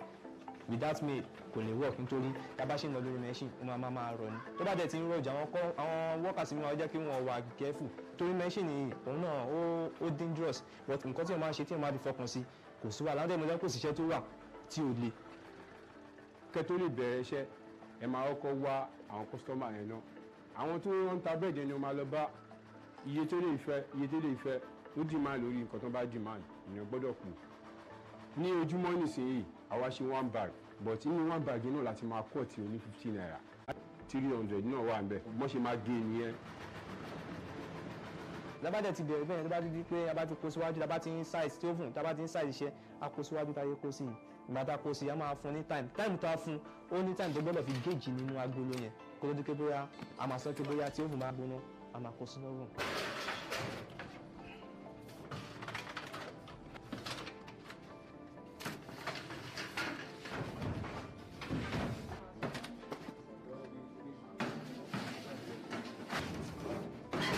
tó bá di tó time máa dúró bí at least 15 minutes ó depend tí iná bá ṣe wà nínú oven sí ló máa jẹ́ kí iṣẹ́ yẹn tètè jáde.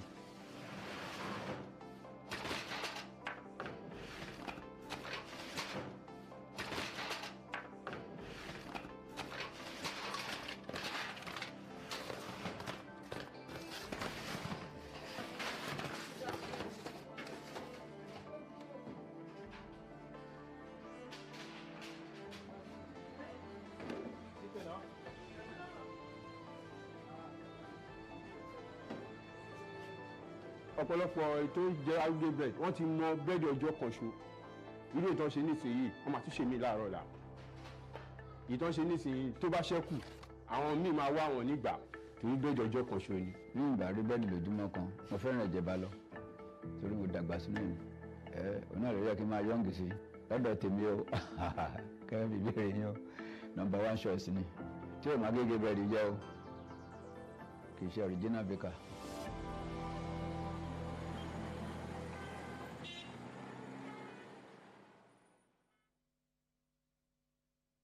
Good afternoon, the Doyan. Glad to see you. And good afternoon again to the team from GTCO who is visiting the exchange this afternoon. We had said earlier how remarkable and glorious this day is for our industry and for our community. We've also chosen to do something, if you will allow us, before I ring the bell. As you know, since you've listed us as GTCO, we're going to unveil what GTCO logo actually looks like so that when you see it, it will stop looking strange. It looks very similar to what we've always done.